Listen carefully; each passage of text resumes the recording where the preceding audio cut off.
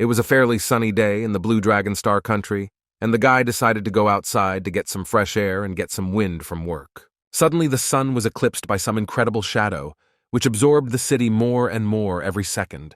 People who were also walking could not understand why it suddenly got so dark.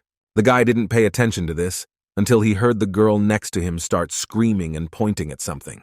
He noticed that she was not the only one who paid attention to something in the sky, and yet he also decided to turn around and look at what they were all staring at. The sky suddenly became covered with clouds, and people immediately began to panic incredibly because they noticed that behind these clouds there was actually something hiding, and they all decided that these were aliens who were attacking the blue star. The guy was not very emotional in life, so he did not pay too much attention to this, but still he had to do it as soon as some blue ball appeared in front of him. After a while, he realized that this thing was like some kind of screen, which not only he had, but the guy had no idea what to do with it. He decided that the best thing to do was try to touch it, because it reminded him of augmented reality technology, but he still couldn't even guess who could make such advanced technology. Suddenly, words appeared on the screen that informed him and everyone who had a similar screen that a world of chaos would soon open, whatever that meant. Healthy Liuli, aged 15, 50 years from all over the world, will be simultaneously transported to heavenly chaos. And this is a place where you can meet furious giant beasts.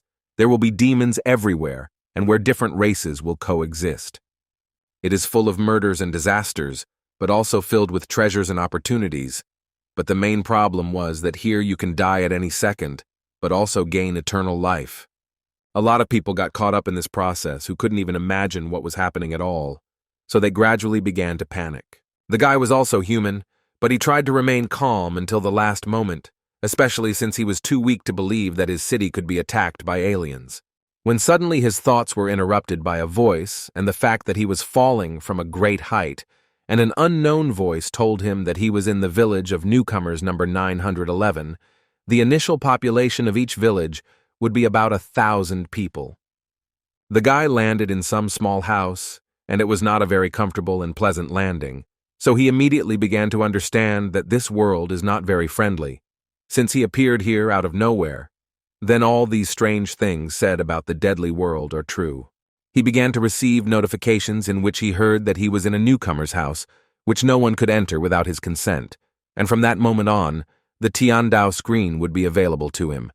In addition to the fact that he now has a screen in which he can know what is happening, he also has access to a screen with personal information, in which it was said that he is a beginner and has only the first level of development, and this guy's name is Qin Feng. To begin with, he decided that he should look into the general chat channel and see what other people were talking about, in which most people asked for help and just wanted to return to their home. They all believed that these were aliens after all. Qin Feng realized that now most people's battle rating depends on all 4 indicators, and now almost all people have it rated at 1 star.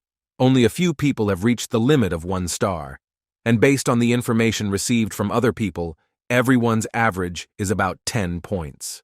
The guy's strength, agility, and endurance did not reach 10 points, probably because he is so thin. His biggest indicator was energy, because the rest still had 13 points, which was less than half of his reserve. But suddenly the panel interrupted him, and a notification came that right now he would awaken his talent. But first, he should have read the note in which it was said that talent is calculated on the basis of 4 parameters and divides them into many ranks, the F rank of which is the lowest, and accordingly, the SS rank is the highest. After the guy read all the notes and notifications about other people, he suddenly received a notification in which he was asked if he was ready to awaken his talent, to which the guy answered yes without thinking. As soon as he agreed with this proposal, he found himself in some other dimension. He couldn't even imagine what was happening to him, where he had ended up, and what were all these balls for. Qin Feng began to wonder, and based on his many years of experience reading fantasy novels, these balls of light must have something to do with awakened talents. Little by little, he began to understand that he needed to find a ball with a special color, because apparently it would contain a special talent that no one could get for themselves. Qin Feng immediately began to look around and tried to find that same ball in order to finally find his talent. But suddenly, all his attempts and thoughts as a whole were interrupted by the ball, which itself flew towards him and did little to break the guy, because he was flying at quite a high speed. After which he entered the guy's body and seemed to dissolve in it, and it was both painful and pleasant at the same time, but still Qin Feng did not understand what was happening, so the cry itself came out of his mouth. Suddenly, the effect of this ball began to take effect, and the guy heard a voice in his head, which told him that he had just received an SSS rank talent, which was called Infinite Extraction. But a warning immediately went off, warning the guy that he could use the extraction on any target, receiving a random effect. At first, the guy was very scared of everything that happened to him, but then he realized that this was a unique innate talent of SSS rank.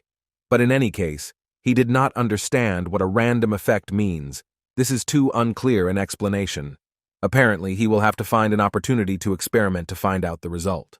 Qin Feng again transferred his consciousness to the very house in which he woke up, and he received another notification in which he was informed that the awakening of the talents of this village was completed, and 787 people had awakened an F-rank talent, and 194 people had awakened an E-rank talent.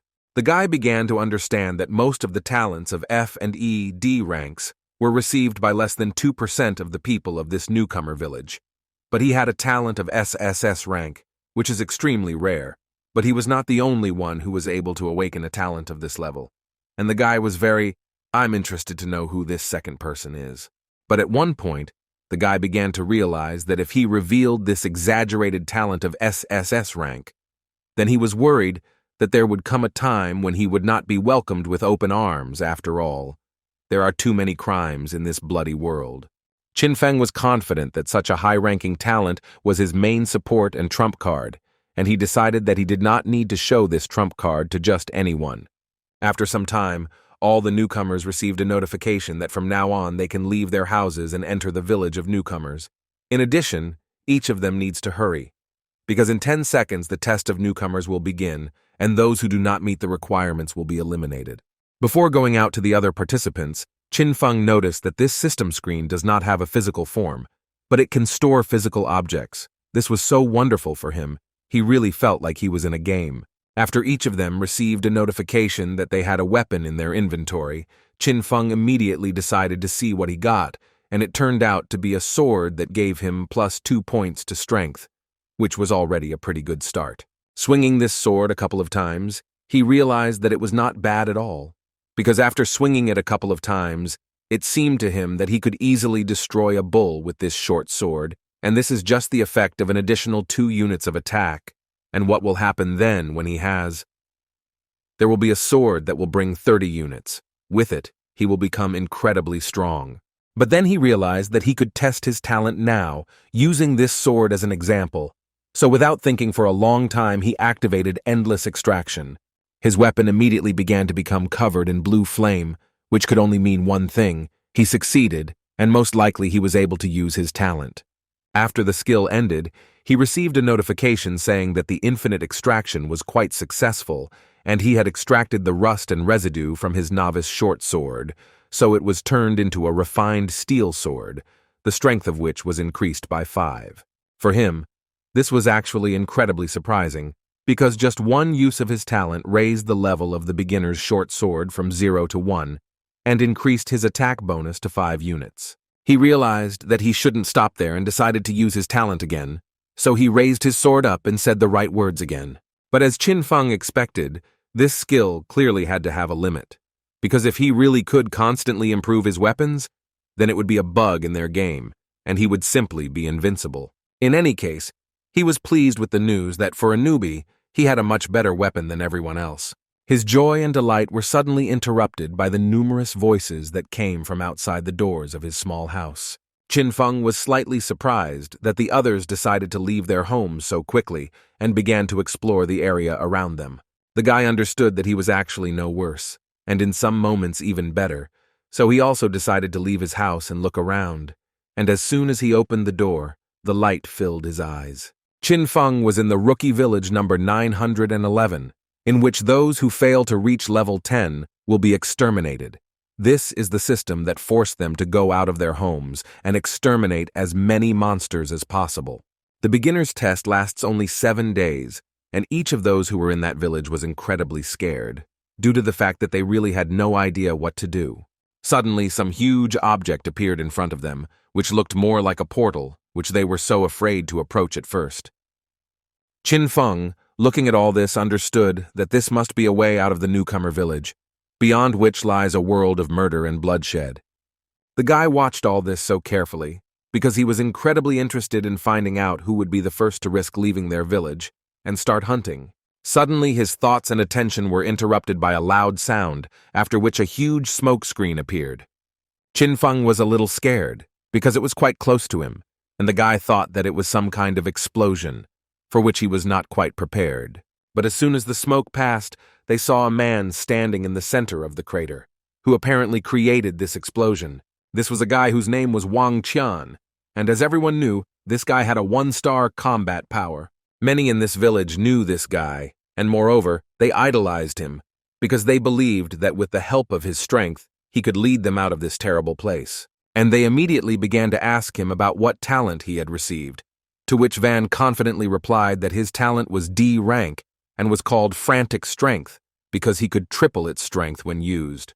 For Qin Feng, this was quite surprising, because he remembers very well that this guy had 18 strength from the very beginning, and after using his talent, his strength indicator should increase to 54, so it became quite not surprising that he was able to break the boulder with one blow.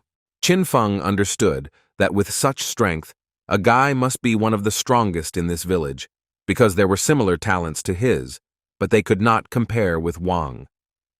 This guy only thought that now all the sweat and hard work in the past had paid off for him. In this deadly world, Wang Qian would have the best time of his life. But his thoughts were interrupted by two guys who were discussing Liu Xuan, who was the second person who was able to awaken C rank, and they were so jealous of those two who were able to awaken such high-rank talents. Van listened to them carefully, but still didn't fully understand what was wrong with these C-rank talents, because he believed that whoever had the most brute strength was the strongest. That's what was important to him in this world. So he decided to immediately inform everyone around him that he was going to leave the village right now and show them all how strong the monsters outside were. They immediately began to admire him and tell him that he was so incredible and strong, and most importantly fearless, and that they would follow him anywhere. Van turned out to be a man of his word, and immediately headed into the portal, which was already open in order to really look around and understand what they were dealing with. Qin Feng at that moment was thinking that he had only muscles and too few brains. Such a person should not lead everyone at such a time. To be honest, the guy did not even see that he had complete confidence that he will be able to survive. Van was transferred to another world with the thoughts that he incredibly hated people who received C rank, because it seemed to him that they did not understand that only a strong hand rules the world.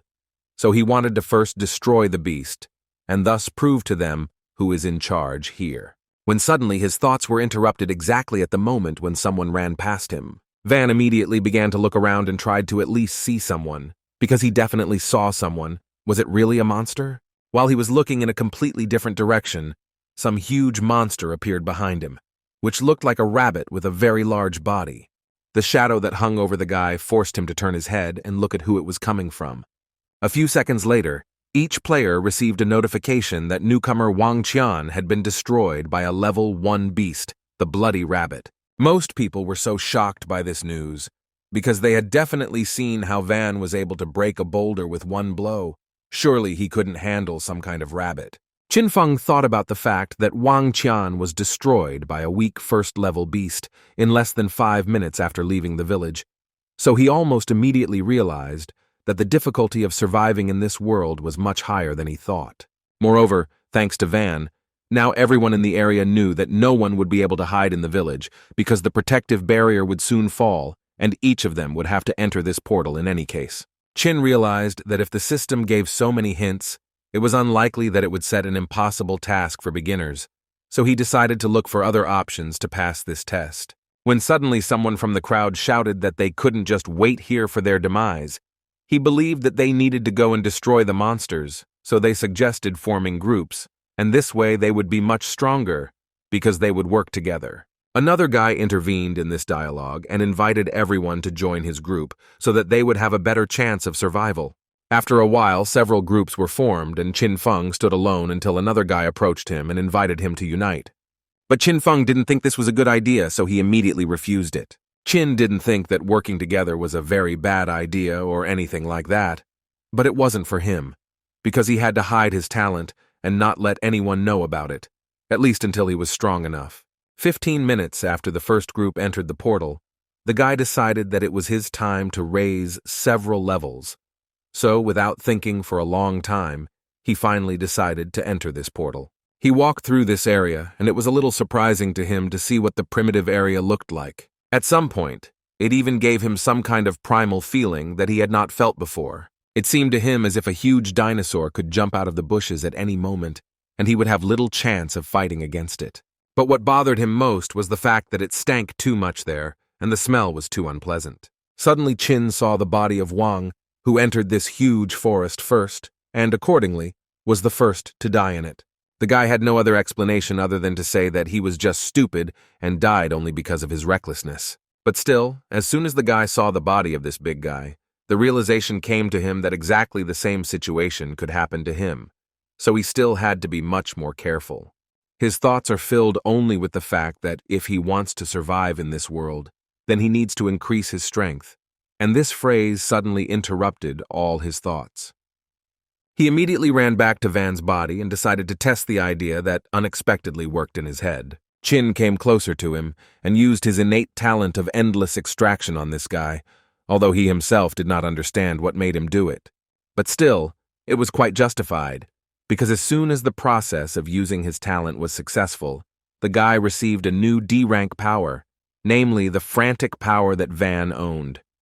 He understood that this skill would not be as useful as in the case of Van, but in any case, it should increase his strength from 8 to 24, which was already quite good. After all, even taking into account such a slight increase, he could become twice as strong as the average person, and even so he had an incredible advantage. What lifted his spirits the most was the thought that he would later be able to obtain 1,000 or even more of these innate talents, which would make him incredibly strong.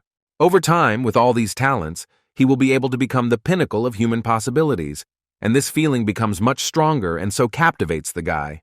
Before leaving, he still added that Van was very strong, but his speed and defense were low, but his recklessness won a cruel joke on him because he did not assess the situation and thoughtlessly went outside to hunt monsters, which is why he died. This is why, for most people, cooperation helps compensate for everyone's weaknesses and helps them survive in this mortal world. But this did not apply to Qin. After all, a guy with his incredible talent will be able to easily get rid of all his weaknesses, and his strength will age to a new level, which will give him the opportunity to get out of this place. Qin continued on his way and walked further through the forest, where he saw an incredible picture, a huge rabbit that was literally big. But what surprised him was that it was dead. Judging by the wounds, Qin realized that he was most likely simply surrounded and then struck several times in the back, from which this monster died, but he didn't care because he wanted to use his incredible talent on him. After he successfully used his talent again, he gained as many as 2 units of strength, and now he was like an ordinary adult. But the fact that he could increase his characteristics with the help of talent surprised him. In addition, he had the understanding that if he used furious power, his stats would increase to 30, so he decided that if he encountered more such monsters, he could easily gain even more power and even surpass Vaughn with his enormous strength. Qin decided to conduct another experiment in which he wanted to find out how many times he could use this skill, but it turned out that he could only do it once because his level was unfortunately below 20.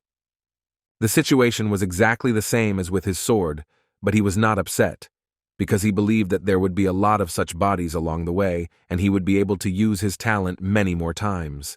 He immediately decided that the group that dealt with this rabbit could destroy even more similar animals, and, accordingly, leave behind even more bodies that he could use for his own purposes. Qin chose not a difficult path. He decided that he would simply follow the path where there were the most traces, and that way he could find even more bodies. Suddenly on the way, he received a notification that one of Group B had died, and now Qin decided to find his body in order to use his talent. He began to understand that when he used his talent on Van, he received his talent. And when he did it on the rabbit, he received only 2 units of strength. It was obvious to him that people and animals are completely different, because animals rely only on brute strength, and they don't have any talents. In this case, he understood that he needed to find the corpse of another participant, and he could gain another skill, which would clearly be much more useful than just increasing characteristics. But the problem was that he didn't quite understand where their group could go. He tried to think logically and understand it. Chin began to think that accidents usually happened in a direction with fewer people, so he thought that Lee's group had gone in that direction, so he decided that it would be best to test this theory. A few minutes later, another notification arrived, informing him that another participant had been destroyed, and by the same monster, and this slightly frightened Chin. The guy began to understand that it seemed they were in a situation much worse than he expected, and apparently the situation was too difficult, since both of them could not cope with it. He already began to think about whether he really needed to go there. Was it worth it? But then he again realized the fact that in this world, if a person is weak and even more so continues to remain the same, then most likely it will end with him simply being eaten. And if you want to survive, then you need to understand the logic of survival and become stronger in order will turn from prey to hunter.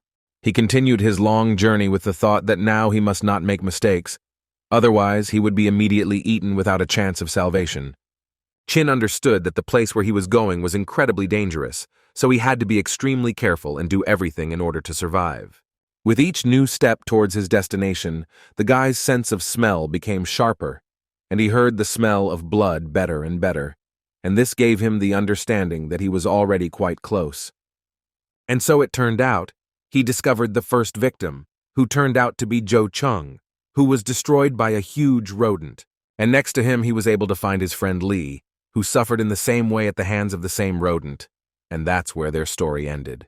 But the guy doesn't always run to these bodies, because he understood perfectly well that somewhere nearby there could be that same monster who could try to do the same thing to him, because so far, the guy is no match for him, and is unlikely to be able to defeat him. Suddenly his thoughts and speculations were interrupted by an incredibly shocking picture which he clearly did not expect to see. Next to the bodies, the guy discovered a huge first-level rodent running around, which obviously wouldn't mind eating another victim, so Chin was extremely careful in his actions. He clearly understood that the combat strength of a first-level beast was 3 stars, while his combat strength was at the level of 1 star, so it was obvious that in an even battle he could not defeat it. But fortunately for the guy, this monster was seriously injured, both of its legs were broken, so the chances of winning suddenly increased. The guy waited for the most successful moment when it would be best to attack, and after activating his another talent, Violent Force, he went on the attack. No matter how wounded this monster was, he was still able to strike back, which was able to block the guy's attack. Chin knew that it definitely wouldn't be easy, and there was simply no point in giving up, because a beast always remains a beast. Their intelligence has its own limit. Therefore, he decided that he should proceed with the next attack, and this time finish off this monster once and for all. The second attack was much more successful than the first, and he managed to carry out his attack as he had planned. He was able to use his new talent to the maximum and became inspired, so the monster had very little chance of winning this confrontation. And so it happened. The guy was able to deliver another precise blow right to the face of this huge monster, and this will most likely end their fight. The guy couldn't even expect that sneaking up on such a wounded monster would be so dangerous. He clearly underestimated him, and next time he should be extremely careful. After the monster finally died, Chin received 30 points of energy, which he immediately felt, because such a pleasant warmth spread through him throughout his body, and all his fatigue disappeared. But that was not all. After he was able to deal with a large rodent, his first-level status changed to 30 out of 100, another 70, and he will be able to move to the next level. This start made him very happy, so he decided not to stop there and continue in the same spirit in order to reach the next level as quickly as possible, because he was almost sure that more surprises awaited him there. Chin did not forget to use his endless extraction skill and on this monster, for which he successfully received 2 points to agility. Now his agility has risen to 11 points. The stat points he gets from the first level wild beasts are too small, so he decided to try to find the second-level beasts. And now the guy decided to finally get what he really came for, so he began to confidently approach Lee's body. The endless extraction was successful, and he received an F-rank talent for enhancing smell. This talent was of a lower level, but it was still quite useful considering the fact that it was an enhancement of one of the 6 senses. This talent could improve the sense of smell tenfold when used, which was quite useless for others, but in the situation Chin found himself in, this talent would certainly come in handy. And all because the forest in which they were located was quite dense, and it would be incredibly difficult to look for bodies in such conditions. So this talent, by the way, is better suited for the guy, because with the help of it, he will be able to find them by the stench they emit. Moreover, with it, he will be able to smell the smell of wild animals that are in the distance, which will help him avoid danger in advance. He was truly lucky that he received this talent right now, because not even an hour had passed since the start of the test, and his strength and agility had already reached the standard of an adult. Considering the other 3 talents he had obtained, his total combat strength should already reach 2 stars. It might even be at the peak of the 2nd star. However, the system panel's combat strength rating only takes into account the values of 4 characteristics, which is why, at first glance, its combat strength is still equal to 1 star. He began to realize that it seemed that the assessment of combat strength given to him could only be used as a reference and should not be relied upon too much. In any case, he had time to continue his path, and the first thing he decided to do was use his new talent, which increased his sense of smell tenfold. The smells themselves came to him, and he began to smell an incredibly large number of different smells that were not very pleasant to him.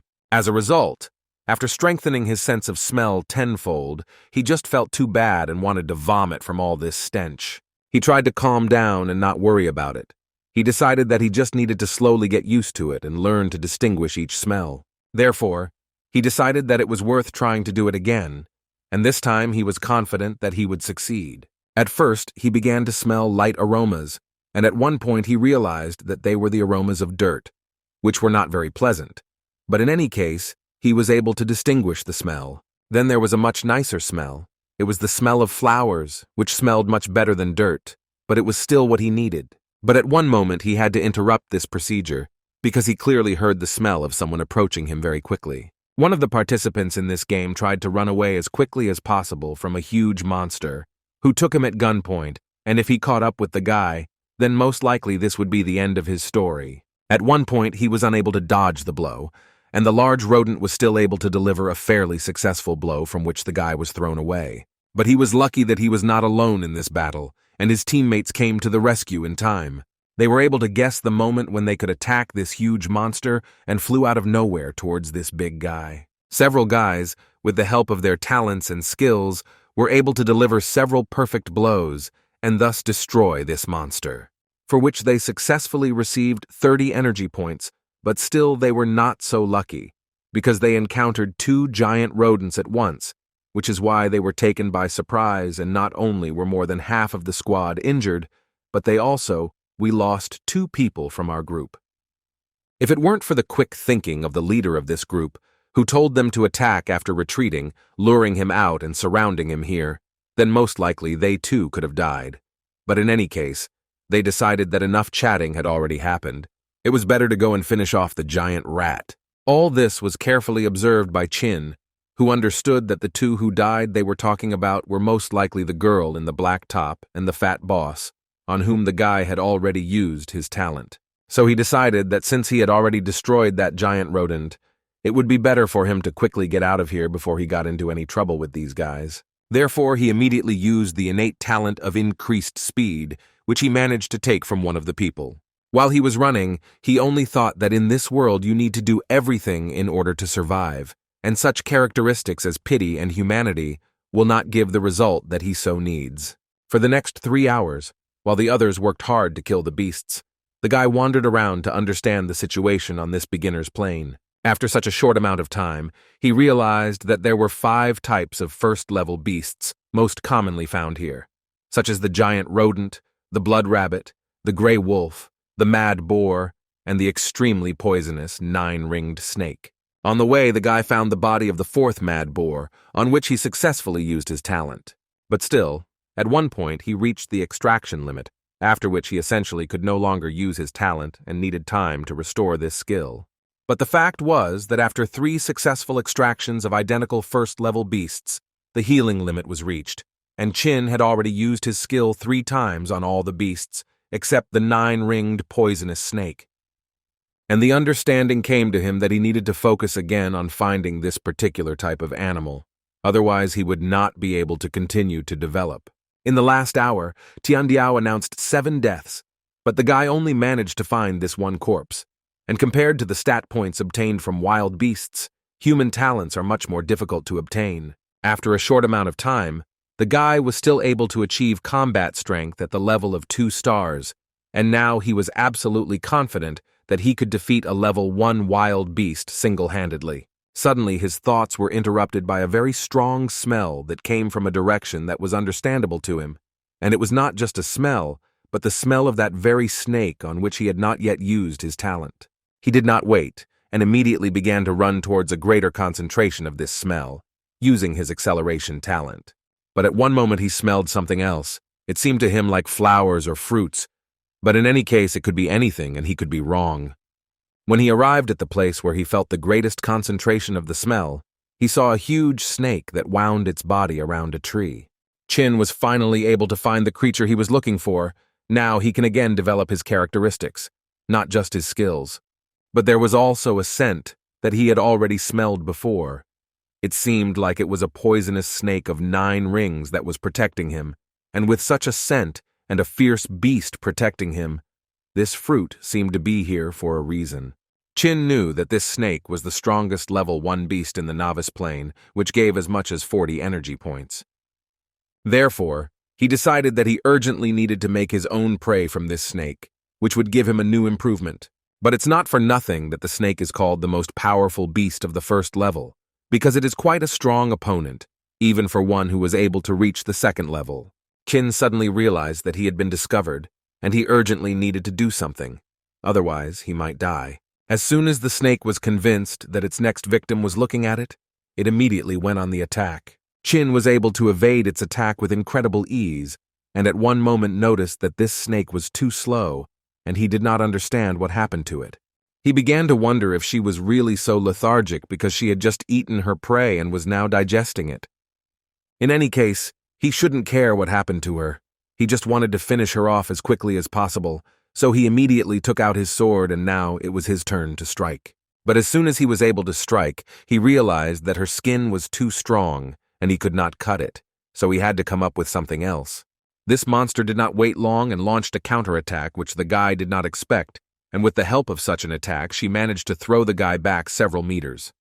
Qin had not yet recovered from the previous attack when the snake began to attack him again, and this time, it planned to deliver the final blow. The guy was able to come to his senses in time and used his innate talent, frantic strength, with the help of which he was able to stop this snake. And yet they will have to fight a little to determine the strongest. After which the guy decided that he needed to divide this snake into several parts.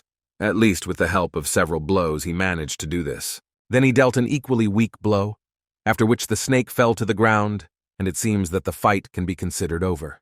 He finally received 40 energy points, which he had been unable to find for so long, and he had very little left to move to the next level. Again, he understood that he was again incredibly lucky, because if it weren't for the full stomach of this snake, he would not have been able to deal with it so easily. Suddenly the idea came to him to cut open the stomach of this monster and see what had slowed it down so much. And as soon as he reached the stomach, it became obvious to him that this was the man whom she had eaten alive. In this world of chaos, anyone can die. The only difference is how you die. So the predator feeds on prey and the fittest survive. This was the law of this world, and Qin was well aware of this. In any case, the guy decided to use his extraction talent, and he received an improvement in his vision again. Now when using this talent, his vision will be increased by 20 times, and in addition, night vision has become available to him. He thought that when he finds identical talents, there is a certain chance that the extracted talent will increase its rank. In addition, there is a high chance of awakening the talent's skill. And now he has his first true skill, which is called true vision. With this skill, he was able to view this flower from a completely different angle. He knew that it was a red snake fruit that had increased stamina and resistance to poison when used. With such a skill, he will be able to obtain information about all unknown things, and in the future this will give him a huge advantage when collecting resources. Now the guy was sure that he would not miss anything useful again if he noticed this, because such a skill would not allow him to do this. Suddenly, he felt the voice of the panel and realized that he had received a new notification, in which he was informed that due to the fact that he ate the red snake fruit, he was able to gain 8 more stamina points. The guy was incredibly surprised, because so many characteristics could only be obtained after extraction from 4 wild animals. This fruit was quite a good catch. It was a pity that there was only one of it. But he understood that such plants could have completely different uses, so he decided that if this was the case, then he needed to find out what else could be done with them. Chin used his supervision again, which showed a complete description of this fruit, which said that spiritual plants accumulate the essence of heaven and earth. 1 leaf grows in a year, 7 leaves grow in 7 years, and a red fruit grows in the next 7 years. The guy realized that the spiritual plant was growing by absorbing the essence of nature, so it was impossible to simply stop it here, so he decided to try to apply a cure. The endless extraction was successful again, and he received the essence of the spiritual plant, and using it would give him 2 stamina points. The guy knew that the plant on which red snake fruits grow cannot be useless. It gives the same number of stat points as the corpse of a wild beast. Now the guy's power level has been raised to the limit of 2 stars, and all this is thanks to his rare talent. Chin didn't expect that his combat strength would reach the peak of 2 stars so quickly. If only the 4 talents obtained after extraction were taken into account, then he could even try to fight 3 or 4 level 1 beasts alone. Suddenly he was able to come up with a solution and realized that he could apply the extraction to another poisonous snake and then leave the newcomer's village, after which he planned to go to a larger land to find other wild beasts and increase his power. Then he would become much stronger and survive in this world. Suddenly his thoughts were interrupted by stones that began to roll down on him, so he had to dodge all this. He decided to jump onto the first tree he saw so as not to run away from each one separately. But it seems that this was not a matter of any collapses, because as soon as Chin jumped onto the tree, he saw a huge snake, and it was quite surprising for him that he did not notice it. The smell of blood from the previous snake mixed with the smell of this one, and it appeared, in fact, very timely, because he was just about to go look for her. The snake was there for a reason, because it was just fighting with one of the participants in this game, who decided that he could defeat such a monster, and went on the attack first. The man fought with this snake not just to get extra points to his characteristics, but also to avenge his brother, whom she had recently eaten, so this fight was incredibly important for him. While Chin was watching all this madness, he didn't even imagine that he could meet guys here who, on top of everything, would fight with a snake.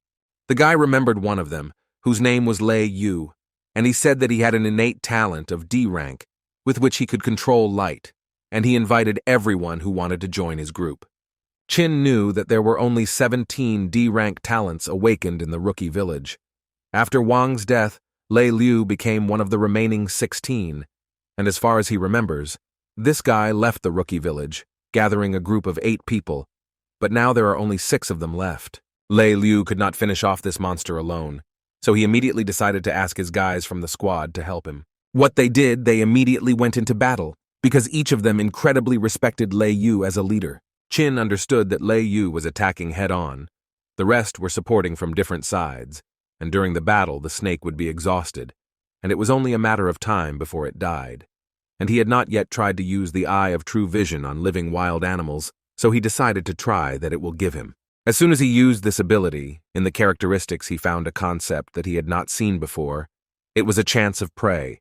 The guy understood that it was possible that if you destroy this snake, something might fall from it. But the chance was 1 in 1,000. This is a very low percentage. Suddenly, all his thoughts were interrupted by a too strong flash of light, which literally forced him to take out his swords and prepare for battle. This light was due to the fact that the guys were still able to destroy this huge snake, for which each of them received a certain number of energy points. Lee was even a little angry that he only received 1 unit, although he believed that his contribution was not as small as he received awards. Although he realized that complaining is not an option, because these points are distributed based on their contribution in battle, everything is definitely fair here, especially since it's no one's fault that he is so weak. Chin understood that the distribution system was quite well thought out, because the distribution of points if a person creates a group, then it is encouraged to work together, and if 40 points are divided among everyone, then the amount comes out to be a rather modest amount. But still he jumped out of the tree because he didn't fully understand what was happening to this guy. No matter how much the leader of this group worries, he is the first of all who was able to increase his level to the second. Everyone else could only envy him for this, because they still had quite a long way to go, but he asked each of them not to be upset, because as long as they were together, they could survive. Chin carefully watched this guy, and it was the first time he had seen a person with a second level. It was so interesting. He was primarily interested in knowing how much it differed from the first level. So he decided to test it with his true vision, and he realized that with such characteristics and his D-rank talent, his overall strength would barely reach 3 stars. It was clear that if he fought a level 1 wild beast alone, his chance of winning would only be 50%. Even though he had not yet reached the second level, his combat strength was at the peak of 2 stars. Considering all his talents, his overall strength should be somewhere around 4 stars. As soon as their leader received the second level, one of the members of their group immediately offered to avenge their brother, who was still in the stomach of that snake. After which he said that when they were scouting the area together, they met 2 poisonous snakes in the forest, and as soon as they saw them, they immediately turned and ran, but Chungjun stumbled, fell, and was swallowed by the snake. The leader of their group did not mind and suggested that they take revenge for their brother and do it right now, so he asked them to follow him. Chin understood that it seemed that the person in the snake's belly was their comrade Chungjun, and now they were looking for the snake that he had just destroyed, and this could bring him some problems in the future. Suddenly, a girl from this detachment turned around and shot from her bow because she heard that someone was approaching them from behind.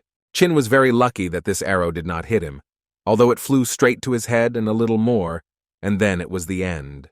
The guy understood that most likely this girl had a talent for heightened hearing, so she heard him when he was watching the tree, and now she demands that the guy come out and show himself. Chin had no other choice, and he simply came out from behind the tree and immediately began to calm them down, saying that he was just passing by and there was no reason for such panic.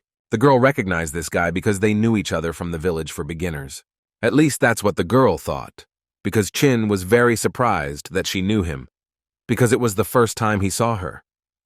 Their group leader asked if the girl knew him, although suddenly she began to deny and say that they didn't know each other.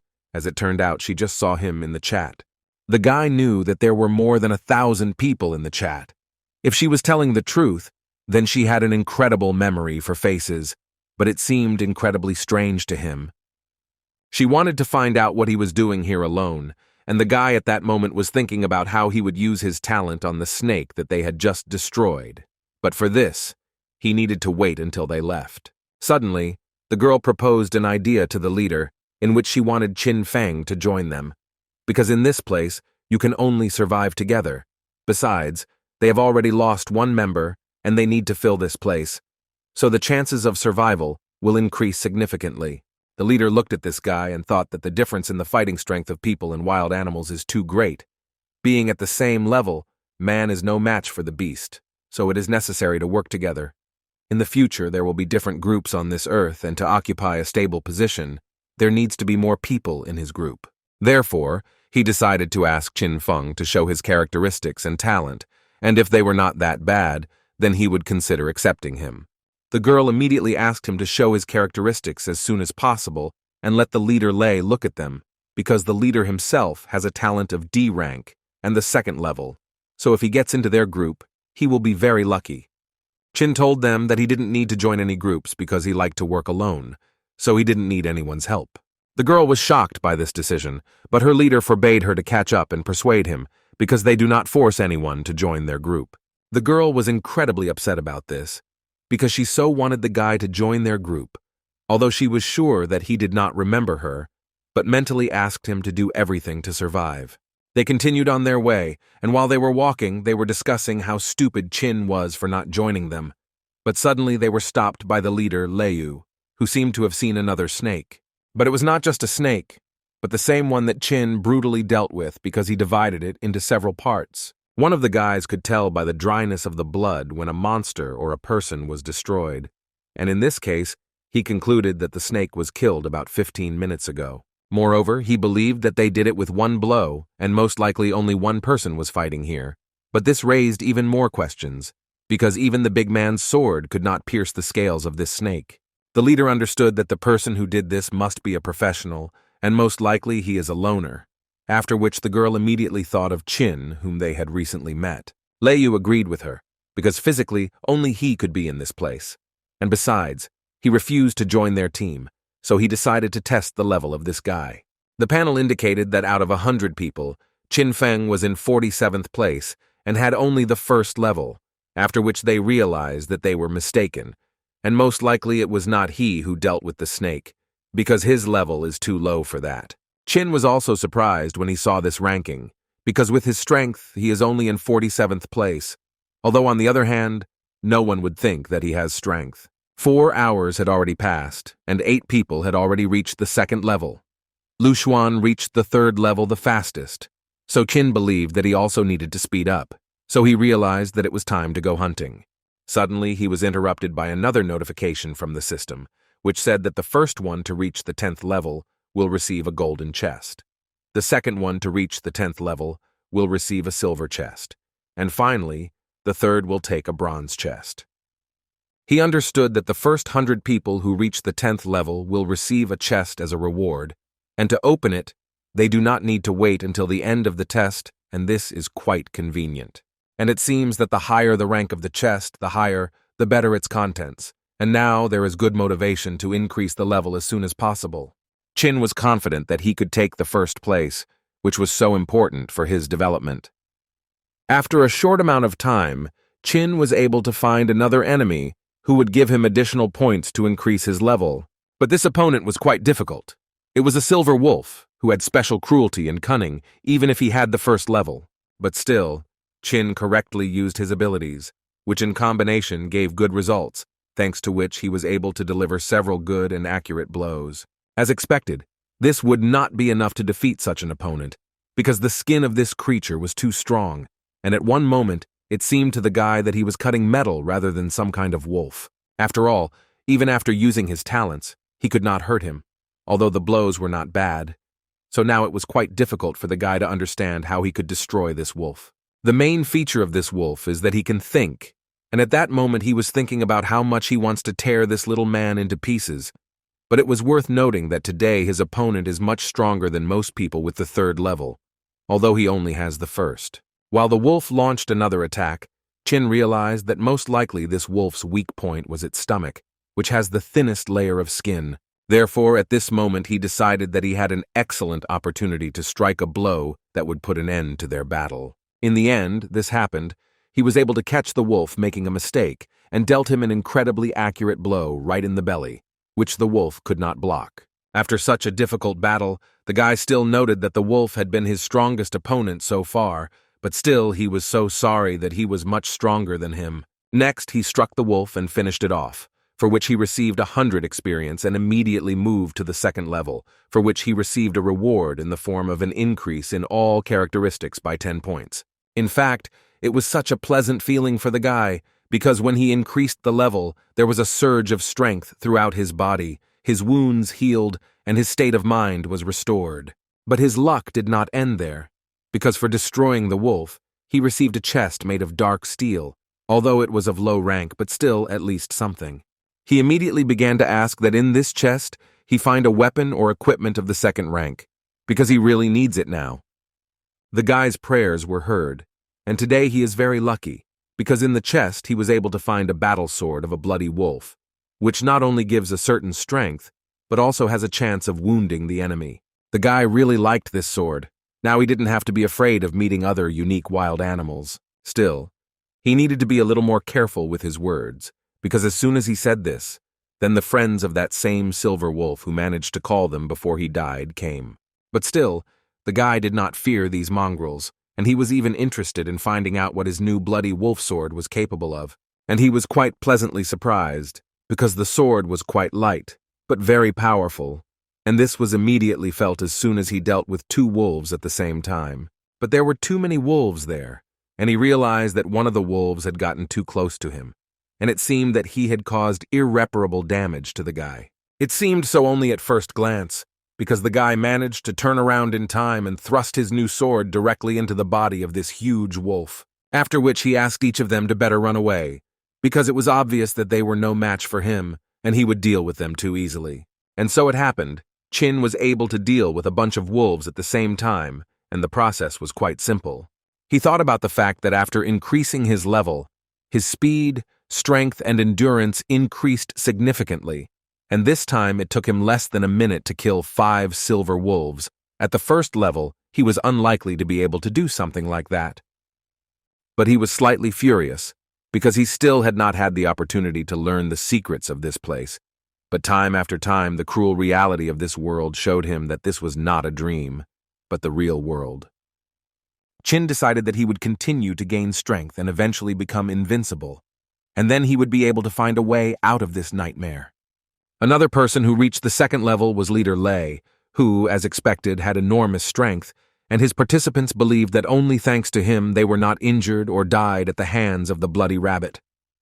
Suddenly, they were interrupted by a notification that newcomer Chin was able to destroy a mutated wild beast, for which he received 1 prestige point, which caused an unexpected reaction from everyone, because they could not believe that the guy could do it alone and considered him incredibly lucky.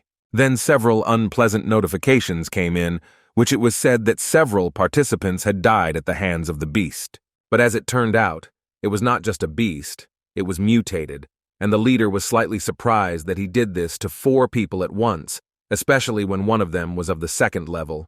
This only indicated that such animals were especially dangerous, and even if a person has a second level, it is not at all a fact that he will be able to do something to him.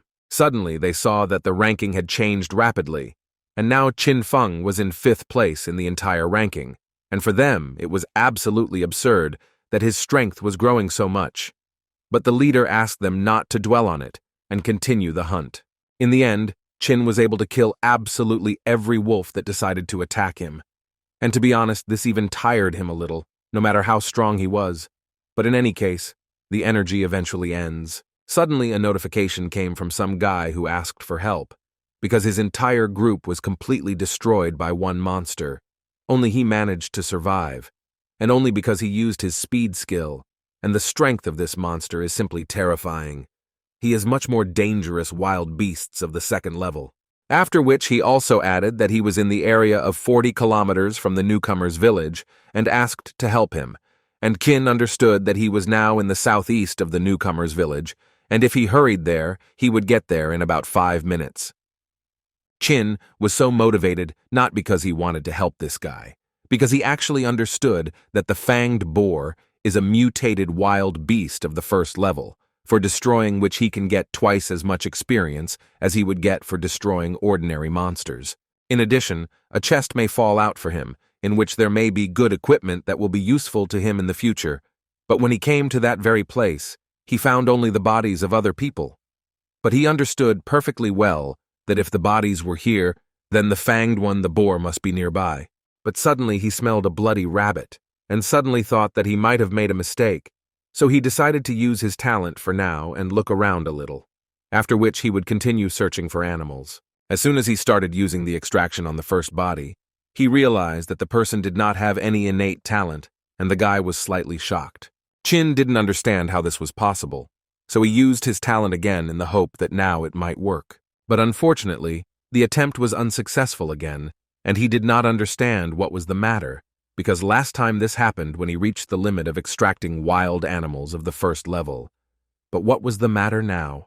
He tried to do this several more times, but attempt after attempt was unsuccessful, and the guy really did not understand what went wrong, and the system itself also did not give any clues. In any case, he realized that it was better to take everything he could and leave. Apparently the talents of these guys were too low to take them from them again. The guy has an innate talent that is associated with strength. Agility has an innate talent of E rank, which is called increasing speed. Improving vision of E rank is associated with energy, and now he was also able to get an E rank talent, which was called increasing endurance. In fact, the guy had innate talents for each of the 4 characteristics. But suddenly his thoughts were interrupted as soon as he saw a trail that looked like one that could mean that someone was clearly being dragged here. It was quite strange, because the guy didn't understand why the fanged boar needed to drag Liu Yuchan's body. Suddenly the guy realized that the monster was just going to eat him, so he dragged him into his den. Qing, on the one hand, didn't care about the guy. He was more interested in his D-rank talent, which he was able to awaken, so he decided that he needed to find the guy's body before the monster eats him. He followed the smell and came out near some cave, which looked just like the lair of this boar. At least that's the smell that came from there. An incredible sense of danger emanated from this cave, although the guy was already beginning to think that he had simply screwed himself up, because the fanged boar was just a unique wild beast of the first level, and with its current strength he should easily cope with it. But suddenly, all his thoughts were interrupted by a huge snake, which came out of nowhere and almost ate the guy. Qin was able to dodge her blow in time, and along the way he noticed that this was a rather unusual snake, which he had already killed a bunch of. It was much stronger than any of those whom he had already defeated. It became clear that this was a mutated wild beast with a 5-star fighting power, but the guy didn't quite understand how this was even possible. Since she could also release poison, he had never found himself in such a situation. In any case, he understood that he needed to continue to fight, but it would be extremely difficult to do, especially after this snake released poisonous gas, from which the guy simply stopped seeing anything and began waving his sword anywhere. Qin began to shout that although he could not see anything now, he promised himself that he would never die here, after which, in addition to the snake, he was also attacked by a boar and the same rabbit that he had smelled. The guy was able to strike back, which allowed him to repel the attack of a huge monster. But will this be enough to survive? After some time, the guy was able to cope with all the monsters that attacked him, but the situation remained very difficult, because there was another monster that he never discovered. And it was the same snake that approached him from behind and dealt a blow from which he was miraculously able to dodge. Although the guy didn't see anything, he asked not to forget that he also has the talents of smell and hearing, so he asked him to underestimate him, and with these words, he went on the attack. He was able to deal a crushing blow to this huge snake, as a result of which the threat has now passed, and he can finally exhale. This time he was too close to the end, and if not for his talent for increasing endurance, he could have died, but he was lucky, and for destroying such a snake, he received a chest of dark steel. At this moment, just in time, the guy was able to get the 3rd level, and all his characteristics increased by 10 points again, and his vision returned to normal again. The guy was incredibly glad that he could see again, because it was so funny to him that he could forget that when the level increases, his whole body returns to its best condition, and even if he lost an arm or a leg, he would still be cured. In addition, now he noticed that he received a chest after destroying a poisonous snake, and perhaps he could find something quite useful in it. As soon as he opened this chest, he could not even suspect that he could get such a useful thing. Now he realized that this whole rather risky battle was worth it. He found himself standing right in front of a spatial gate, through which 3 wild beasts were able to escape and attack him. Without hesitation, he entered this portal with confidence in his current strength. Now he no longer needs to fear the sudden attacks of these wild beasts. But as soon as he crossed this portal, he saw a bunch of different plants, which had exactly the same level, and this place was too strange to even somehow describe it.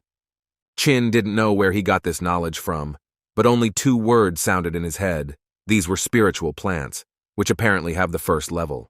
But then his gaze was transferred to a more terrible picture, in the center of which sat some kind of spirit or wizard, and all the animals were carrying their victims to him. Suddenly, he received a notification that he had entered the space of another world. The rating table was unavailable, and he could continue to use personal information, and he used his true vision and saw that this was a person with the 4th level who was waiting for flesh to be reborn. Qin also drew his attention to the fact that he has a combat strength of 6 stars, and if his skills and talents are unknown, then his combat strength could be equal to 7 or more stars. Moreover, there were 3 more wild animals on his side, and he understood that if a battle began, he would be at a very disadvantage, and this scythe made him feel even more uneasy. It was too ominous. Qin realized that now it would be best to just leave here, and then when he becomes much stronger, come back and deal with him. But suddenly, his consciousness seemed to have moved to another dimension in which he found himself not of his own free will. That same dead man suddenly began pointing his finger at him and saying that he needed that third-level insect from the small world. Therefore, since he had already arrived, then he politely asked him to stay, and then he could use his flesh for rebirth.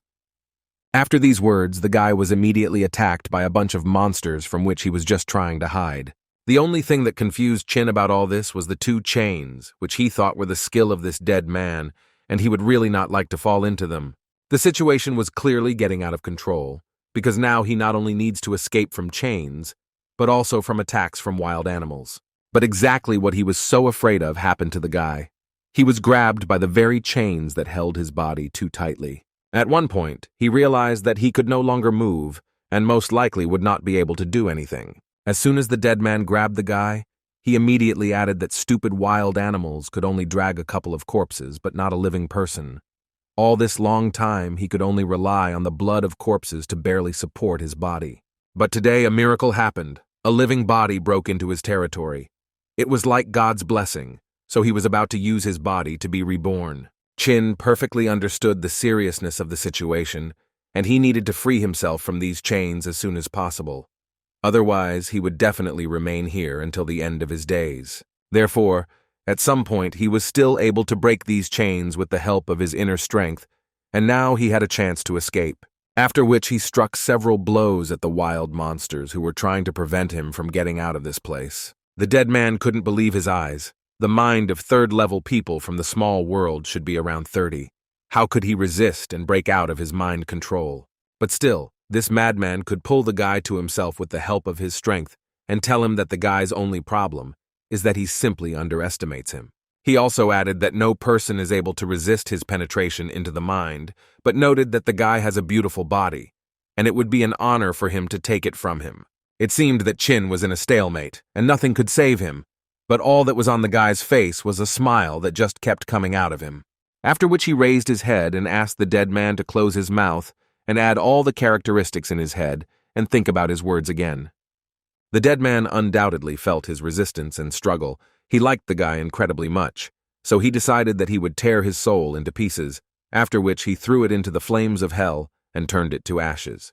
Chin distributed his characteristics and was able to add 10 more units to his mind, but he urgently needed to do something, because a huge wild boar was actually running towards him. The dead man, of course, was confident in his victory, but at one moment he noticed that this guy's mind had become much stronger, and he did not fully understand how he did it.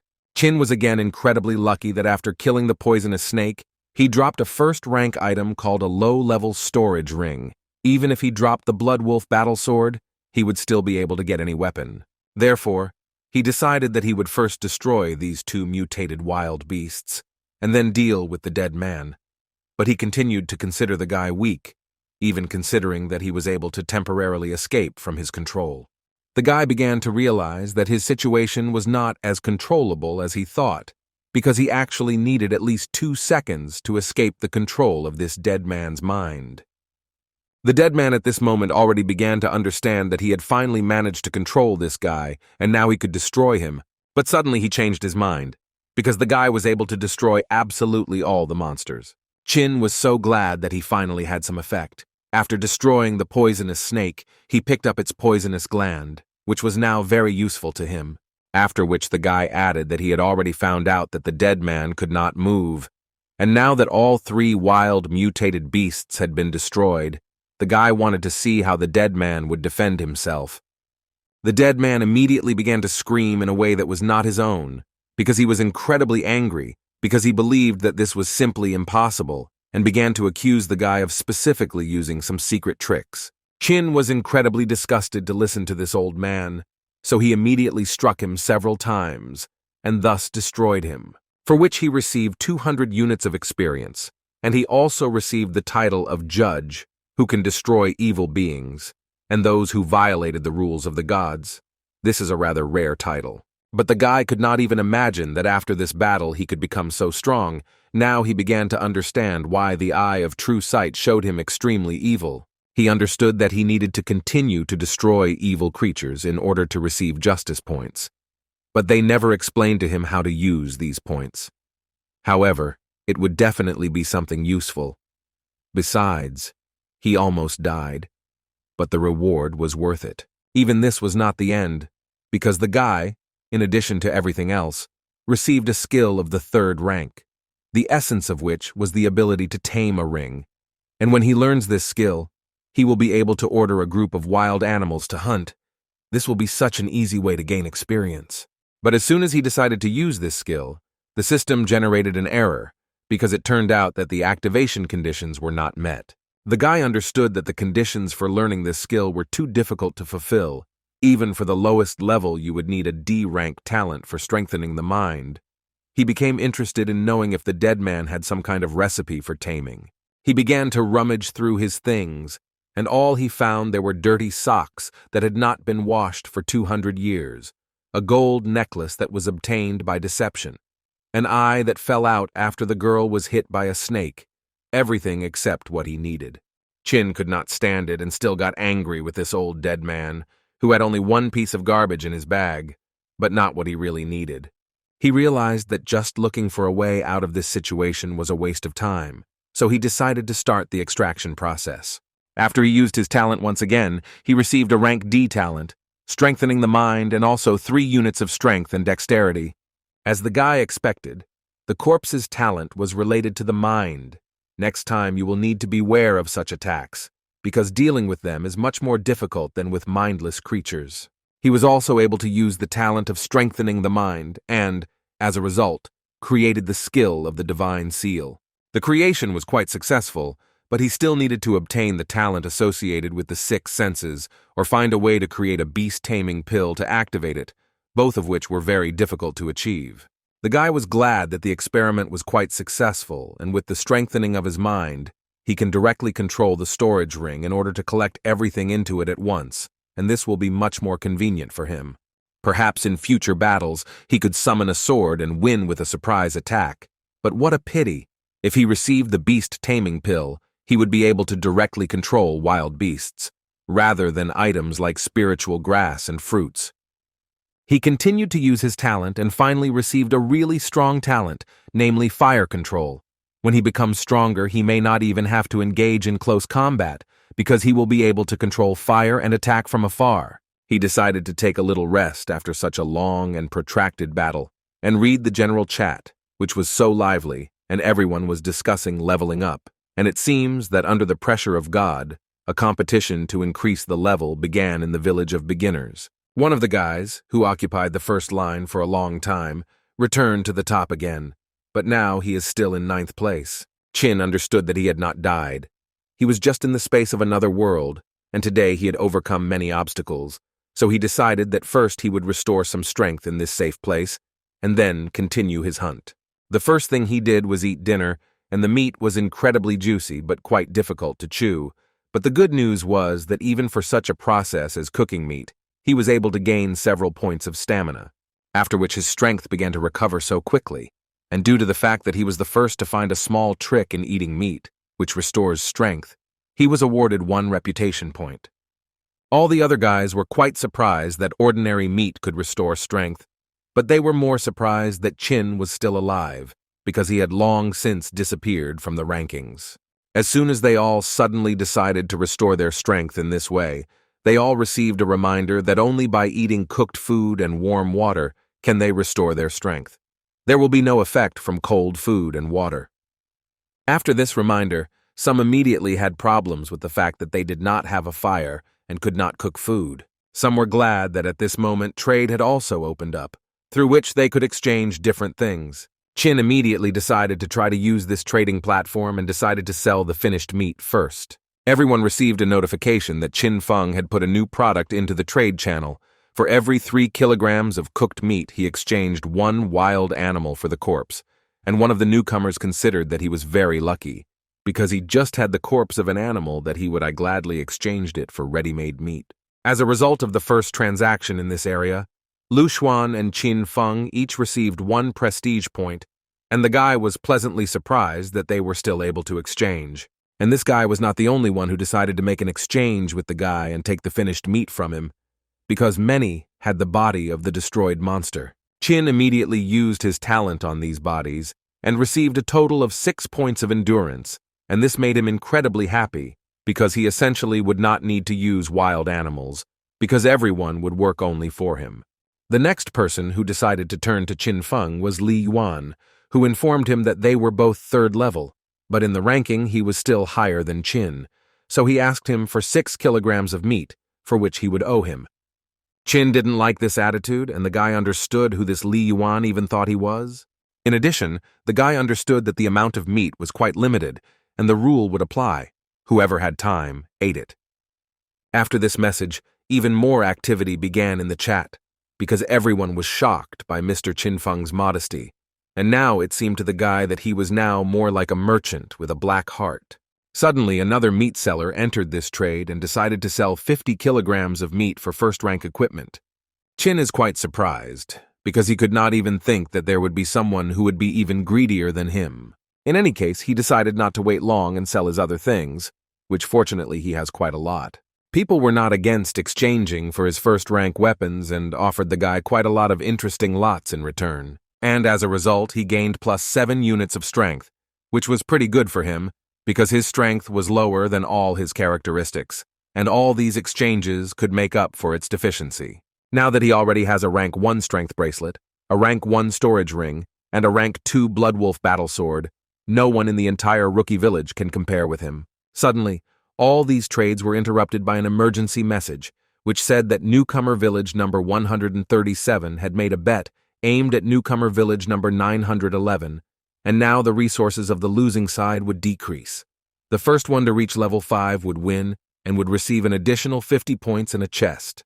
Qin, of course, was incredibly interested in the reward that would be available in this battle, but in any case, it was very unclear to him why village 137 was taking such a step, because the price for defeat was too high. A few minutes later, a general chat was created between the two villages, from which the newcomer baron spoke first, and said that he, as a representative of noble blood, was already at the 4th level and promised to lead his village to victory.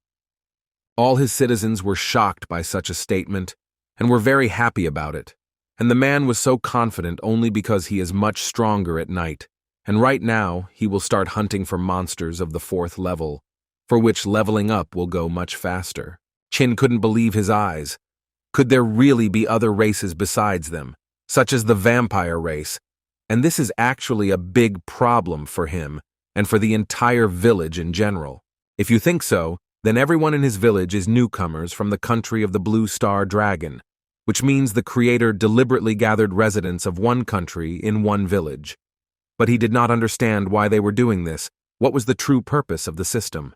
Suddenly, the guy's thoughts were interrupted by a notification that said that the time of the battle had begun, and now monsters from the 1st to the 10th level are available on the map. But Qin is more worried about the fact that this battle of newcomers could lead to a conflict between countries or even continents.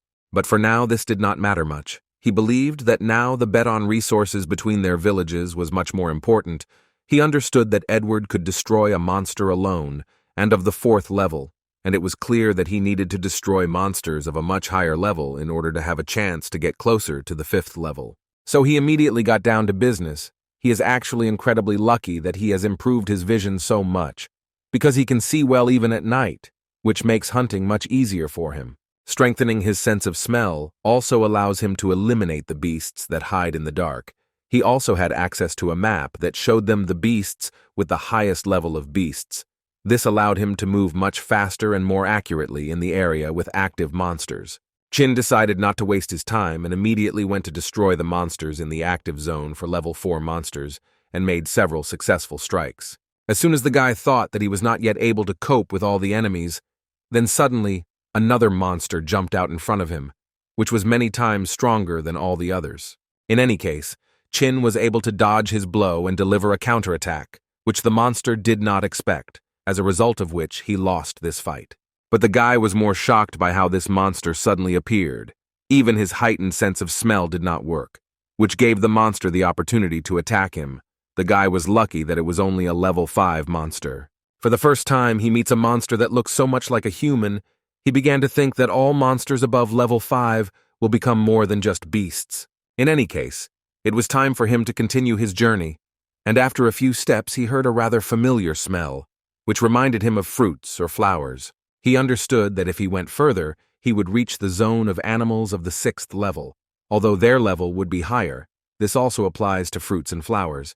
He was very interested to know if he could meet more animals that would be similar to people. But would problems if he meets a group of such monsters? In any case, he decides to stop thinking about it, because he just needed to find spiritual fruits, near which there are always animals that he decided to destroy, and only then take the prey from them. As soon as he thought about this, he noticed that same fruit nearby, with him a huge monster that could bring him obvious problems. It was a 6th level monster, moreover. It was the king of the bears, which has 12 stars of combat power, and Chin understood that it would obviously be very difficult to fight him. In any case, he will have to fight with him, so the guy did not waste his time anymore and went on the attack, because he believed that he had some advantage in that the monster had not yet seen him. But he couldn't even expect that this big guy would be so fast, because as soon as the guy flew up to him, the monster immediately launched a counterattack on him, as a result of which he was separated by several meters. Chin realized that he had acted too carelessly, because he didn't even think that he could be so fast given the size of this monster. The guy didn't even have a chance to dodge. Suddenly his thoughts were interrupted by the monster himself, who spoke to him and asked him not to get in his way, because he didn't want to waste time on him, and asked him to just go far away from this place. It was so strange for Chin to watch this, that 3 heads were talking at once at the same time. Although it was disgusting, he decided to ask this monster to leave, because the guy would not be able to save his life any other way. It was incredibly funny for the monster to listen to this, because he was facing only a 4th level person whom he could tear into pieces. Now the Bear King was more aggressive and decided not to spare this little man with a sword, and struck a blow, which the guy was able to successfully block. The fight was many times more difficult than with any other monster the guy fought, but in any case, using his skills correctly, he was still able to deliver a fairly strong blow to one of the heads of this bear, after which, one of the heads added that their 3rd brother had just died. But the eldest brother of the 3 asked him to close his mouth and continue to fight, because he could not believe that such a small man could be so strong. Chin understood that the battle had just begun, and it would be very difficult to fight with this monster, because his neck was at least much stronger than he thought, because even if he used all his strength, it would be quite difficult to cut off his head in one go. Suddenly, all his thoughts were interrupted by the monster himself, who moved into a new state, which was called a state of rage, in which his strength increases several times, and this effect lasts up to 10 minutes, which was more than enough to destroy the guy. He understood that this was the roar of a dragon, but its strength was too weak. Perhaps this was the result of being near the dragon fruit for a long time, and the unnoticed part of absorbing the fruit. But the monster continued to threaten Chin, saying that he would destroy him as soon as he came closer to him. Now the guy really started to have problems, because when the monster is in this state, the guy can't even scratch it, let alone defeat it. At one point, the guy realized that he would not be able to dodge the blow of this monster, and the bear himself once again repeated to him that this was the guy's main mistake, to think that with the 4th level, he would be able to defeat such a strong monster as the bear, and as a punishment for his stupidity, he will destroy him. But no matter how confident the bear was in his attack, the guy did not give him the opportunity to simply destroy him, and used his fire skill on his sword, which made it possible to deliver a good counterattack and at the same time add +10 to his strength to his characteristics. The monster realized that he could no longer do anything against such a blow, and most likely he would have to come to terms with the fact that he had lost this fight. Chin was able to defeat this brute and win this rather difficult battle. He was quite lucky that strengthening the Blood Wolf's battle sword with the power of flame was a fairly timely phenomenon. In any case, it was worth admitting that fighting a 6th level Beast King was much more difficult than fighting an ordinary mutated monster, and at one point he even almost died. But the talent he received recently was able to save his life. But as soon as he relaxed, he thought about the fact that the system did not announce that he was able to deal with the King of the Bears. What was the problem? Quite late, he began to realize that this was only possible if the King of the Bears was still alive. In any case, after what this monster had to go through, he was unable to deliver a strong enough blow. So Qin was able to easily dodge this attack and deliver another, final blow, after which he immediately received a notification from the system that the king of the bears had died and the guy was the first to destroy him. Chin thought about the fact that he was alive even after he cut off his head. Hunting the king of bears turned out to be an invaluable experience. It also reminds him that with each level, the monsters of this world will become much more dangerous, and it will be more difficult to destroy them. But he definitely couldn't relax while he was so weak. After he destroyed this monster, he received a chest in which he managed to find a second-level item, the battle armor of the Bear King, which increased his defense by 25 units, and he also had resistance to fire and cold. He also did not forget to use his talent, for which he received an E-rank talent, which was called Blood Evolution, which awakens the power of blood, increasing strength, speed, and defense by 30%. Now the guy understood why the Bear King guarded this fruit so fiercely. After all, he didn't even want to enter into battle with him. Although on the other hand, he understood him perfectly. The guy understood that in his place he would have done exactly the same. When suddenly all the guy's thoughts were interrupted by a sudden pain that engulfed his entire body, it was like someone was squeezing him in their fist. He began to hear some voice that told him that the guy was as weak as an ant crawling on the ground. So this voice began to think about how he could eat him alive, or perhaps fry him a little. All this was told to him by a huge dragon, which grabbed the guy in its chains and essentially controlled his body. He held the guy in his arms and was already thinking about crushing the guy in his hand, which made Chin scream in a voice that was not his own. The guy understood that he just ate a dragon blood fruit, and most likely it was just an ordinary hallucination that could really destroy him.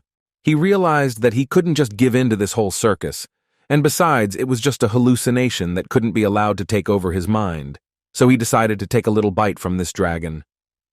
This dragon realized that this guy is not so stupid and tried to talk to him and explain that he is in fact a real dragon who can teach him a lot of things.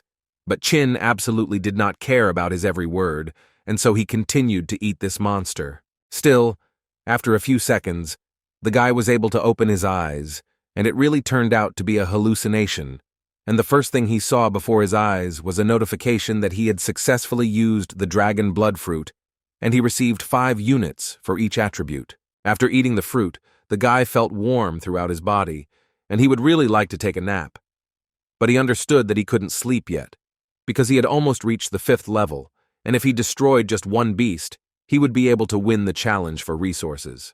While the guy was checking the progress of the other participants, a huge monster approached him and was ready to tear the guy into pieces.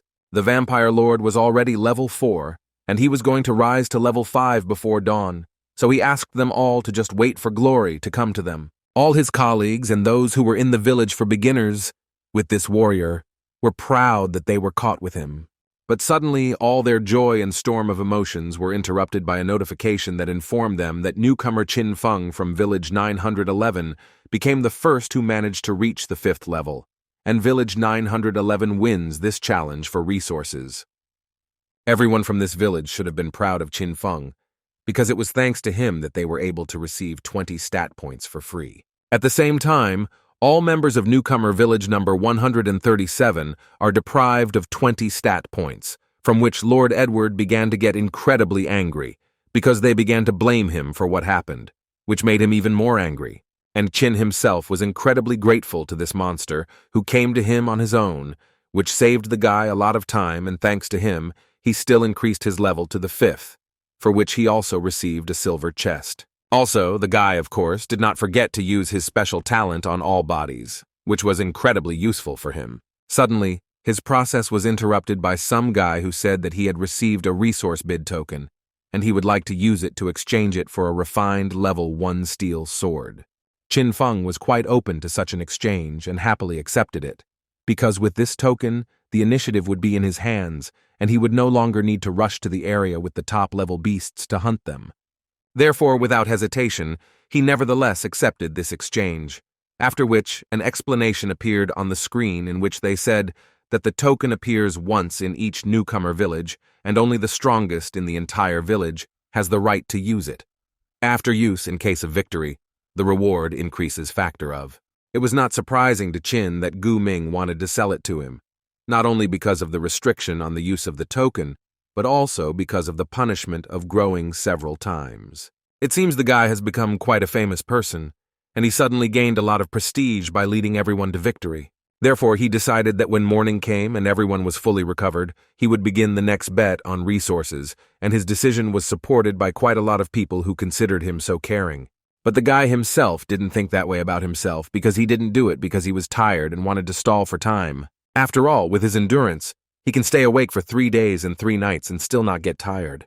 To begin with, he wanted to reach the most dangerous zone with animals of the 10th level, and then start betting on resources, which would be quite logical and correct. He understood that level 10 beasts are now the most dangerous, but they also give the most experience, and this is the fastest way to level up, so his chances of winning will increase significantly. The experience points that he gets from animals in low-level zones are less. The chance of getting a treasure chest is also small. After quickly clearing this zone, he decided that he would go to the zone with animals of the 10th level. Chin walked for quite a long time and met a lot of beasts on his way, and according to the map, the 10th level beast zone should be somewhere here. Although he has the talent of improving his sense of smell, he cannot smell a single animal. Is the system simply broken, and how can he solve this now? When suddenly a huge abyss appeared out of nowhere, into which the guy began to fall uncontrollably, he did not feel anything unusual, as if it had appeared out of nowhere. He couldn't even grab onto anything, so he realized that he needed to figure out how to stop the fall as quickly as possible. Otherwise, if he continued to fall, he would fall to his death. In the end, he was able to find a way out of this situation and used his fire control skill to do this, which helped stop his free fall. After he was able to control his free fall, he suddenly realized that he felt the presence of the beast quite strongly. He had never experienced this here before. He realized that this was definitely the area of the 10th level beasts, because in addition to the absence of beasts, there was also the smell of corpses here that made you want to gag. It was so strong that he could not determine the location of the 10th level beasts at all. But as soon as he decided to touch something, he realized that everything around him was an illusion, and the place where he ended up was quite strange. Outside, the guy noticed that it all looked a lot like the Rookie Village number 911, so he decided to assume that the abandoned Rookie Village, and if he was right, then if he failed, his village would look exactly the same. The guy knew that heaven is fair but cruel, because they give every person the opportunity to increase their level and gain strength, but if anyone lags behind, they will be mercilessly driven into the abyss. Suddenly, strange creatures stood in front of the guy, who began to explain that the soldiers who guard this place, and it doesn't matter whether he is a man or an animal, they warned him that if he comes here, then only one fate awaits him, and this is his end. With the help of his vision, Chin was able to recognize that these were hellish soldiers whose level was above 15, so given their level, the guy understood that they were too strong. He had no idea how to escape from this strange place, so he decided that all he could do was fight them, and another 10% chance of the chest falling out beckoned him to go into battle. Chin could only hope for the 4th level weapon obtained from the silver chest, which would lend him strength and help him cope with these monsters. One of these creatures with the head of a jackal clearly understood that the guy would not just back down, so he decided to go first into battle and was already flying at the guy with his blow. Chin understood that they only sent one warrior to fight, only because they looked down on the guy and thought that he could not do anything. But as soon as they entered into battle, the guy immediately used all the talents he had to somehow even out the chances, and perhaps even win. Chin, most of all, wanted to show them what happens to those who underestimate him. As soon as they collided in battle, the other warriors began to think that their elder brother needed their help. Because looking at this man, they began to understand that he was far from simple as they thought. But one of them continued to calm him down and talk about that their elder brother had already destroyed more than 10,000 people like him. It was absolutely clear to one of them that the older brother was just playing with this man, and soon this fight would be over, and they already all knew the result. He believed that his brother was deliberately missing the mark, giving the man a chance so that he could do at least something. In this way, he can also assess the shortcomings of this guy and then simply put pressure on them, simultaneously destroying him from this world forever. The thought that he is a guy who can win makes him weaker, and this is what the warrior will take advantage of later. And in some ways, this soldier was right, because Chin struck again and at some point realized that his enemy had simply disappeared, although it seemed that he was right in front of him. But after a second, everything became clear, because the guy was already lying on the floor from the fact that the warrior with the face of a jackal was able to quickly calm him down, adding that the guy still has some abilities. But still, this is too little, and besides, there is no time to play with it anymore. Therefore, the soldier decided that they would end this battle right here and now, after which he prepared to deliver an incredibly strong blow. But his attack and plans were suddenly interrupted by Chin, who had no plans to die today. After an unexpected counterattack, the guy received a notification that he had successfully destroyed the hellish soldier, for which he received 10 points of justice.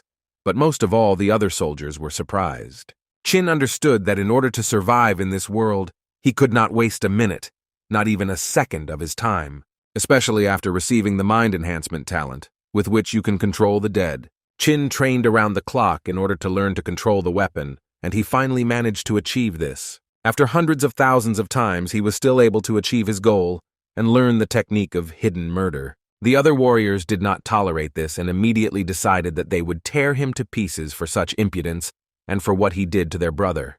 But at some point they just stopped, and the guy began to realize that something was wrong because their comrade had died, and they acted as if nothing had happened.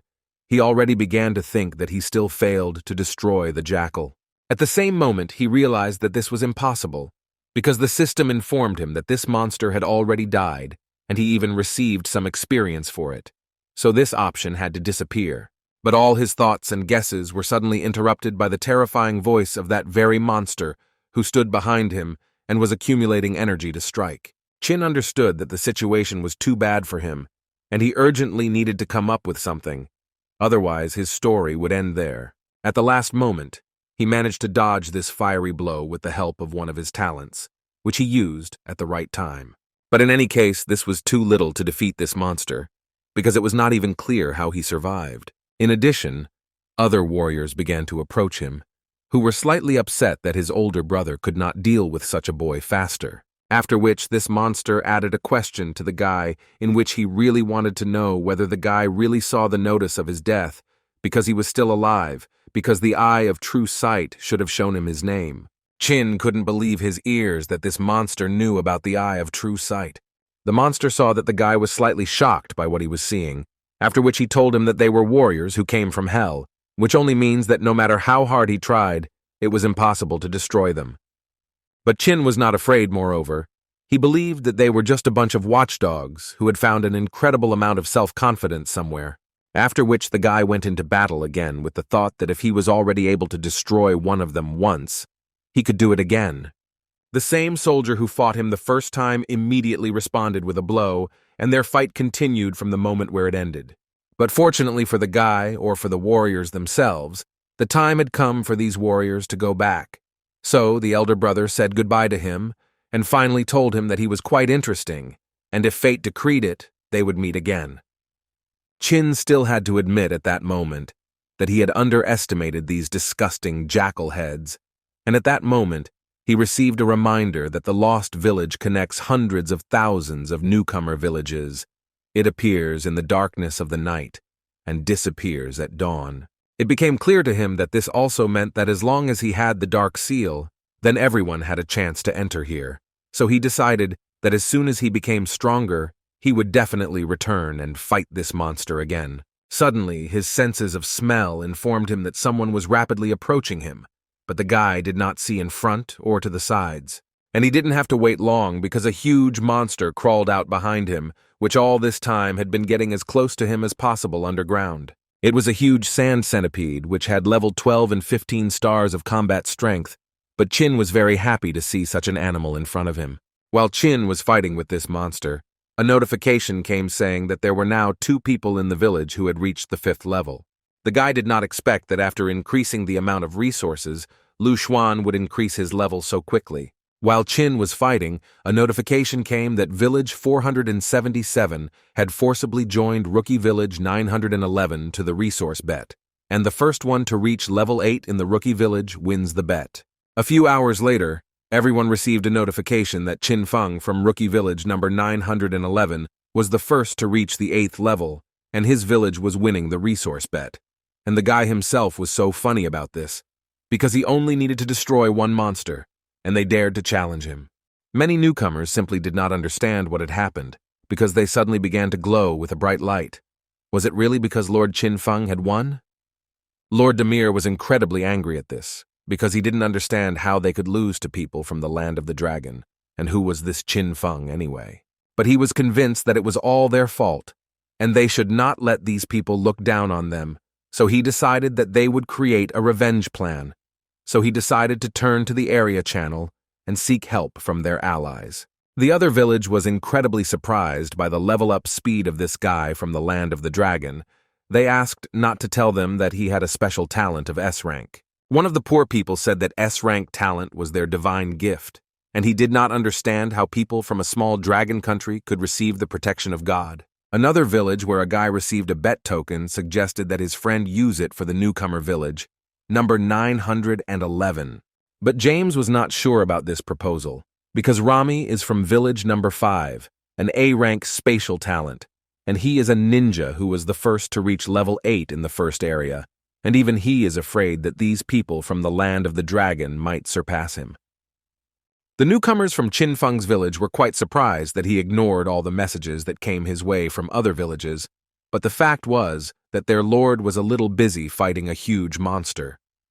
During this battle, all he could think about was that he could obtain a water-type or ice-type talent, otherwise it would be very difficult for him to stay here.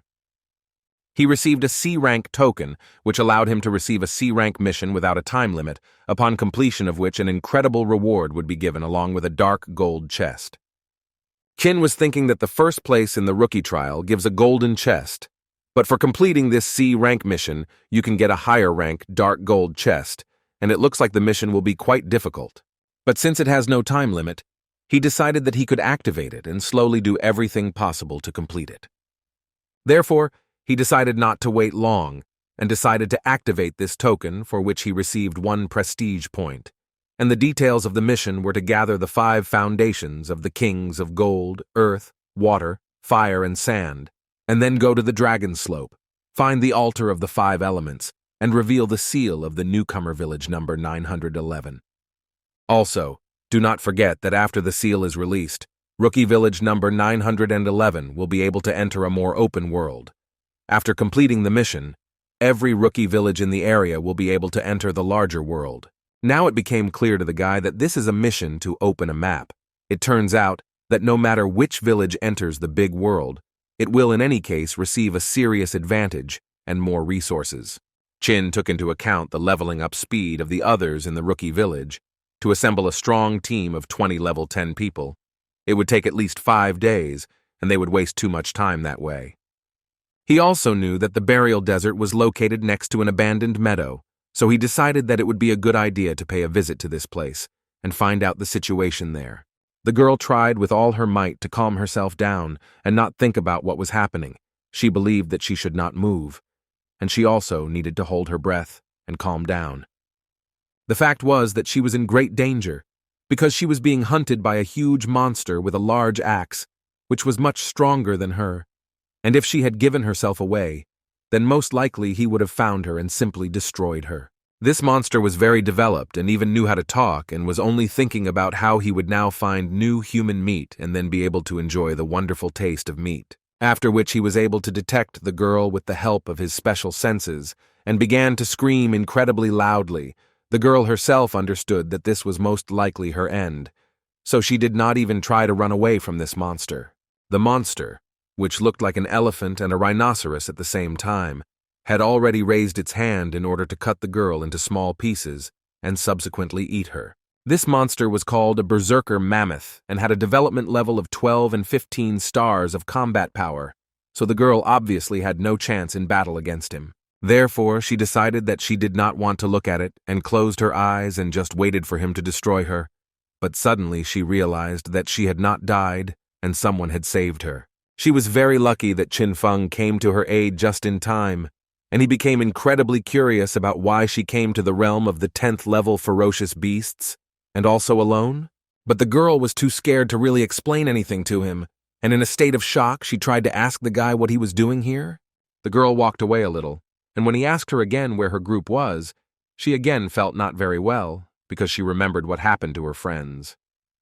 But still she was able to tell him that they were all caught and destroyed, She could not talk about it normally, but the guy at that moment was thinking that these are the rules of this world. The strong feed on the weak, and it seemed to him that the girl was still, "I'm not used to it yet." Suddenly, the girl interrupted his thoughts and asked him to save them all. She said that not everyone died. Leia Yu and several other people were trapped by these mammoths, and these monsters said that they would eat them today. Chin was surprised that the monsters did not immediately begin to eat the guys, so he answered her that he would decide to save them or not when he understood the situation, and advised her to leave here as soon as possible. But she wanted to help him so much, but the guy was not even going to listen from her because her level was too low for that. She continued to ask him not to give up. Besides, she knew where they were and therefore could be useful. Besides, she assured him that they like human meat, and she could be bait. Chin didn't quite understand why she was doing this, but she immediately explained to him that her group was there, and she incredibly wanted to help him. After all, this was not his group, and they couldn't blame it on him just because he was the strongest of them. Therefore, she asked him to accept her help too, because after all, she has some kind of power and can be really useful. Chin listened carefully to every word of this girl, and at one moment realized that perhaps she was not as useless as he thought. The guys who were trapped by these monsters did not know what to do in such a stalemate, and all they could do was hope for the best. Meanwhile, a bunch of mammoths who had gathered around one common fire were conducting some kind of ritual, after which they were going to eat these guys. Some of the mammoths understood perfectly well that they only had 6 people for dinner. This is not enough, even if they do. When it's their turn, there may not even be bones left. But his friend asked him to think positively, because if people didn't come to the teleport, then they wouldn't get anything at all. They understood that all this happened due to the fact that Lei chased after a runaway man, and he had been gone for so long, so they began to suspect him that he himself was going to eat that girl. But his friend reassured him again, because everyone is in a pack. They knew that if you eat a person without the king's permission, you will suffer severe punishment. But the mammoth could not stop and continued to talk about what he heard that the king said, that whoever could bring the escaped person would receive an extra leg when cutting up the food. Therefore, taking all this into account, the monster decided that today would not be a good enough day for him. Chin destroyed all the monsters that came his way, and even the girl, who was just bait, received her 60 units of experience. But the guy thought that after extracting the powers of the sandworm, he could cut the skin of mammoths. But to increase the damage, you have to use mental enhancement. He also stood on the edge of this pit, where the bodies of mammoths lay. He understood that he simply could not use his talent and take away their strength, so he asked the girl to turn away for a while and close her eyes. While he was using his talent, he simultaneously thought that mind enhancement uses a lot of his powers, but the effect will be the same if he just destroys them with his weapon, so he decided that next time he will change his hunting style.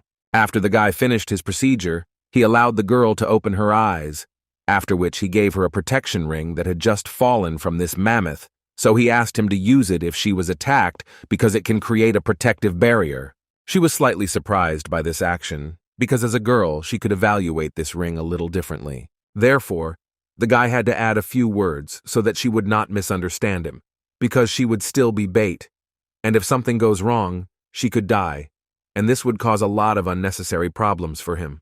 She was incredibly grateful to him and only thought that he had not really changed at all, still as cruel on the outside, but quite soft on the inside. As soon as they met with another mammoth, the guy used another skill, namely the effect of bleeding from the poisonous gland of the snake, and he was pleased with the fact that it works even against level 12 monsters. In addition, its hellish flames not only easily penetrate the defense of ferocious mammoths, but are also capable of destroying them once and for all. The girl also decided to bring some benefit, and therefore wanted to finish off this monster, because she actually knew very well that the weakest point of ferocious mammoths is on the back of the neck. But at the most interesting moment, she was interrupted by Chin, who asked her to focus on something else. He meant to focus on that bunch of monsters that were running straight at them right now and clearly had nothing good in store for them. But Chin didn't even flinch. He still remained calm, because he understood that simply new objects for research were running into his hands. These monsters were too aggressive for only 2 reasons, the first of which was that they were hungry, and the second was that they saw how the guy destroyed their friend. But still, they paused a little after they saw the trap that was in front of them, and this was another reason to curse people again. But they didn't expect that they had already fallen straight into one of these traps, and they had to find out after one of them fell straight into it.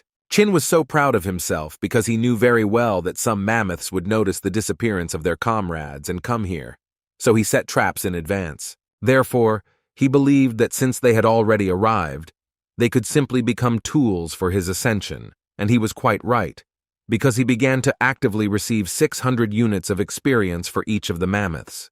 But still, one of the many mammoths was still able to cut the thorns of the sand centipede, which are comparable to a second-level weapon, and therefore this mammoth was most interesting. As soon as this big guy was able to deal with all the traps that Chin had set, he immediately proceeded to attack. But unfortunately for this monster, the guy was absolutely ready for this, and was able to dodge in time. But it was worth recognizing that this mammoth was twice as strong as all his friends.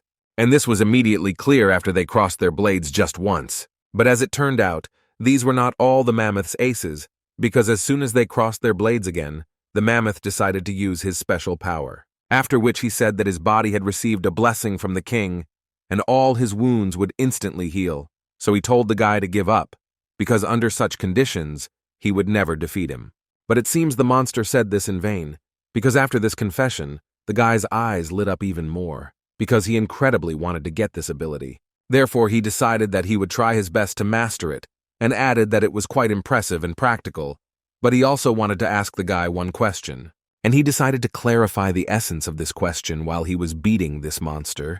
Well, the very essence was that he wondered how big the limit of this ability was. After which the mammoth did not have time to say a word, because they immediately faced the monster in a one-on-one battle, and the monster would have a rather hard time, because the guy now incredibly wanted to get this ability. At one point in their battle, the guy noticed that the strength and speed of his enemy's attacks were significantly decreasing, which could only mean one thing. The guy hit him 75 times, 60 of them he hit him, 5 hits were lethal, 15 caused a serious wound, and 30 a normal one, and the regeneration rate is really fast. But for larger wounds, it takes him a lot longer. After some time in their long and protracted battle, the guy noticed that the regeneration speed had already increased to 15 seconds, which was only good for him. Chin believed that this was a pretty good time to start mocking this monster and asking him if his strength had really reached its limit.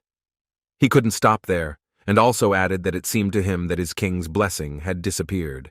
But he decided not to be a buffoon and used his hellish flame on the blade, which gave him plus 100 points to the attack, and with that, he went to continue the fight, or, well, end it. All it took was one precise blow to his body, which he did not have time to regenerate, and the guy received the treasured notification that he was able to cope with the mammoth guard, for which he received more than 2,000 experience, and he was also the first who was able to destroy such a strong mammoth guard.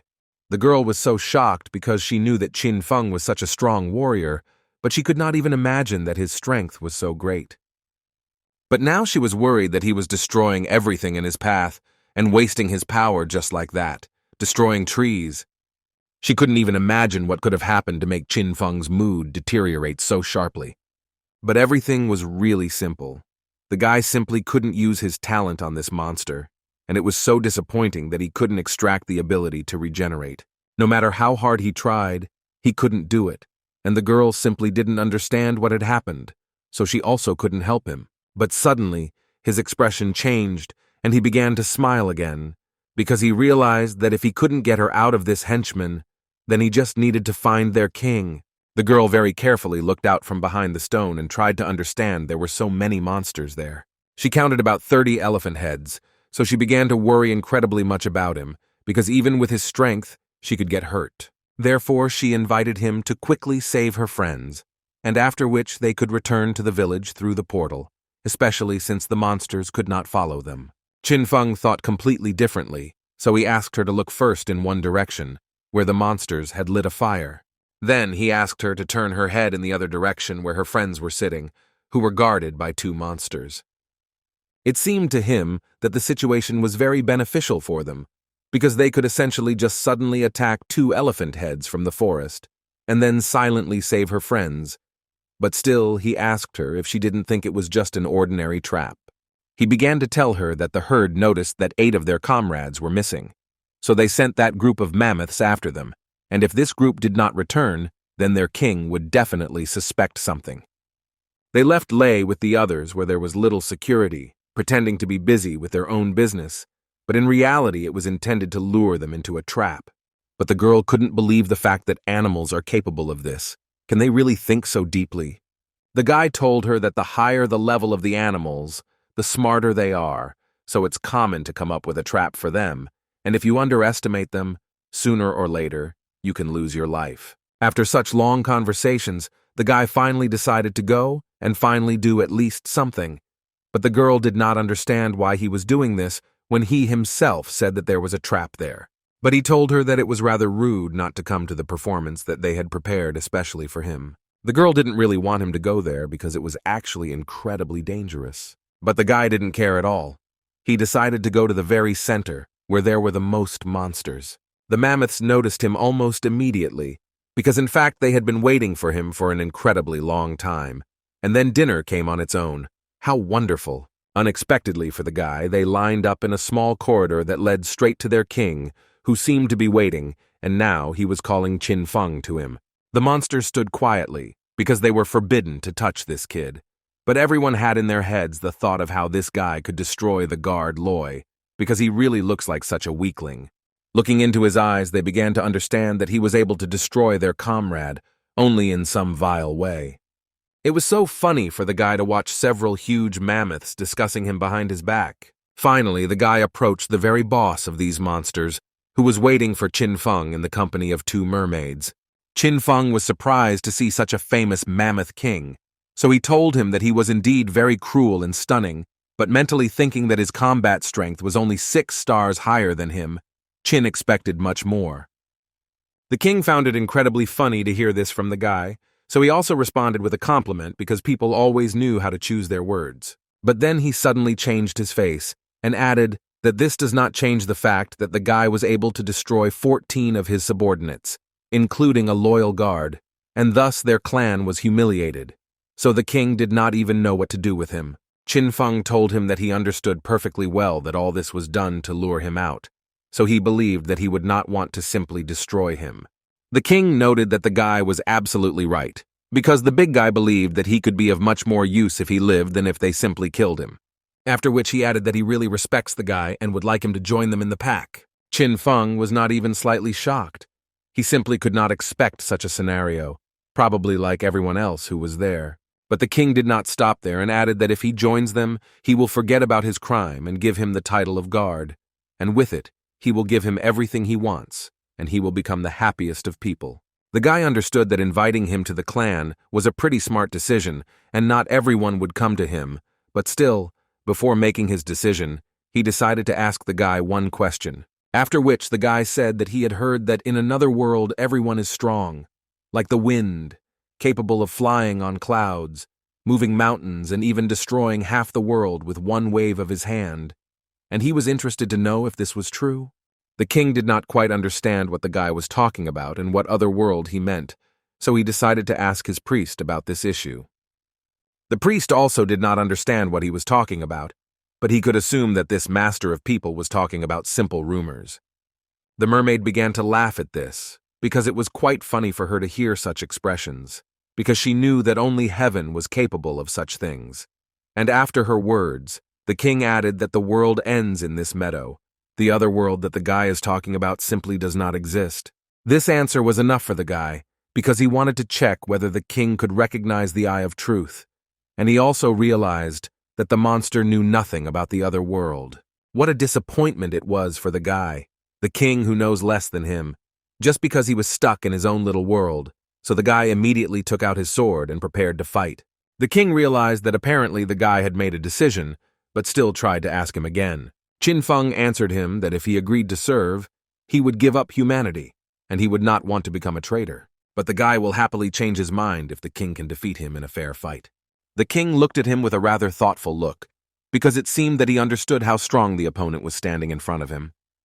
The man was incredibly excited, because he urgently needed to convey a message for Mr. Miyamoto. The warrior understood that since this man was running so hard towards him, this message was quite important, so he decided to listen to what the man would tell him. He immediately began to tell him that a newcomer from village number 911 with a C-rank talent, is leveling up incredibly quickly, and he himself is from the land of the dragon. He will become number 1 in the blink of an eye, and many squads want to make friends with him. The samurai understood that if they allowed a resident of the dragon country to rise in the ranking, then the residents of country P might later have difficulties, especially since this is not the first person who has contacted him about this. Therefore, he decided to use his bet token on the village 911. The winner this time will be one of the first numbers in the ranking from both teams. Meanwhile, Qin Feng tried with all his might to somehow break through the defense of this big man, but so far he had not succeeded very well. But the main problem is that he essentially can't hurt him, and if he doesn't, he essentially has no way of knowing whether he has the ability to heal or not. Meanwhile, while the guy was thinking, the king was preparing for a new attack, which would clearly be much stronger than all the previous ones. Qin Feng was still able to install a physical barrier that he extracted from the mammoth. It was a mistake that the guy made and for which the king punished him and dealt him a rather strong blow. In addition, the barrier that the guy miraculously managed to install did not help him at all, and now he is really seriously injured. After this blow, the king added that the guy has quite high potential. His skills are well suited to the Mammoth clan, and he decided to give him one last chance to change his mind. Qin Feng had not felt this bad for a long time, but he felt so good when he realized that he actually had another backup plan, after which he stood up and added that if the king wanted the guy to join him, then he invited him to leave, and the guy would accordingly be the king of the mammoths. Obviously, such words could only infuriate the mammoth king, but it seemed that this was all the guy really wanted. He decided to use his maximum strength to punish this ungrateful kid. The king decided not to spare the guy and immediately used one of his most powerful skills, namely quicksand, in which Qin immediately got stuck and would have to try to get out of them. The guy understood that this was a rather strong talent of the king, and it irritated him incredibly, but so far he could not do anything with it. Qin Feng decided to use the solidification technique in order not to completely sink into these sands. He was lucky, because this technique worked at the last moment and he still managed to stop his descent underground. He noticed that his techniques began to work much slower, and because of this he almost got stuck in the ground. While he was thinking about how difficult it was to get out of this technique, the mammoth decided to deliver another blow, which Qin managed to dodge. But in any case, he won't be able to run forever, so the guy immediately used his new skill and shot spikes right from under his cloak. This dealt dozens of blows per second to the king's body, but it seemed that he didn't even feel it. How was this even possible?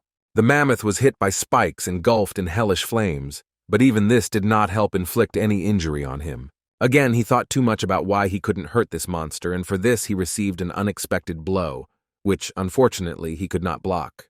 The king has already begun to tell the guy that he needs to try a little more, because even after so many blows, the king does not see a single scratch on himself. These words hurt the guy incredibly strongly, so he decided that he would not just scratch the mammoth, but destroy it once and for all. Once he was able to accumulate enough energy, he was able to release hellfire right at the mammoth. The king stood with full confidence that his defense would be able to withstand all the attacks of this guy, and would not even be able to scratch him. But at one point he realized that his defense was not so flawless, and it was also failing. Qin was too angry, but finally he was able to break through his defenses, and he noticed that the king's regeneration was much less than that of that guard. Although on the other hand, he understood that this could be the effect of hellfire.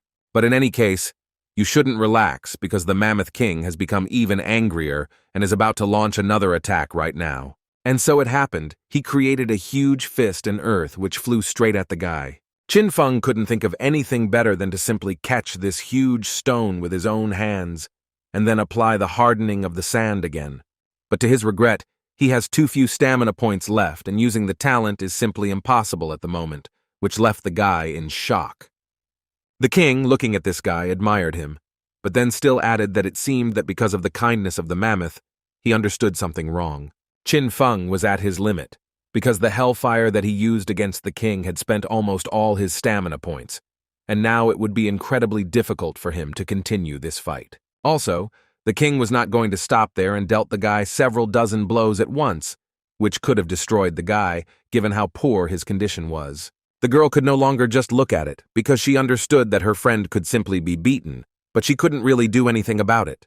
An incredibly strong panic immediately began in her head, which at one moment gripped her, and if she had not remembered Qin Feng's voice, which once calmed her down, then most likely she would have simply burst into tears. And suddenly she remembered how the guy told her that if during a battle her characteristics decrease, then her options will be limited. Usually it's enough to eat to recover. But if the situation is emergency, then you can also use spiritual plants or fruits, and this way you can instantly recover.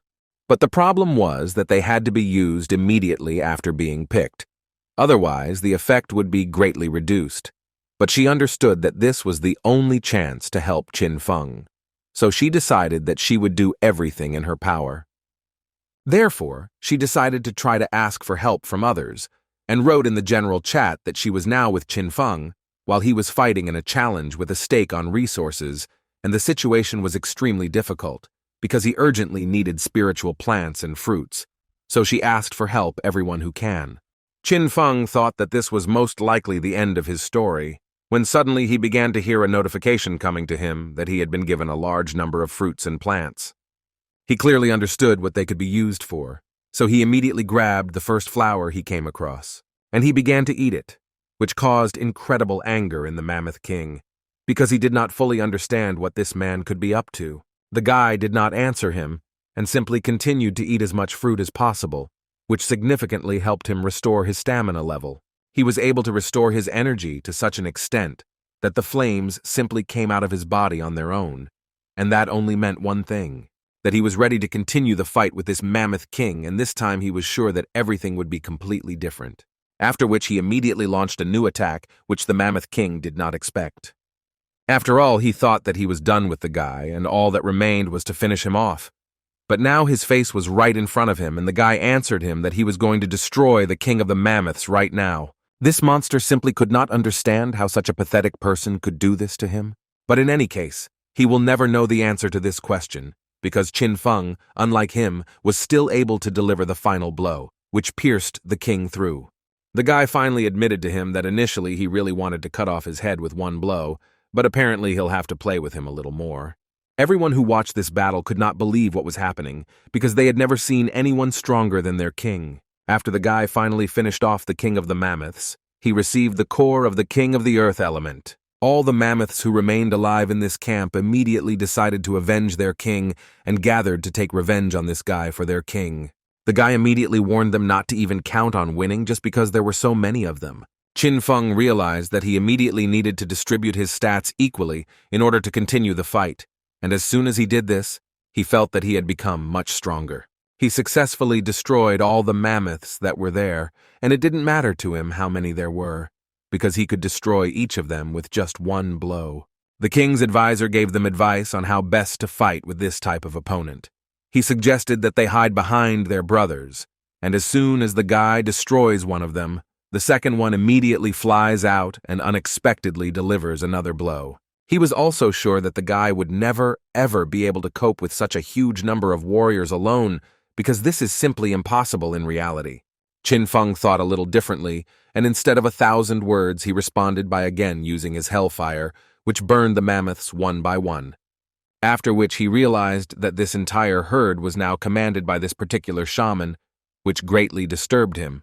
Therefore, the guy decided that first he would need to finish off this particular shaman, who was interfering with him too much. The shaman realized that he was under attack, and he could not have expected such a turn of events. As soon as Qin Feng swung his hand to destroy this shaman, a mammoth jumped out in front of him at the last moment. The guy understood that the other mammoth blocked the blow with his body for a reason. He began to think that the mammoth shaman also had the ability to control animals.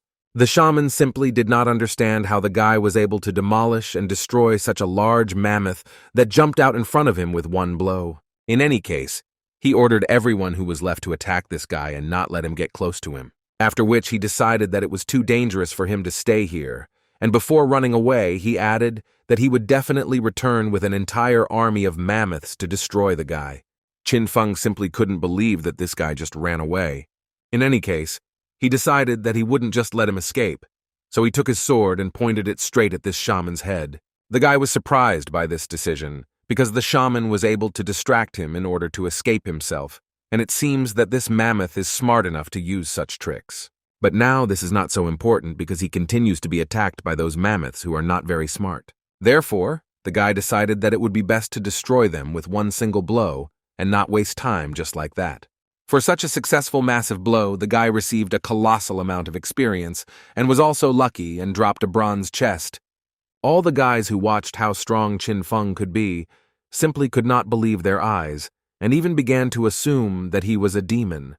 But in any case, they were incredibly grateful to him for everything and decided to give him a small gift for saving them. They understood that he had helped them incredibly much, but unfortunately they had nothing more valuable for these fruits. So they asked to accept them in honor of their gratitude. At first, Qin Feng upset them a little because all these fruits were of too low a level, and they were unlikely to be able to help him with anything. But then he still added that he would accept their gift, and he was quite pleased to do so. Suddenly, a small chicken crawled out of this set of fruits and screamed incredibly loudly. Li immediately began to apologize to Qin Feng for this not entirely pleasant moment, after which he added that this useless item fell out to him by accident and he forgot to throw it away. But for the guy it was quite interesting, because for the first time he saw such a useless creature, and he thought about how it could be used. He accepted all these items and then decided to continue on his way, and told the guys that the monster zone of the 10th level was not the place where they should be, so he advised them to quickly leave here. Of course, they were a little surprised that he decided to leave so quickly, but on the other hand, they were incredibly pleased that Qin Feng was worried about them. The girl at that moment was thinking that although they had not been together for so much time, she was sure that he was the one who decided to become stronger than everyone else. She knew that the place where he would go next was inaccessible to ordinary people like her, but everything was fine. She would be like the other hundreds of thousands of the same people and would just continue to watch him. At this time, Qin had already killed all the mammoths that stood in his way, and from the entire clan there were only 2 Nagas left, who swore to him that they were actually just dancers and begged him for mercy. The guy scanned one of them with his eye and noticed that one of them had 0 combat strength, which completely confirmed their words. But the guy was interested in something completely different. He noticed a rather interesting thing on the girl's body. As he thought, it was a plant from the ground, which he successfully extracted. But still, the guy couldn't just let these girls go and ask them to answer his questions, and then he would spare them. Subsequently, he still let them go, because he understood that he was unlikely to ever need such strange talents that they had, like a charming dance and a flexible waist. He decided that first he needed to go further to complete the mission of the 5 elements, and along the way he decided that he would look at all the awards that he received in battle. Suddenly the guy noticed that whoever lost to him in a fair fight on a bet was spreading rumors about him that were not true. But this amused the guy incredibly, because he understood that these creatures would not admit defeat until they themselves got it. And since it came to this, he would personally show them how he carried out mission after mission. The resource bid token can only appear once and can only be activated by the person with the highest level, and one of these tokens was still used by Qin Feng to punish everyone who spread bad rumors about him. It was also worth remembering that each newcomer village has only 1 token. In each zone you can only use 100 tokens, and this was the 79th bet. Qin Feng was a little surprised when he learned that there were actually restrictions on the use of these tokens, because he believed that this could not happen here. But he knew very well that this was done only to push the cowards to action and make them hungry for new levels and battles, just like Edward and Miyamoto, who dared to take a risk and activated their tokens because they thought they were the strongest, because those who find this token often immediately give it to the strongest in the village. Luckily for the guy, he was able to use this token and activate this bet quite on time. But before this bet was active, the guy was given the choice of a single bet, which would affect only 1 village, or a team bet, which would cover many villages, and the guy was incredibly happy about this, because he was just thinking about how he could cover it at once 20 settlements. This time he was confident in his choice and wanted to teach them all a lesson once and for all that they would never forget. Qin Feng once again familiarized himself with the reward and punishment in case of defeat and proceeded to activate this bet. A few seconds later, each of the participants received a notification that Qin Feng from village 911 had used a bet on resources, and a team bet was being held in the entire zone for the first time, and in order to determine the winner, it was necessary to destroy as many ferocious beasts as possible and the camp that first collects 1,000 points. All the people from Chin's village were so glad that they had such a wonderful leader who does not allow absolutely anyone to insult the country of dragons, and everyone shows who is really on top here. But one guy began to worry that they might lose in this battle, but two other guys immediately began to calm him down, who believed that Feng Qin probably had a plan for victory, and everything would be fine. But even for them it was unexpected to hear that they now had two teams, one of which included only 3 villages, and as many as 24 fought against them, and it was obvious that Qin Feng's village was not entirely in a winning position. As soon as they announced that they would bet on resources, one of Mr. Sir Miyamoto's assistants told him that they had 12 people of the 5th level, 9 people with the 4th level, and 6 with the 2nd level. But the gentleman didn't even want to listen to him and asked the guy to close his mouth, because he didn't care how many people they had. He thought that time Qin Feng won only because he cheated, and this time it definitely won't work. The man waited an incredibly long time to finally take revenge on him for everything, and time to repay for what he had done. The Sir swore to himself that if he lost this time, he was going to pay with his life, because he could no longer bear such shame. The bet will officially begin in 10 minutes, and during this time, Qin decided to open all the chests and sort out all the rewards that he received for the battle with the mammoths. In the end, his image changed incredibly a lot. Now he has completely new armor, and along with this, he received a bunch of stat points and several new skills as a gift. Qin now felt incredibly strong and renewed, and all this was thanks to the update of his equipment, and now his tactics would be completely different. Now his characteristics have increased significantly, and his combat strength has become 29, which is several times greater than that of other newcomers in his village. All he wanted at the moment was to challenge the new Beast Kings as much as possible, and do with them the same thing as with the Mammoth King. And he decided to move on to his mission, where he was given advice to form 4 teams of 10 people, and so that everyone had level 10. And for the guy it was quite strange. Is this boss really quite strong? Is this boss stronger than a mammoth? He understood that he should not underestimate such animals, because he almost lost to the Mammoth King, so the guy decided to prepare a little for the battle. Poison is one of the greatest equalizers in human history, because with its help, a weak girl can kill a strong man. One person can single-handedly destroy an entire group. But some consider poison to be a weapon of the weak. Others think that any weapon with which you can destroy your enemies is useful. Ricin is one of the 10 strongest poisons. It is extracted from castor beans, and they are several thousand times more toxic than arsenic, and 1 milligram is enough to kill instantly. The most famous killer with ricin appeared several decades ago. He was an international spy who used the tip of an umbrella, which was smeared with ricin, to quietly and imperceptibly destroy his victim.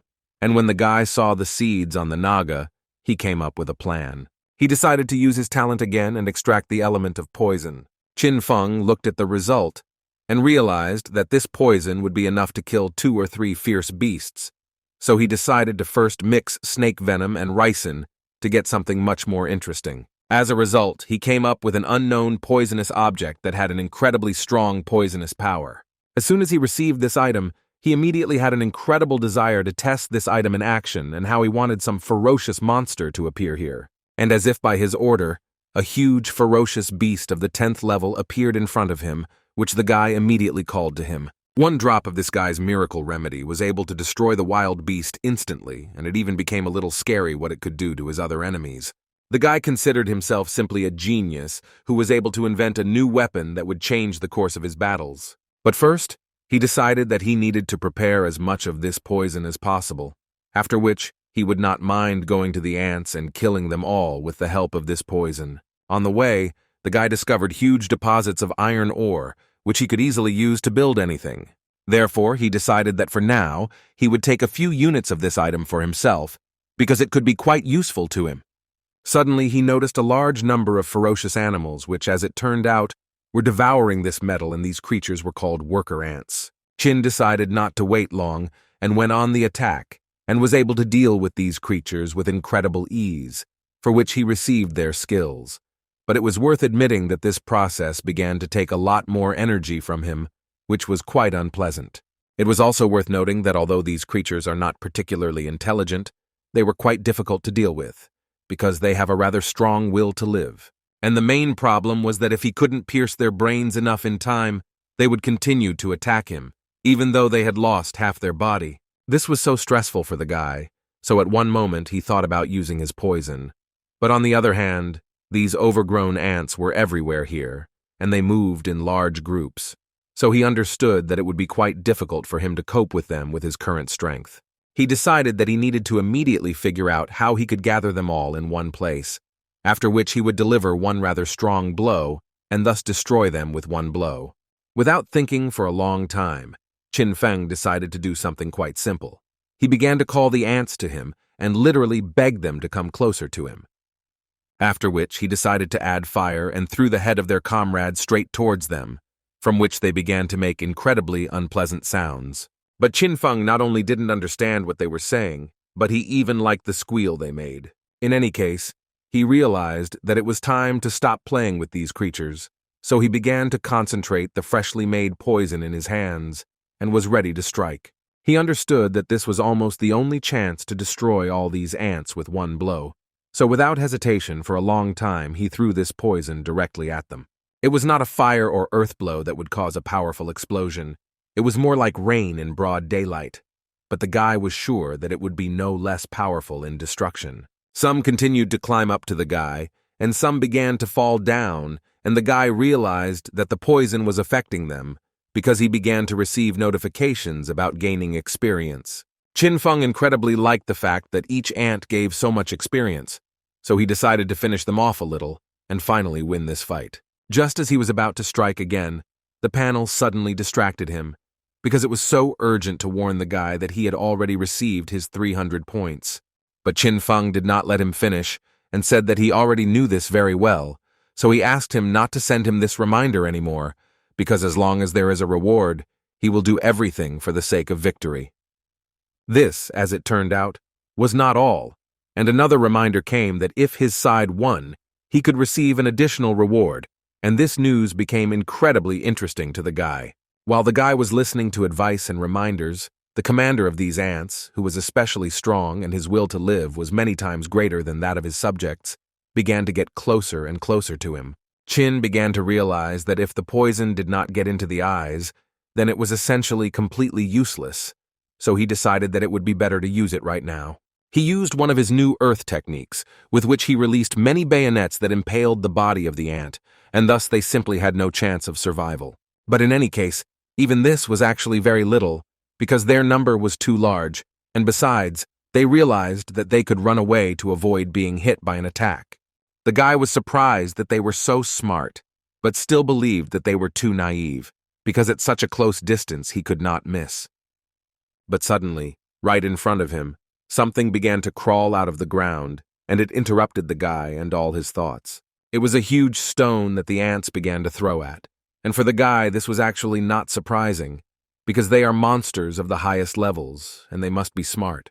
But he couldn't even suspect in fact that they could be so smart, because their commander not only ordered them all to close their eyes so that the poison would not enter their body, but he also decided to complicate the guy's defense and chanted them, "The movements are just him." In addition, they began to throw stones at him from various directions in order to distract him, and the situation began to turn out not very well for the guy. Since long-range attacks were no longer effective, it was time to change equipment and go into close combat, so he immediately took out his sword. Even the ants that were simply climbing the rock were actually just distracting him, and now he will have to fight a rather difficult battle. Realizing this, Qin Feng understood that the battle was unlikely to be fair, if only because there were 1,000,000 times more of them, and as if the army of these entities would never end. But in any case, no one was going to give up, especially since the guy had a mammoth belt, the armor of the Mammoth King, protection of a magic crystal, and many different skills, so he immediately told them that they definitely wouldn't be able to harm him, but he thought that they would their worst nightmare. Until this moment, he had successfully dealt with every ant that at least somehow tried to get the guy, but in any case, his strength is far from endless, and sooner or later he will begin to get tired. And at one moment he realized that he was beginning to lose to these creatures, because he destroyed one, and 2 more took his place, and it was too difficult to resist them.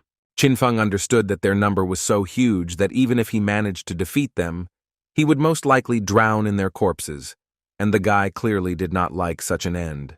They flew at him in huge heaps, and at times it was very difficult to fight them off, so the guy decided that it was time to use his hellfire. This skill was too strong, because it simply burned these monsters alive, and even their armor did not help them. But Qin Feng decided not to stop there, so he asked them to look very carefully at his final movement, after which they would have to say goodbye.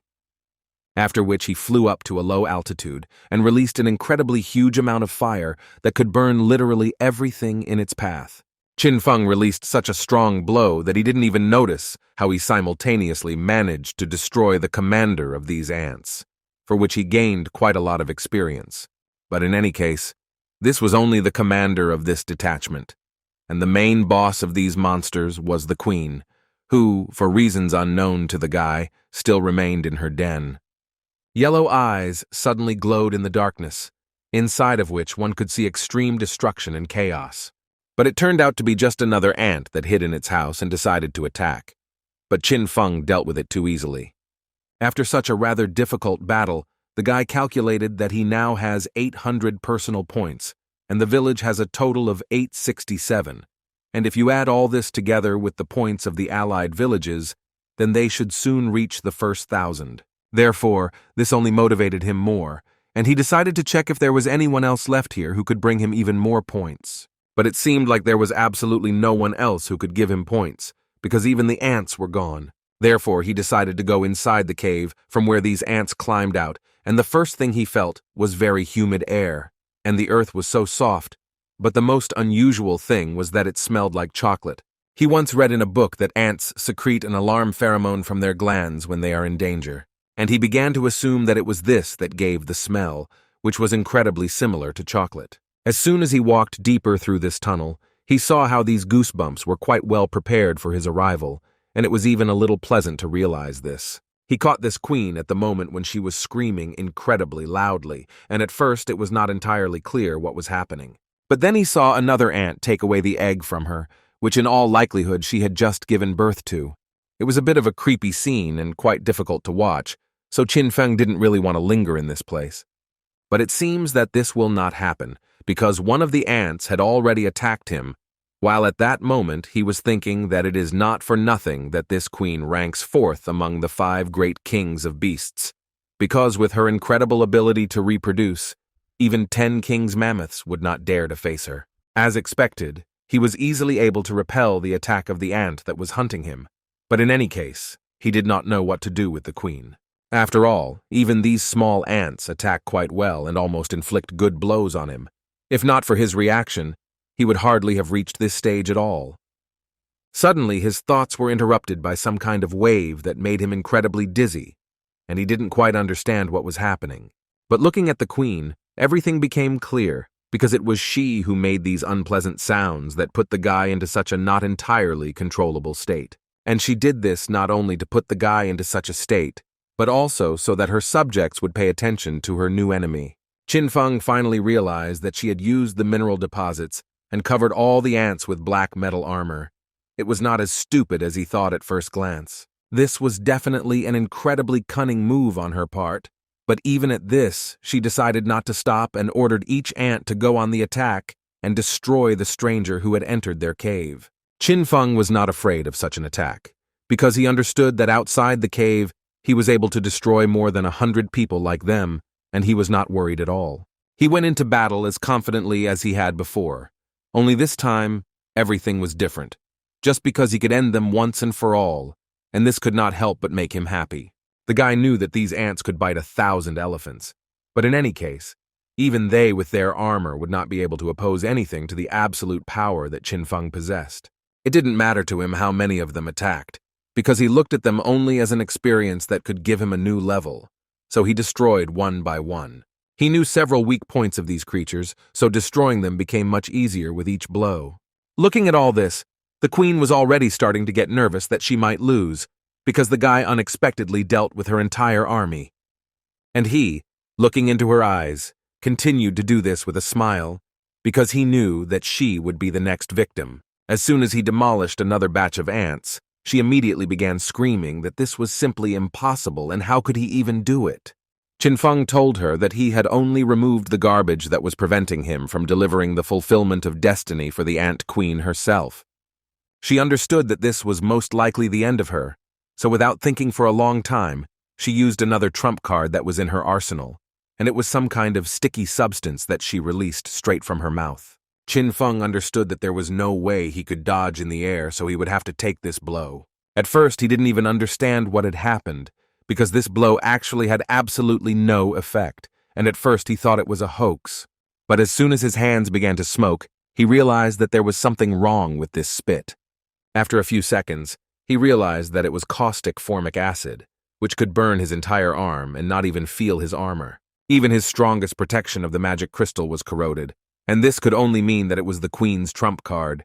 But even after that, he continued to smile and was so glad that this queen met him. After all, his strength was much more powerful than she thinks, so he immediately began to prepare a new blow for this miracle woman. At that moment, she did not listen to his conversations, so she simply decided to spit at him again, in the hope that this time she would get hit with this acid. But it seems she did this incredibly late, because at that very moment, Qinfeng was able to strike back at her, which simultaneously blocked her blow and struck back. The woman couldn't say that she was somehow very upset, because she was essentially able to block the guy's blow, which he had been preparing for so long, and this is actually a pretty good result. But no matter how happy she was, as soon as the smoke cleared a little, Qinfeng jumped out of it, who was already ready to chop her into small pieces. What actually happened was that he dealt an incredibly serious blow to her body, from which she would most likely never recover. The guy calmly landed after such a serious blow to the ground and was glad that this boring battle was finally over, because he was already pretty tired. The queen was still trying to do something, but the guy looked at her with disgust.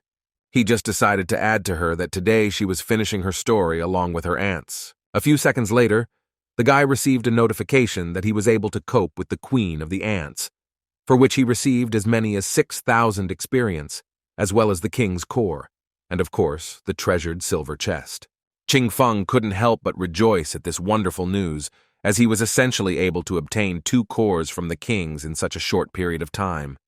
After the next battle, his employee ran up to Lord Miyamoto, who told him that they had just collected another 62 points, and according to his calculations, their side only had about 600 points. This could not but please the Lord, because he understood that most likely they had an incredibly large lead over the country of dragons, and this time they still lost. But suddenly, his joy was interrupted by a notification in which they reported that the team of the Red Camp had scored the first 1,000 points and thus won, and from that moment on, in every village that lost, points began to be deducted. Most of Sir Miyamoto's servants simply could not move and began to beg him for help, because they were already too weak, and also this game, which took away their last points of strength. The man froze in place because he simply did not understand what was happening and how he could solve this problem, because it just seemed to him that they were winning, but now his village was simply being destroyed. All the people who were there began to ask him for help and begged him to be saved, because they did not want to die so much, but the man continued to stand still and simply did not know what to do to correct this situation. He fell to his knees and looked at the ground and began to realize that they really had lost, although it just didn't fit in his head. While Qin was trying to sort out his affairs, he was a little disturbed by the ants that crawled there even after their queen died, and he tried to warn them that he would destroy them if they continued in the same spirit. He also added that if they wanted to avenge their ant queen, he asked them to first become as strong as possible. Suddenly, they seemed to listen to him and began to run away somewhere, which was a rather unusual phenomenon. After which, the guy received a message that his reward would soon be calculated, and he could only wait a little. Qin suddenly remembered that their camp had won while he was busy killing the ants, so he ignored the message. So he decided that it was time for him to see what they gave him for it. After destroying the ants and their queen, he received 6 silver chests, so he believed that it was not in vain that he spent so much effort on destroying these animals. But the most important thing he noticed was that while he was busy with his own affairs, he was unexpectedly given the 10th level, which couldn't help but make the guy happy. After which he saw that a button appeared with the level value, which could tell what mission awaited him next. To begin with, the system congratulated him on receiving level 10, and then asked him again if he wanted to activate the mission of the future head of the village, the reward for which was a scroll of the head of the village and a golden chest. The guy slightly doubted this, so first he decided to read the mission description, which said that he needed to go to the 10th level zone, which is called the Grave Desert, and there he had to find a lost village, and in it solve a riddle and destroy the devil. The reward for the mission is a scroll from the head of the village and a golden chest. But to be admitted to this mission, you need to get level 10 and the title King of Newcomers, which the guy already owned. Becoming the head of a village is only the beginning of its development. A newcomer village without a leader will be dissolved, and the inhabitants will become refugees who will lose the protection of the newcomer's wooden house. And the newcomer village can develop and grow. The head of the village can lead the villagers to build an entire city or kingdom. The guy, after carefully listening to everything that was in the mission description, only the phrase was spinning in his head that it was a buried zone, a lost village, which can only be reached by chance. It's good that he found the key to the entrance to the lost village. Now he only needs to wait for the night to complete this mission first, and it would be cool to get more such useful things. He was excited, because the head of the rookie village number 911, this role would only suit him.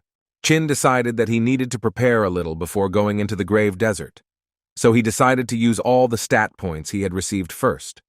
He didn't wait long and literally immediately asked the system to do this and add them all. Every time this process began, the guy felt an incredible buzz, because he believed that there was simply no better feeling than the feeling of gaining strength. After receiving the touch enhancement from the ant, he only lacks the taste enhancement, and after extracting the D-rank frantic power from the ant general, it upgraded to the true C-rank power, and now has 5 times more power than before. He also took away the ability to control metal from the ant queen, and now he can create armor on his body from nearby black ore. But they created the poison of the ants themselves, so he cannot extract it in any way, and this is a very big loss for him. Additionally, after improving his metal control, he can use it along with darkness and telekinesis together to increase the destructive power of piercing. It was impossible not to note that the use of spiritual energy had also decreased by half, and this was an excellent skill that the guy clearly lacked before. He also reminded himself that he had an innate talent for releasing energy, which in fact could also come in handy at one point. After all, this talent is able to channel energy from the body to attack enemies, and it is something like an internal force that he can apply to weapons, which significantly increases the damage. He understood that piercing and releasing energy, these 2 skills were absolutely enough to deal with ordinary beasts, and using Hellfire wasted too much spiritual energy, so he knew that he needed to use it extremely carefully. This time he received many more awards, and this could not but please the guy. Therefore, after he finished inspecting all of his new skills and characteristics, he decided that it was time to begin the main presentation. And by these words, he meant that it was time for him to open those very chests that had been lying idle for quite a long time. But his joy was interrupted by Lu Xuan, who asked the guy for a personal conversation. Qin Feng didn't understand what the village's second newcomer needed 911 from him, and why even look for him. As soon as they got in touch, Li Xuan immediately began to say that he had an interesting thing, and would like to exchange it with Qin Feng, if he doesn't mind, of course. As it turned out, he had a chest-combining card, and he would like to exchange it for a Blood Wolf battle sword. The feature of this card was that you can use 5 chests of a lower rank in order to create a chest with a higher rank. Qin Feng knew that the chance of getting a 4th-level item from a silver chest is only 2%, while for a gold chest, this chance is 98%. And the remaining 2% allows you to get an item as much as the 5th level. Therefore, he understood that if you compare, then the golden chest is of course many times more valuable, even 10 silver chests, and perhaps the rest could not get so many chests. So this card is useless, and in his case he has quite a lot of silver chests, and he decided that the exchange would be quite beneficial for him. A few seconds after the exchange, this card was already in his hands, and he incredibly wanted to start using it. As soon as he was able to open the golden chest, he received the boots of the wind god, which gave him plus 100 points to agility and incredible speed. But he did not stop there, and opened the second golden chest, in which he found a necklace of shadow illusion, which allows him to create a shadow clone who can even fight. After all the discoveries, Qin Feng realized that he had 8 silver chests left, Eating them would give him gold chests, so he decided that he should try to post a message about the exchange in the general chat.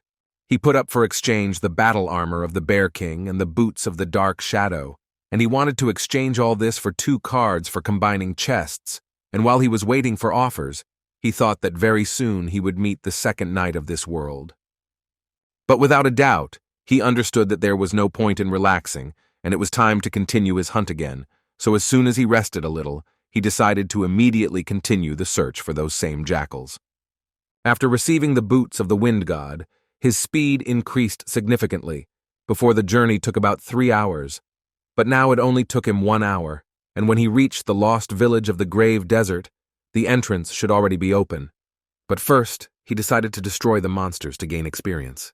Then he decided to try new skills, and for this, he received a bunch of characteristics and other quite useful things. Now he already had 21,700 experience out of 23,000, and the beginning had been made for obtaining the next level.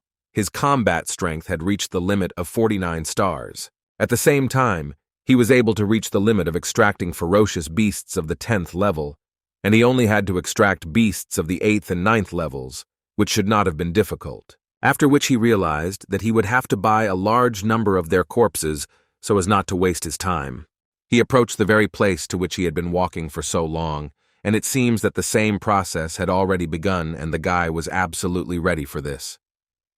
Qin Feng was able to jump from a height without any problems and did not even think about the fact that it could be incredibly dangerous there. But everything worked out, and this time he even managed to land better. After some time, he saw a portal from which it seemed that someone was trying to exit, and the guy was well aware of who could come out of this portal, so his mood became better every second. The jackals couldn't even imagine how the guy could become so strong, because the last time they saw him he was so weak. Qin Feng answered them that they say that a person can change a lot in just 3 days, but he only came alone, and they are no longer his match. In addition, he then remembered that he said that he was immortal, but the guy simply did not know his weakness then. But now he knows it. He found a way out and decided to smash the jackal's head and see how he could survive.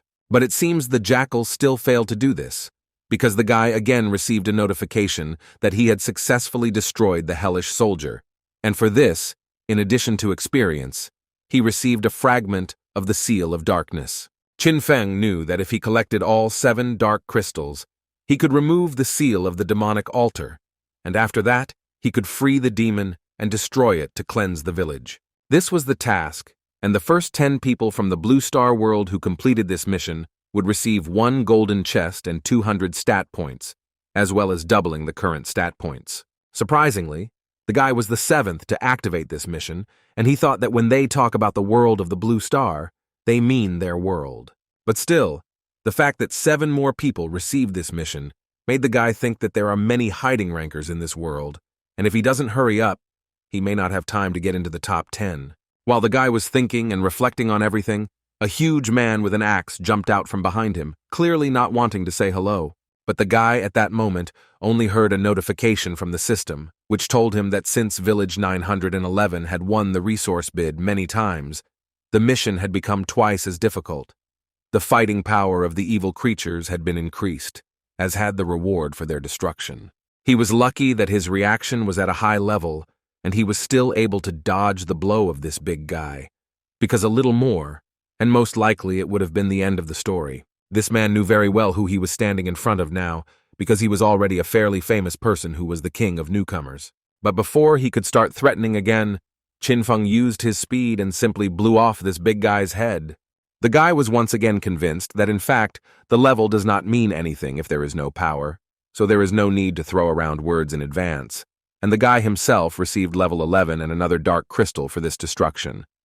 But before the battle was over, another incomprehensible character appeared behind the guy, who told him that this big guy was real trash, and now he would show how to try. Qin Feng was not too happy to see another warrior in front of him, but he still had to admit that this one would most likely be much stronger, because his strength was approaching 50 units, and this was probably due to the complication. The guy understood that if he died here, he might become another follower of the demon, which he wouldn't really want. His new opponent continued to tell him that the guy should not compare him to that fat guy, because he was the weakest of them all. Qin Feng became funnier every second because he wanted to ask his opponent if he was ashamed to say such bad words about his friend. Moreover, the fat man is offended by all these words, so Qin Feng suggested that he go and apologize to his friend right now. Qin's opponent didn't understand where this guy had such strength because he was only a level 11 beginner. But in any case, he didn't have to think long, because he received a good blow to the face as soon as he was a little distracted from the fight. Qin Feng was incredibly annoyed by the fact that everyone considered him a weakling just because he was a beginner, and also level 11. But the guy he was fighting with only began to get angrier after such a blow, and answered Qin that now he had made a huge mistake when he dared to touch him. He began to say that he could freeze everything he touched, and he would not be able to move if he did this to him, and then Qin would be completely in his hands. Qin did not expect such a strong technique from this upstart, but he still needs to urgently come up with something, because if he remains idle like this, his opponent will smash him into small pieces. It was too easy. The decision came to him essentially on its own, and he decided to use his talent, which destroyed the demon's follower, and received 8,000 experience for this, as well as another dark crystal for his collection. Then he added that he also forgot to say something.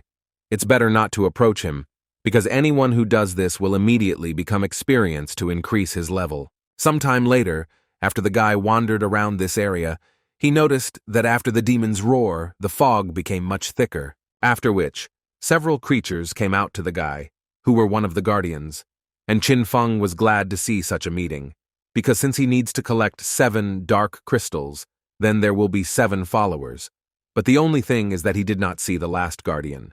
But suddenly he turned around and realized that she was behind him, and he didn't even feel her approach him. This guardian looked too strange compared to the others, who with all their appearance showed that they were guardians. Qin Feng realized that something was clearly wrong with him at the moment. His head began to feel incredibly dizzy, and his body seemed to be immobilized and he could not even move his hands. At one moment, his body was transferred from one world to another, and he incredibly didn't care what happened to him. This feeling made him relax and forget about all the battles, after which he found himself in some field where a lot of flowers grew. But the guy could not understand what was happening to him. He tried to look around and understand what kind of place it was, when suddenly he again saw the same woman who was constantly smiling. Qin simply couldn't believe that she started dancing in front of him. It was incredibly strange for him. In reality, Qin closed his eyes and did not move while the girl controlled him. Other guardians immediately noticed the fact that this man had a rather weak mind, and because of this he would come to a quick end. Qin looked at this girl with rather loving eyes and succumbed to all her tricks. He himself did not mind coming closer to her. Their hands almost touched each other. The girl reached out to him as strongly as possible, and at the same time told him to do the same. The other guardians realized that there would be no better opportunity, so one of them ordered each of them to immediately go into battle. But their only problem was that they underestimated the guy, who was much stronger than they thought, because he could easily cope with an ordinary hallucination. Therefore, he used one of his talents here and thus ended up behind the back of one of the guardians, who was the first to try to kill the guy. But unfortunately for him, this was the end of his story, and he became another victim of Qin Feng and gave him some experience so that the guy continued to improve his level. The guy landed on his feet and added that their comrade was absolutely right. In fact, this was their best attack opportunity when he was really distracted. But now he is back with them and ready to continue having fun.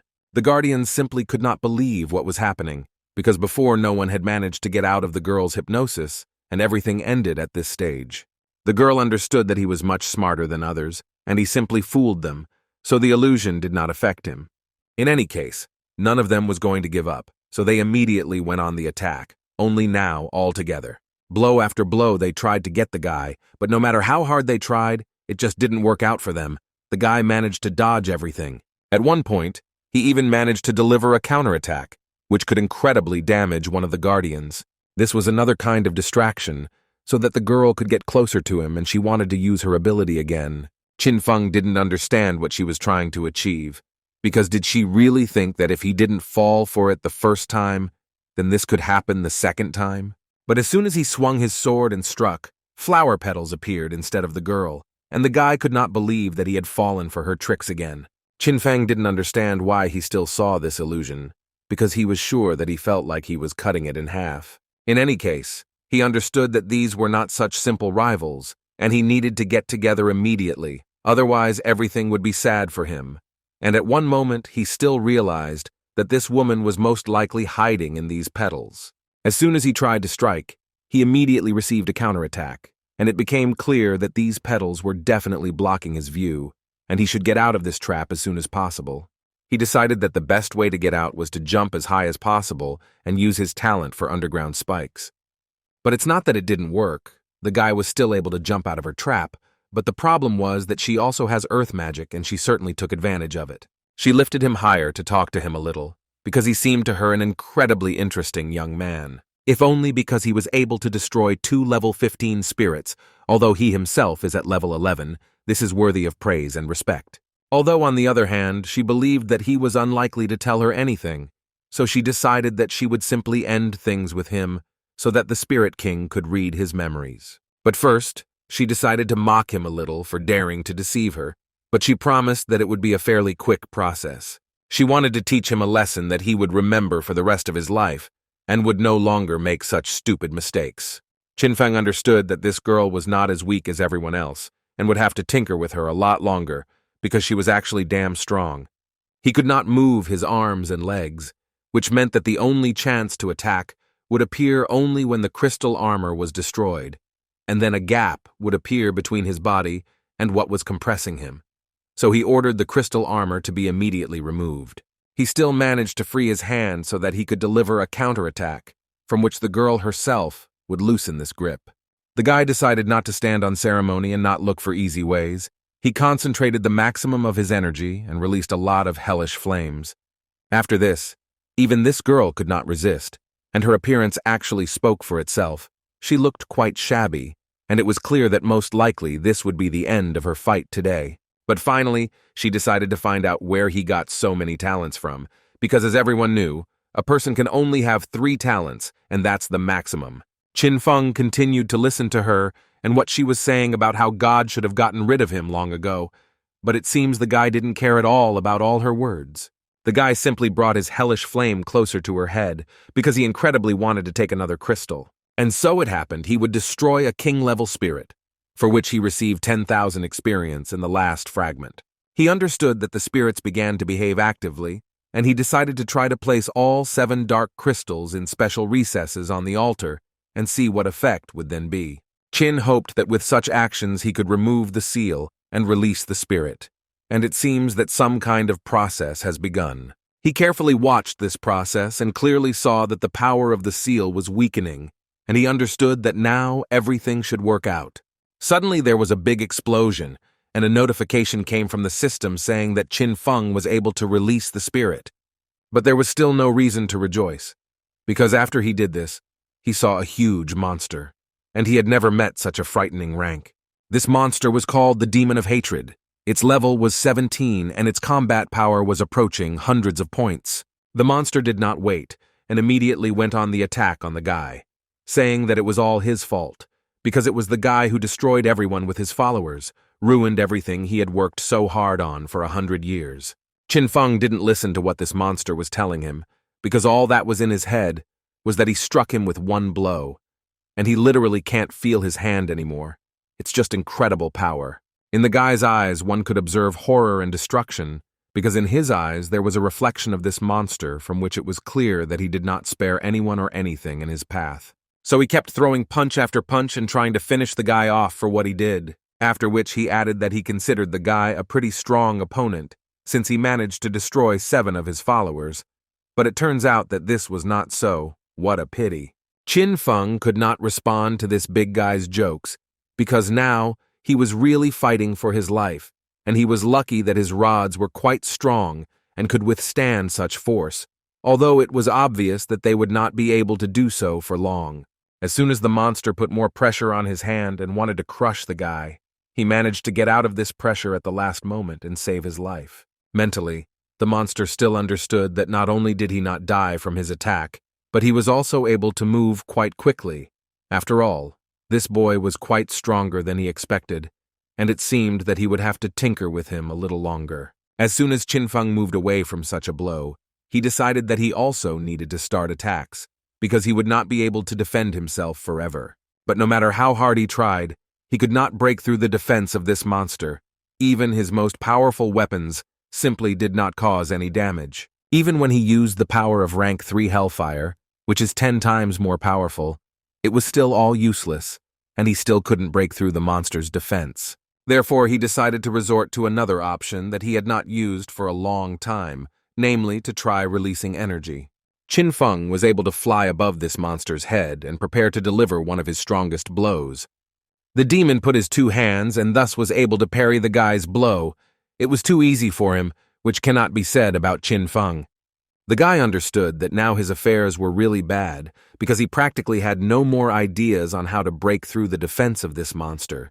It was too strong for him.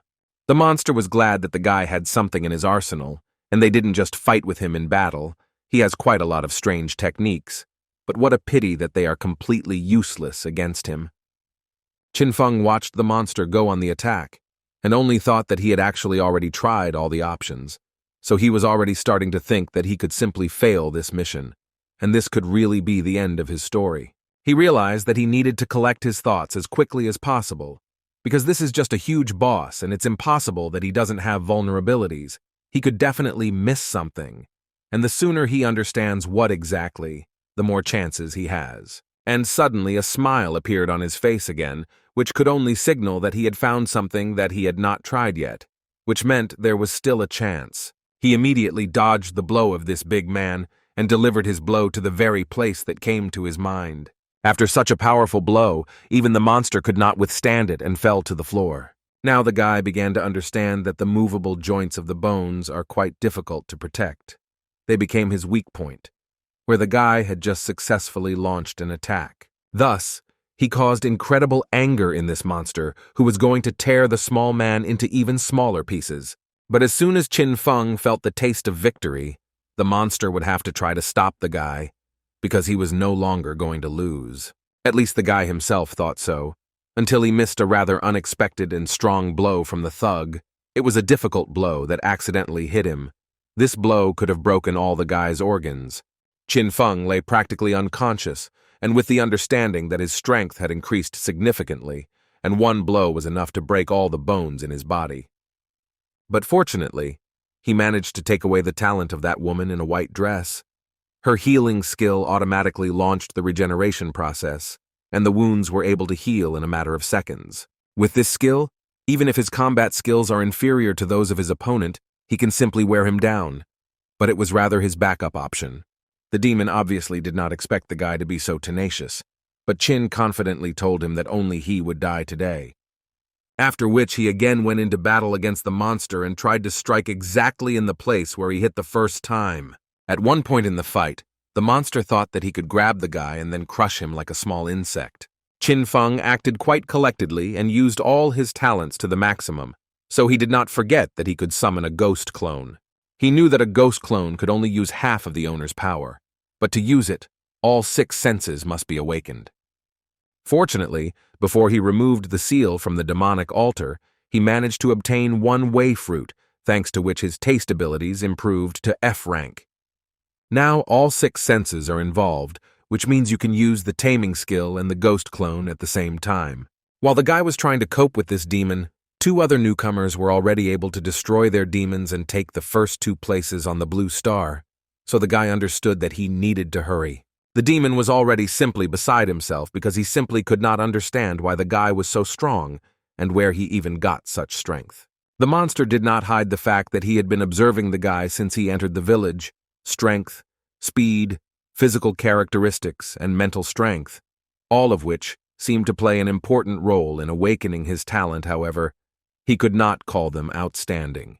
But after he was able to destroy Bai Ruo, he muttered something incomprehensible, and after that something clearly strange happened. Then his body was enveloped in a radiance, and he could no longer see anything. Already the 3rd participant had taken a place in this blue star ranking, so Qin Feng understood that he already needed to apply something much more serious to get into this list. So he combined hellfire, energy release, rods, and poison, which ended up looking like the final blow that the guy was about to deliver, because he simply could not believe that his armor could not be penetrated. While Qin Feng was trying to defeat this demon, the newcomers carefully watched how many places were left, and this figure was already approaching 6. It was quite strange for them to see how until noon there was not a single case, but as soon as the first participant defeated the monster, they began to win one after another. In any case, the only thing they were worried about was that Qin Feng would be okay, because they could try to defeat this monster tomorrow. Finally, Qin Feng received that very cherished notification, which said that the newcomer from the 911 village had also destroyed the demon and taken 5th place on the blue star. He couldn't even get up right away because this fight was the most difficult of his entire journey, so he needed to take a little breath and rest. The system began to notify that village 911 was among the top 10, and in addition to the main rewards in the form of improved performance, they can find out the true state of affairs. They happily decided to see how things were going and learned that the final testing of newcomers was in fact far from the final, because a real nightmare awaited ahead. The protective barrier was destroyed, and heavenly punishment fell on the village. Even the forces of hundreds of people could not cope with this creature, and as the head of the village, the author of this story, could not protect its inhabitants, his comrades, and loved ones. He was the only one who lost in this battle, and to this day considers himself a non-entity. After this, the guy still lived for several minutes, during which he prayed that one day he would return and take revenge on the one who did this to his village. The devil himself became interested in this hatred and decided that such all-consuming hatred cannot simply be left behind. Therefore, he did absolutely everything to take this hatred from this person and transfer it to whomever he wanted. Qin Feng listened carefully to this story and was quite interested in listening and finding out how everything really happened. After the death of the headman, he became a hostage of a dark deity and turned into a demon of hatred. This deserted village was the territory that was in his possession. Now the guy understood why heavenly punishment was the last test that the village of newcomers would have to go through. But most of all, he was interested in how difficult this test could be, when suddenly he realized that this could actually become quite a serious problem. Qin Feng decided not to waste any more time, so the first thing he decided to do was create his own village, which he came up with the name Dragon Pool. As soon as he came up with the name, he immediately decided to go straight to the foundation. For the creation of such a village, each resident was able to gain new abilities, and their characteristics improved almost twice. Now they will be able to hunt monsters even easier. But that was not all. One of them noticed an interesting function. Now you can return to the hut in one click, and the guy decided to check it right away. But the girl did not agree with him, but it was too late. A few seconds later, the guy was actually able to find himself in his hut, and for him it was quite surprising. And not only for him, because everyone who used this function was incredibly pleased, because it can even save lives in a critical situation. They also noticed that in the hut, the rate of energy recovery is much higher, and with this return function, there will be no need to waste time on the road. Everyone who settled in the new village decided that they needed to immediately gather in the square and celebrate this holiday together. Just as they were wondering whether Qin Feng would be able to join them, he sent everyone a notification that he was now activating the general video broadcast function, in which he asked everyone to listen to him very carefully. At the end of the tests of the newcomers, the newly formed villages must withstand the attack of the Heavenly Punisher, whose combat power is 100 stars. He also told them that his main task is to destroy the newcomers' huts. As soon as this happens, they automatically become homeless, and 100 points are deducted from him. But the guy calmed them down and added that if the village can give a worthy rebuff to the Punisher, then everyone will receive a generous reward. And if they are strong enough to defeat him, then the number of rewards will be doubled, and they have 4 days. So he asked everyone as soon as possible reach level 10 so that they are stronger. In addition, as the village improves, they can get the right to build a guardian altar, so they will definitely be able to defeat the Punisher, and in order to move to the first level, they need to fulfill 5 conditions.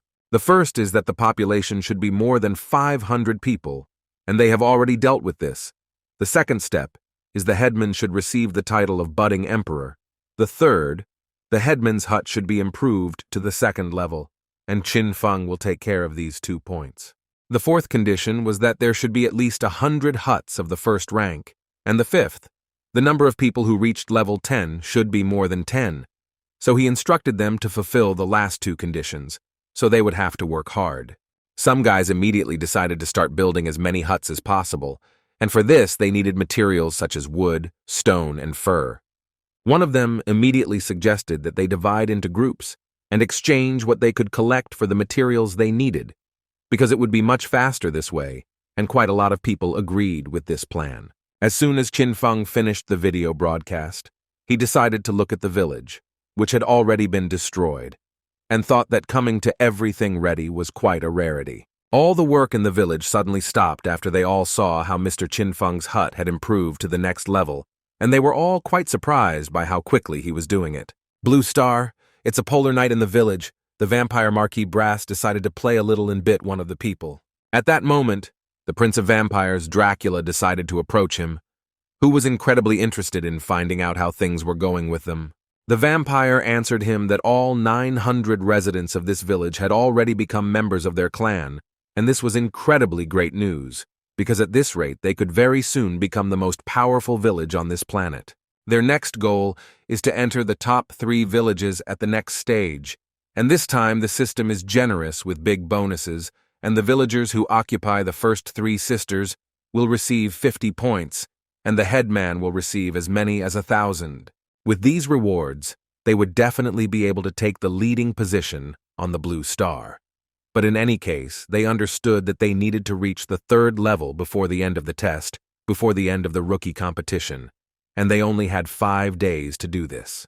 But Dracula answered his faithful friend that there is no need to worry about this, because there are only a few villages that can give them at least some competition. As for the Dragonpool village, he believed that even if some outstanding person appeared there, it would not change the general state of their affairs and would not affect their development in any way. He believed that there was no need to worry at all, because everything was going according to plan, and they were able to take leading places.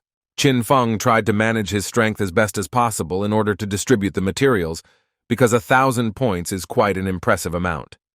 Moreover, he knew very well that this competition was limited by a time frame, and after summing up all the awards, the combat power was 89 stars, and he already had the title of Novice Emperor, so he believed that if he managed to win this competition, then most likely he would be able to defeat the Punisher.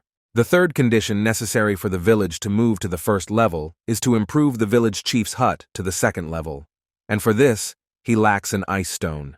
He knew very well that the ice stones were in Lake Chushui, where horned turtles live, and the thought of going there crept into his head. Moreover, he knew that by going there, he would be able to perform 2 tasks at the same time, and this was a pretty good exchange for him. Qin Feng once again donated a bunch of materials to his new village, which seemed to him to be in bad shape, and thought that using the exchange channel, you can donate resources and receive exchange points in return, which can then be used to receive items. After which he decided to use the source of the heavenly path, with the help of which it was also possible to obtain the necessary resources, such as kitchen utensils and household items. There are also stones of primary energy, by absorbing which you can get 100 units of energy, and energy can be obtained not only by destroying monsters.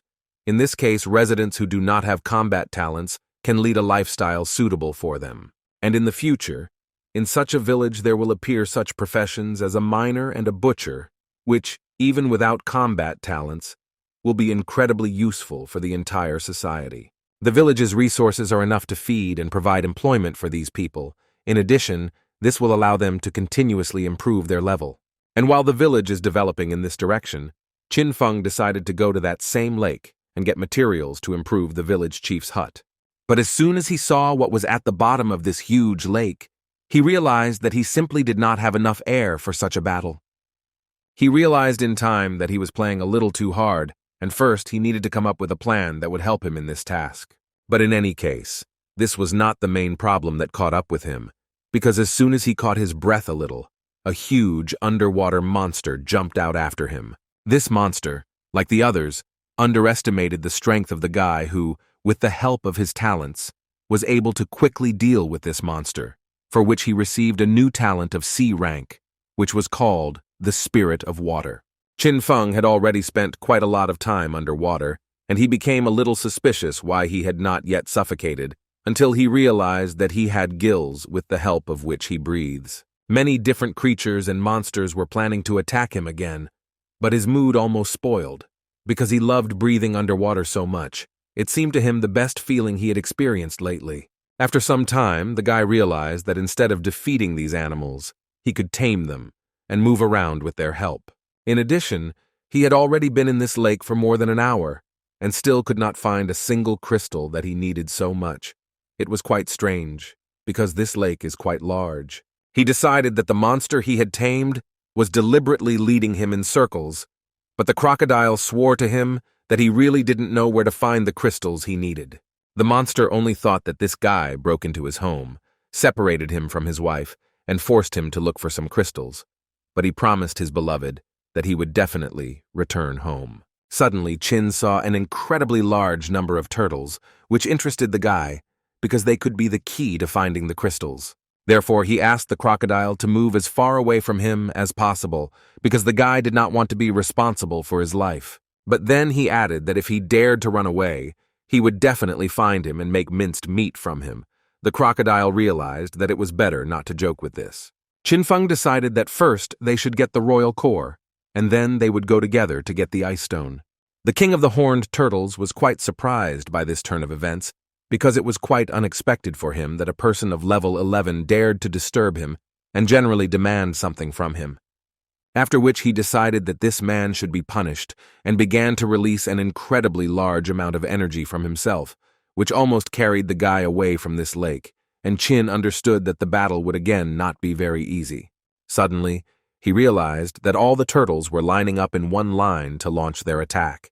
Although he had met mammoths and ants, who also attacked in groups, but even they did not have a common tactic that allowed them to attack much stronger, these turtles behaved together and will attack together. In this case, their combat power was much greater than the guy's, and now he doubted that he could win.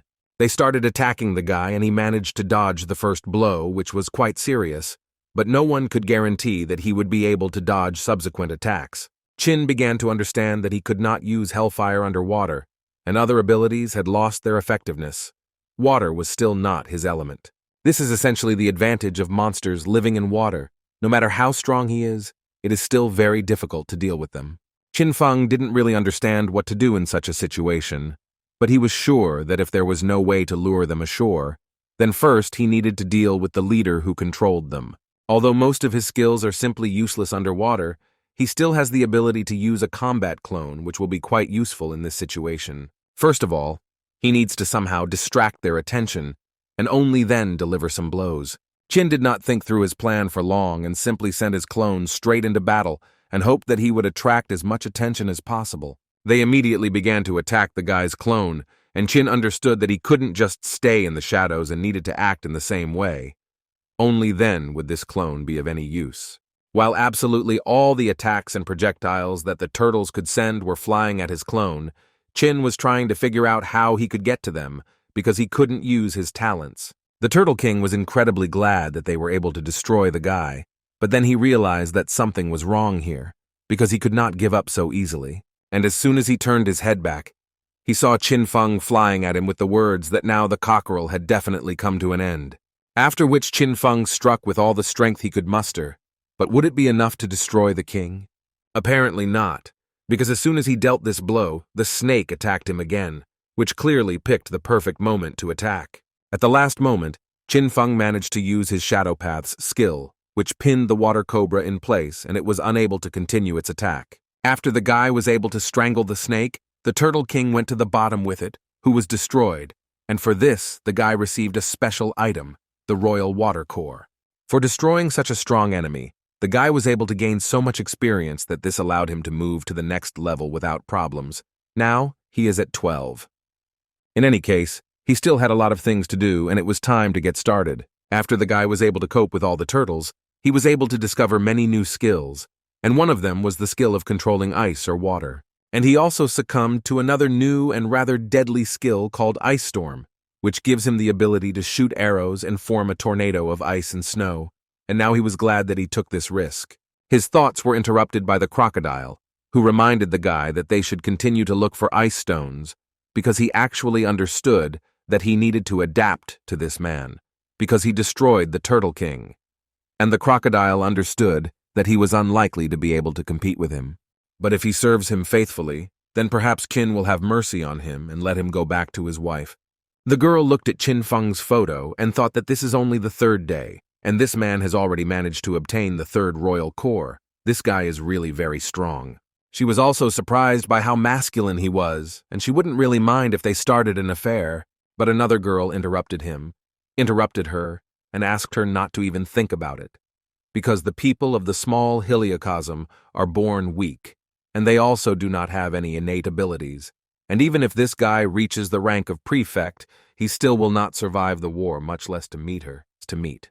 But she still wanted to dream about it at least a little, because the resources of his village had actually increased significantly, which means the difficulty had increased proportionally.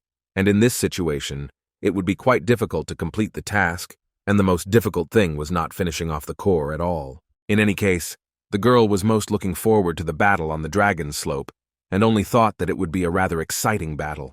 It was quite strange for Qin Feng, because usually Liu Xuan was inferior to Liu Yuan, but only half an hour passed and everything changed. What did they do there that their levels grew so much in such a short amount of time? And this Qi Ji, he was not even in the top 10 before was. Then the guy noticed that in the general chat there was an active conversation about some primary energy stones, and he could not believe that they were so in demand. Qin Feng was glad that his residents were quite smart and were able to raise their level to this level. This is quite unusual. Donate a novice weapon to get 2 contribution points. 1 primary energy stone costs 10 contribution points, and Liu Yuan and Qi Jie sell primal energy stones for 10 novice weapons each. By doing all this, they remain in the black by 10 contribution points, and then exchange them for stones of primary energy and absorb them, which is why they managed to pump up their levels so quickly. The village is gradually developing, and when Qin Feng looked at the current progress, he understood that there is a chance to defeat the Punisher. Suddenly, all his thoughts were suddenly distracted by some rather strange sound, which was slightly similar to someone's scream. In the forest, several people mocked the girl, and at one moment they felt incredibly sorry that she had nothing valuable, because in this case they simply could not let her go. She screamed with all her might and asked to leave her alone, because Elder Qin would find out about this, to which they answered her that he was nothing to them, because if he really wanted to help them, then he would not have focused on how to increase his level. They believed that he was simply selfish and a hypocrite. Suddenly the girl stopped screaming, and at one moment she felt much better because she saw what she wanted so much. After all, it was Mr. Qin Feng who came to her aid just in time and destroyed these guys, because they believed that they were not worthy of life.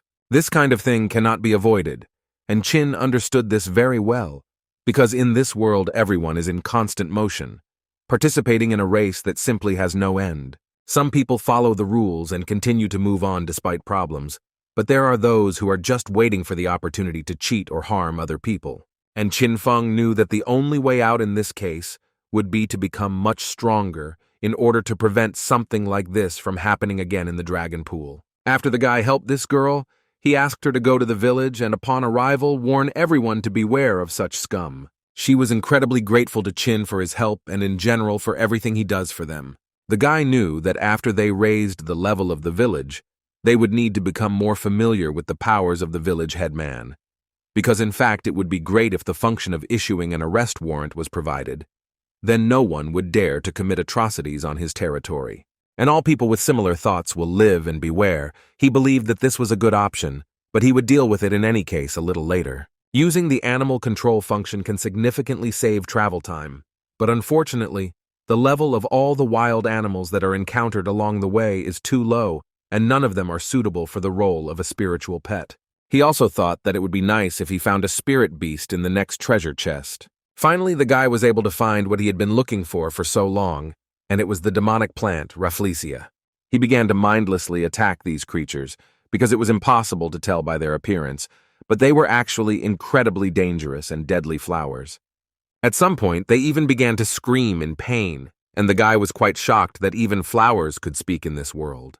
But at one point, these voices turned into something big, and the guy began to get motion sickness, and it was quite unpleasant. He began to understand that this was not an ordinary sound, but some kind of hallucination, which was quite difficult for him to get rid of. At one point, these beautiful flowers turned into monsters, each of which was ready to swallow the guy alive. After which they began to release some kind of sticky substance on him, which literally drove the guy into a trap.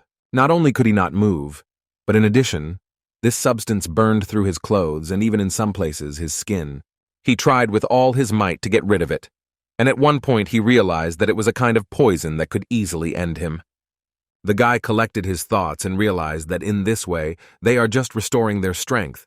That's why they have the ability to immortality, but on the other hand, this is just a level 15 demonic plant. Therefore, the guy realized that he actually had nothing to be afraid of, and he simply continued his attack, which should have been successful, and it was, because after a few seconds, it became clear that this poison did not affect him, and it was better for these plants to run away. Qin Feng easily caught up with each flower, and was quite surprised that they were so smart, although this did not help them. But by destroying several of these animals, he managed to obtain the core that was necessary to upgrade the huts to the 3rd level. But that was not all, because he knew that an ordinary sword is capable of cutting off a flower that can regenerate. But if he uses hellfire, then the regeneration process will not start, and then by destroying them all he will receive about 100,000 units of energy and more than 20 points. As soon as he dealt with the next flower, he finally noticed that his combat power had reached 87 stars. Such rapid improvement only spurred him on even more. He once again activated his true eye skill in order to check how many opponents were left, but soon came across another interesting object. It was a huge hive in which there were a lot of bloodthirsty bees, although their combat power was several times less than that of the guy, but in any case there were a lot of them, and they were quite strong opponents. Qin Feng understood perfectly well that there were too many of them, and if they all attacked, then problems could not be avoided. Then it would be incredibly difficult to defend, and it seemed like this was the best time to try new skills. It is always very difficult to activate a new talent for the first time, but this time the guy did it with pleasure, because this new skill was called Ice Storm. A rather small cloud was created under it, from which small, needle-like arrows began to fly out and destroy these bees one by one. At one point, he began to gain an incredibly large amount of experience, because there were incredibly many bees, and they gave no less experience for them, and this brought him level 13 quite quickly. After using this skill, the guy was able to destroy as many as 3,000 shoulders in one swing, which couldn't help but please him, although on the other hand, he couldn't expect anything else from a 4th level skill. But this was not the end, because the guy understood that the main monsters here were far from bees, after which he pointed his finger forward and said that he would be the next to die. The guy meant a demonic plant called the Dry Tree Witch, whose combat power was approaching 53 units. As soon as the guy said this, the girl woke up after such a long hibernation and turned into her true appearance, after which she was amazed by such a surprise, because she had not seen people who could recognize her for a long time. After so many years, there was still at least someone who decided to enter the Forbidden Zone, because she so missed the taste of human blood, and so wanted to get enough of it as soon as possible. After which she released absolutely every animal that had not yet died, among which was the queen bee. It was quite timely, or so it seemed to the guy, so he asked them all to follow his orders. The queen bee did not listen to his orders, and was not affected by his skill or the talent that he received. But in any case, the guy didn't really need it, because he was talking to smaller bees that had already begun to gnaw on her. As a result, she was no longer able to fly to him, because her own bees were eating her up, and for this Qin Feng was able to gain experience and special royal jelly. After which he added that the bunch of bloodthirsty poisonous bees he killed would never have been able to resist the queen bees, so he cheated a little. He decided that the best solution would be to use the beast control skill to activate the hellfire placed in their bodies and force them to fight on his side. The queen couldn't believe what he was saying. Had he really mastered the 2 polar skills of fire and ice? How was this even possible? He decided to explain to her that as soon as the poisonous bee reaches the target, he immediately activates the hellfire and it explodes.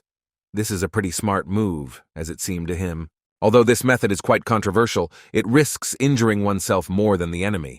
But she can see the effect for herself. It is simply impressive. After these words, he disappeared, and literally a second later managed to appear in front of this queen, who could not believe her eyes that he now appeared right in front of her. Qin Feng gathered a fairly large amount of energy into his sword, and again launched an attack that literally cut this girl into pieces. She screamed at the same time from fear and from the fact that she simply could not believe what was happening, because she considered the guy to be an ordinary wanderer who had gotten lost, and therefore he had to become her next victim. But unfortunately, she will have to use something much stronger, otherwise the guy will deal with her during the next attack. Qinfeng went on the attack again, and no matter how she tried, her skills were limited, and she didn't fully understand how this guy could do this. What kind of skill did he have? She understood that if this continued, then she would most likely end up, and she understood that in order to survive, even if it would cost her a lot, she would still have to use a forbidden technique. What she decided to do literally a second later, and it began to look quite dangerous, because the concentration of dark energy around her suddenly increased several times. It would seem that Qingfeng was seeing such a technique for the first time, but his smile remained with him.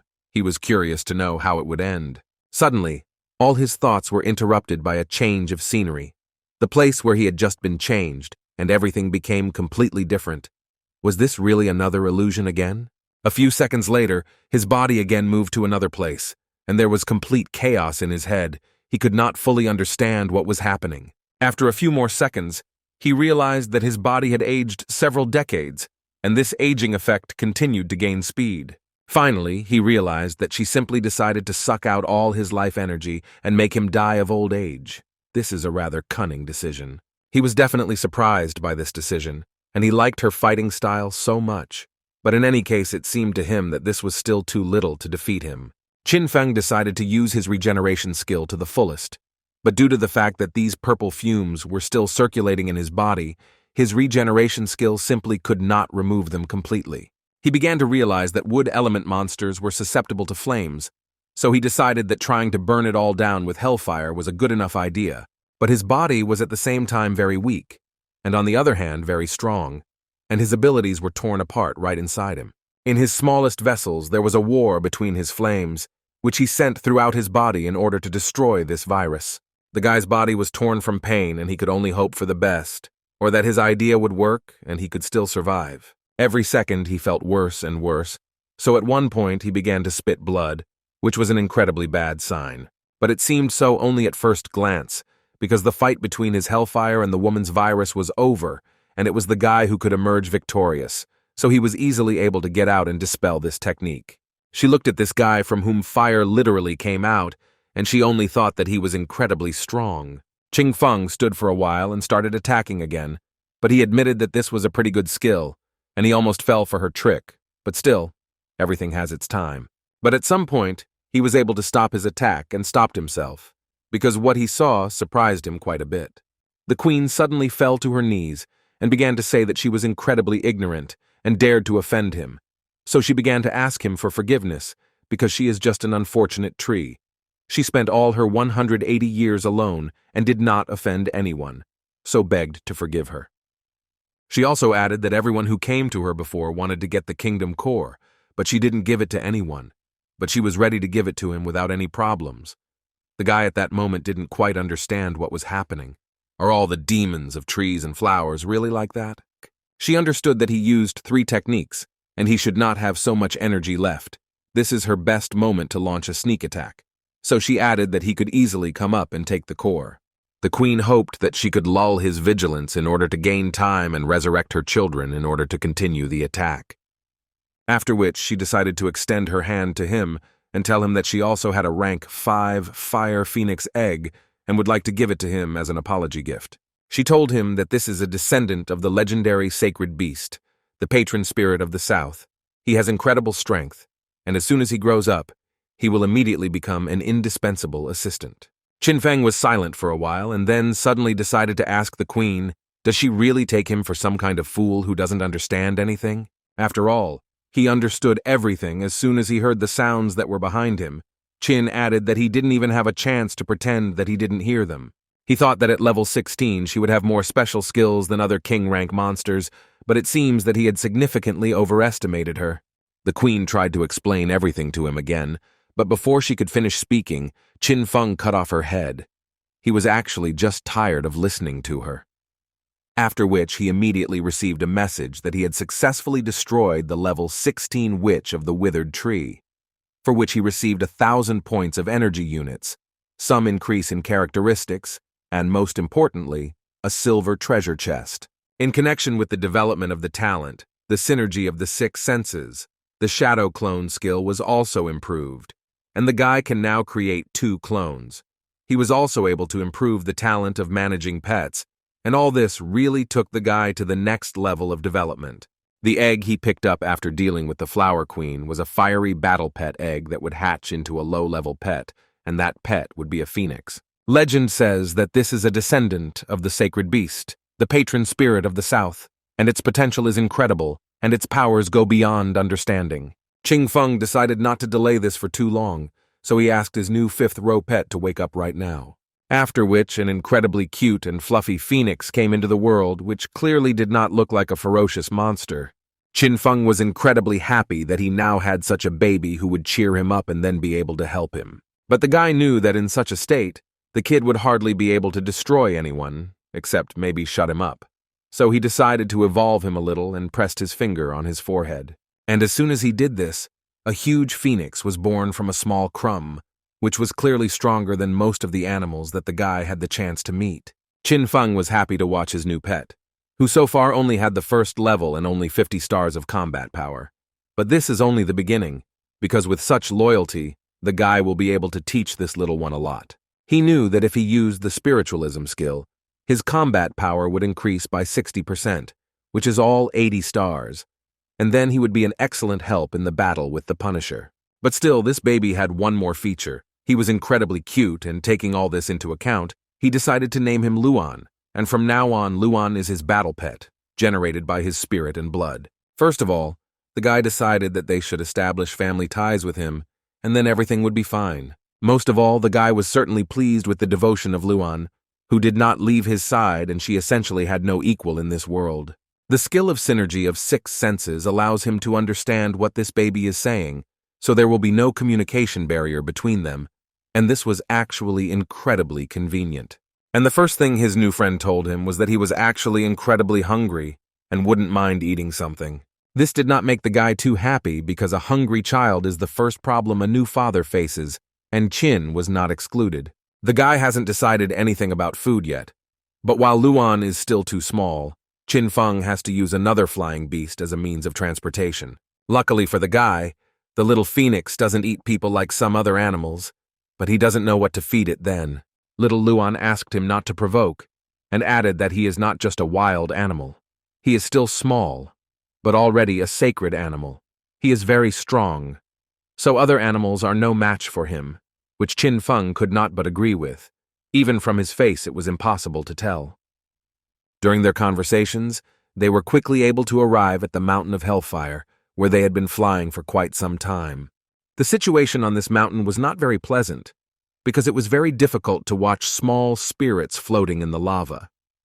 Chin Feng understood that these were definitely spirits who had been living here for more than one day, and his little friend only saw very tasty food in front of him. Therefore, he still could not restrain himself, and jumped down to at least have a little snack, because he had not eaten for more than 100 years while he was in that egg. Chin Feng tried to catch him, but he failed, because this little holy animal was too fast, especially when it came to food. At one point, he began to absorb one spirit after another, simultaneously destroying them and receiving an incredibly large amount of experience for him. Chin Feng understood that Luan was destroying monsters, and at the same time he was gaining energy. It even sounded good, and fortunately he turned out to be stronger than these spirits, so it was also a good training. Unexpectedly, while Luan was dealing with all the spirits that were below, the guy received a spirit voucher, and this was new to him. Before that, he had not held such cards in his hands. It was a second-rank item that could be used to get 1 prestige point. One person can use up to 10 cards inclusive, and this is a very useful thing. Chin realized that upon reaching a certain number of prestige points, you can receive a title bestowed by heaven, which can be exchanged for points, and this is a great way to upgrade your strength. For example, Liu Xuan receives 10 points and becomes the chosen one among the newcomers. He will also be able to receive additional points as a bonus. The guy immediately checked all the information and found that there were about 300 spirits here, which after clearing them he would have at least 100 vouchers. It was also obvious that he could place the rest in the exchange channel to help the people from the village improve and quickly reach the 10th level. While Qin Feng was sorting out the vouchers, suddenly his pet returned to him again, but not empty-handed, but with the 2nd level, and now he is finally full and his mood is now even better. But this little animal caused a huge evil beast to awaken, the king of magma fire spirits, who did not tolerate such an attitude towards his spirits. It seemed that it was time for Qin Feng to enter the battle, but Luan did not think so, and as soon as he saw this big man, he immediately flew at full speed straight towards him. The monster slightly did not understand what this insect wanted from him, but still followed his example, and also struck. Qin decided to check and found out that the king of fire spirits with a combat power of 52 stars was not at all a rival to Luan, who had just moved to the 2nd level, and he realized that there was really nothing to worry about. He became more interested in how the situation was in the dragon pool. The first thing he saw was that several guys had already reached the 10th level, and it turned out that currently in the village 9 people managed to move to level 10. Now there are 95 huts of the 1st level in the village. Very good, and very soon they will all be able to move to new level. Suddenly his thoughts were distracted by some exchange that seemed suspicious to the guy, and he decided to check who else was making unequal deals. Some person was incredibly eager to exchange 3 level 3 items for his level 3 machete. While the guy was trying to figure out what kind of exchange this was, and who needed it so much, the little phoenix continued the battle with the Spirit King, who really couldn't even keep track of little Luan. A girl suddenly got in touch with him and said that these items had actually been downgraded due to contamination, so only the 2nd level could be assigned, but she would still like to exchange them for a 3rd-rank machete. At first, the guy didn't really understand why she was asking him for such an unfavorable exchange for him, but as soon as he reconsidered the things she was offering, he changed his mind and agreed to the exchange. As soon as he received the items from the exchange, he immediately used his talent of endless extraction, after which he received 2 bracelets for both hands, which, although they were affected by corrosion, still added a good amount of characteristics to him. Also in this set there were anonymous handcuffs, which gave plus 60 points to defense and 100% to resistance to dark force, which was incredibly good for such a thing. He knew that these were the lost things of the Messenger of Light, and did not understand whether any information about the mission could be hidden there. But as soon as he started reading, a notification came in which said that the newcomer had reached level 10. The 10th newcomer who passed the test received a bronze treasure chest. Also, 100 huts in the village received the 1st level, and this could mean that all the conditions were met and the level villages can be upgraded. Either way, it was pretty great news, so they needed to continue their journey, and he asked his little friend to hurry up and finish with this Spirit King. Luan himself didn't mind ending this annoying fight, so he picked up incredible speed and flew straight towards the Spirit King. When he was finally able to deliver this blow, even such a huge spirit could not resist and still fell. This battle was indeed won without a chance, and Qin Feng was absolutely right that even in this form the phoenix is capable of destroying the kings of some races. But this was not the end yet, and as soon as Luan decided to get out of this mountain, a hand literally immediately followed him to grab him. Qin Feng understood that even though his pet was strong, he still needed help in such battles. Therefore, as soon as Luan was next to him, he decided to use his ice storm again, which was supposed to extinguish the ardor of this huge spirit. The effect of the blow was not quite what Qin Feng wanted it to be, because all the ice blows simply dissolved into the lava and essentially did not cause any damage. The monster himself was already quite interested in the fact that a newcomer could receive the title of Emperor of Beginners. Although he was from the small Chiliacosm and quite a small amount of time had passed, he had never seen such a rapid process. In any case, Qin Feng decided not to risk either himself or his new pet, so he decided to use the teleporter, which took them back to the village. Once he was safe, he decided that the first thing to do was improve the village, while he had a pretty good chance of doing so. As soon as he pressed the right button, some kind of process began around him, but Qin understood that apparently this was how it should be, and there was no need to worry. The promotion of the village from level 0 to level 1 was successful, and not only did the buildings receive improvements, but the residents were not left out, and each of them received the blessings of heaven and 50 points. Well, after this process, no one forgot about the headman of this village, who was Qin Feng himself, who received blessings in the same way, and instead of 50 points, he managed to take as many as 100 points. Also, now he is allowed to improve the residents' huts to the second level, and when the level of the hut is raised to the second level, he can get 100 points, so each of the residents quickly wanted to know what they needed to do in order to improve the level of the hut. Dracula was finally able to get these ice stones, and all he had to do was improve the village chief's hut to the second level, and then it would be possible to raise the level of the village to the first level. His courtier was 100% sure that they were the best village and was sure to be able to take first place. The man was so happy, first of all, that he was able to get these crystals, and secondly, he was haunted by the thought that his village would finally be known throughout the world. After Qin Feng improved the village, it became available to him to upgrade the village chief's hut to the third level, and for this he needed wood, stone, moss, iron ore, which was quite a bit, and getting all this was quite easy. It was especially easy for Qin himself, because everything he needed was in his inventory, and he could already try to improve his hut. That's what he did, and the first thing that incredibly surprised him was that now he had a kitchen. In addition to the kitchen, he decided to test his new bed, which was huge and could fit 3 people like him. But most of all, of course, he wanted to take a hot bath. He had only been gone for 3 days, and it wasn't that he was very tired, but that was exactly what he had been missing all this time.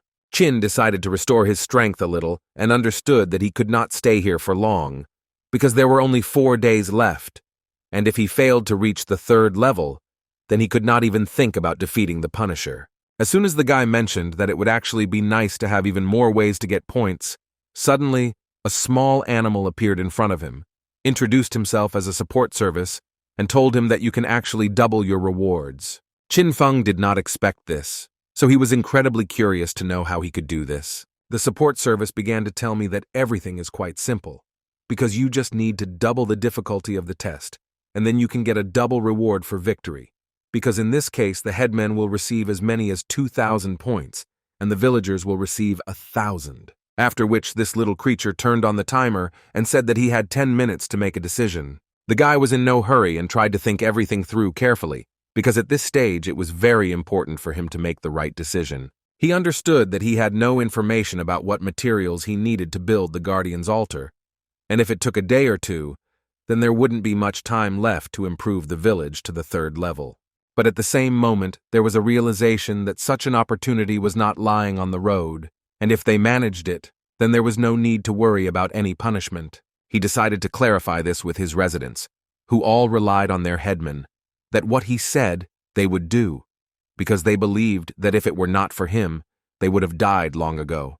So they believed in him with all their hearts. After speaking like that, Qin Feng had no more reason to doubt, so he immediately accepted this challenge. From now on, upon reaching each level of the Dragon Pool Village, the rewards received will be doubled, and if the Dragon Pool Village wins the village competition, the reward will also be doubled.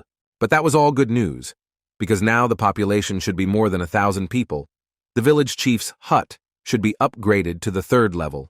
The number of first-level huts should exceed 40, and there should be 40 newcomers in the village with level 10. And as soon as they are able to fulfill all these conditions, only then will they be able to build the Guardian's altar. And after that, some of them began to panic, because it seemed to them that these conditions were simply impossible to fulfill. They understood that even if they fulfilled all the conditions, the level of the village would still not rise, and then it would be unclear what they should do next. But their panic was interrupted in time by Qin Feng, who assured them that they should not worry, because he was working on a C-rank task to open the map, and upon completion of which he would be able to go to the big world and attract more people. After which he also added that their little friend from the support service reminds them that upon completion of this task, they will be able to find the Temple of Thousand Apparitions, and then use the portal and go to the selected newcomer village and recruit residents for their village. He continued to assure them that he would make every effort to ensure that they were saved in this world. He understood that this time the tasks were not easy, and therefore they had to distribute the work among everyone, which would significantly speed up their overall success. Then he gave them the first instructions. Upgrading the huts to the first and second levels requires a lot of wood and stone, so from now on everyone whose level is below 40 will be engaged in chopping wood and mining stones. After which he listed everyone who was in the top 10, and their mission will be to go to the western part of the Lilo pastures to the Ant Mountain, where they must extract as much iron ore as possible. He asked the rest to do everything to reach the 10th level as much as possible. They are prohibited from doing any manipulations with primary energy stones that other people did. Ice stones of the second level are necessary for improving the huts, so he placed them in the exchange channel so that anyone can exchange them. He believed that they must reach the second level within 2 days, and this must be done at any cost.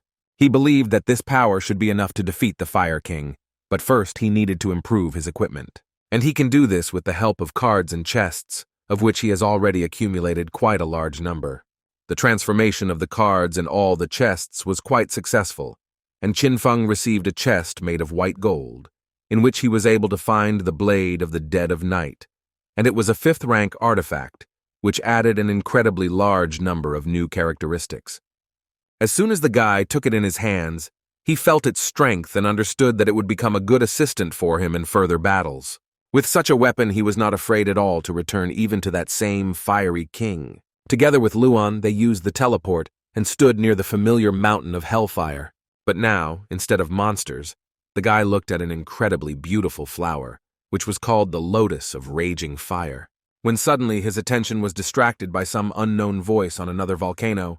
This voice asked to pay attention to him, although it seemed very strange. Qin Feng didn't quite understand who it could be and didn't quite want to actually pay attention to him. With the help of his eye, he saw that this was a person of imperial rank, whose level was 18, whose combat power was almost 100, and his main characteristic was immortality. This seemingly small boy began to run along the edge of this volcano and talk about how the chick was too fragile, and as soon as you pinched him, he died immediately. What a pity, because the clan members continued to blame him for not being able to raise him, and they even wanted to execute him.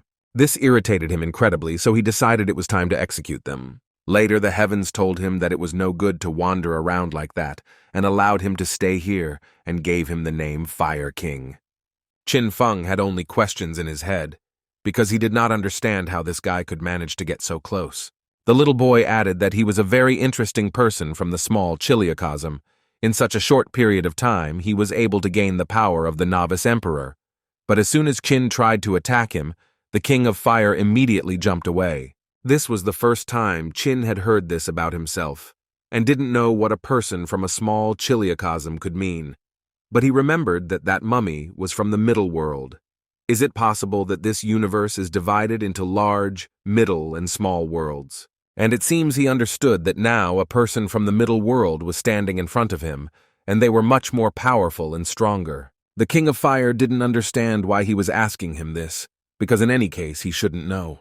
After which he suddenly started screaming again, and saying that he no longer wanted to talk, but wanted to get down to business immediately. And as soon as he raised his hands up, all the lava and fire suddenly began to erupt, and it became clear why he was called the King of Fire. Many fire dragons suddenly flew out from the fire, which did not mind destroying the little boy's enemy. Qin Feng was even a little offended to see who he sent to destroy him, because 37 power stars is really very little for him. Immediately, he used his Ice Storm skill, which landed a precise hit directly on one of the dragons. As soon as he was able to destroy the first dragon, in addition to experience, he received some new resource, which was called Fire Glass, but he did not have time to think about it, because one of the dragons attacked him again. But not only was the guy able to dodge this blow, but he was also able to deal a crushing blow to this monster. The King of Fire looked at all this fun with a smile, and at some point he began to be impressed by what Qin Feng could do.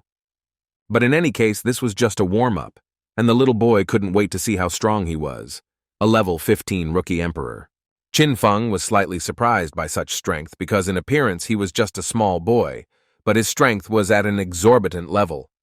The little boy decided to use one of his main trump cards and summoned a fire golem to this fight. Qin Feng understood that now the battle was moving to the next level because this was apparently the same monster that extended his hand when his little animal was dealing with the magma spirits. He then used the ability of his eye and saw that the combat power was only 100 stars, so he decided that he had to cope. But while the guy was trying to think through tactics and find out how he could cope with these monsters, the golem was already striking the first blow to the guy. The King of Fire just wanted to destroy this newbie emperor and continue walking around his volcanoes himself. But even after several rather strong blows, Qin Feng still remained on his feet, and the boy decided to once again check how long he could hold out. The golem used all the power that was available to him, and Qin Feng understood that now he needed to come up with another plan, because he was unlikely to be able to win the battle with brute force. But not only did the golem continue to put pressure on him, but at some point lava began to erupt from all the cracks and threw the guy back. At the last moment he was able to gather himself and land on his feet, but it was not the end, and the lava projectiles continued to fly at him. Qin understood that this giant was under the control of the Fire King, so he needed to stop him, and then the problem in the face of this giant would disappear by itself. But first he asked his beast to find a more modest place and hide there. First of all, he decided to take control of the Fire King, who incredibly interfered with his plan. But it was actually not so easy to do this, because lava and fire were everywhere. Making one wrong move, the guy could end his fight. With his amazing speed, he was still able to catch up with the little boy and hit him on his arm so that he would use it as little as possible. But this was far from the end of his attack, because now he wanted to destroy the golem itself, or so it seemed at first glance. Qin Feng was already quite close to striking, but again he did not have time to react, and the golem struck him ahead of the curve, which he could not have expected at all. The guy fell straight into the hot lava, and any other person or warrior would have simply died at that moment. But Qin Feng had several skills in reserve that allowed him, even after such a blow, to remain in the battle and continue the battle. His battle phoenix was too worried about his master, and still had not flown away, so Qin Feng had to repeat to him that he was in fact completely fine, and that he was the opponent of this golem, and he should immediately fly to a safe place.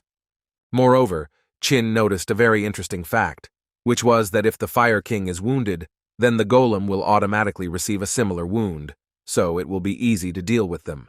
Therefore, he decided that it was time to use the skill that he calls the shadow bonds, with which he was going to envelop the King of Fire. And as soon as the little boy was trapped, this could be noticed by looking at the golem. But this was not enough for Qin, so he immediately pulled himself together and launched another attack to finish off this boy as quickly as possible. At some point, the little boy was able to get out of this trap, but in any case, he received a good dose of damage, and now he began to hate this guy. Qin couldn't believe that his body could withstand the blows of a rank 5 blade. What kind of terrifying durability was this? What was his body even made of? It was quite unusual for him to see that the difference in combat power was only a couple of stars, but for some reason, he was incredibly difficult to deal with. Qin Feng understood that he must have missed something, and this detail right now is incredibly preventing him from winning this battle, and he needs to find this detail as soon as possible. Otherwise, it will not be sweet.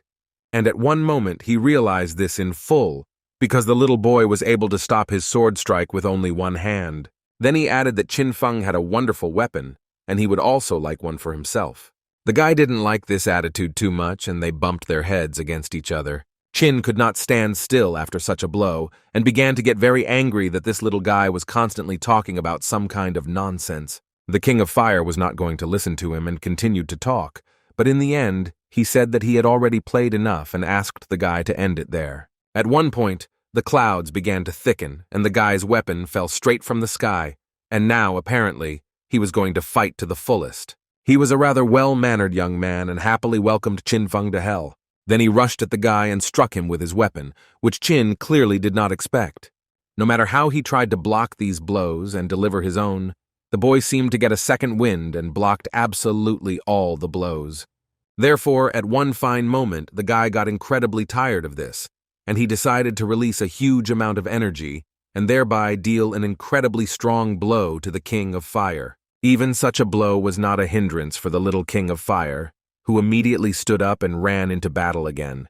Qin Feng began to feel the weakness of this guy and continued to attack, backing it all up with words that the combat power of 100 stars was too much for this kid.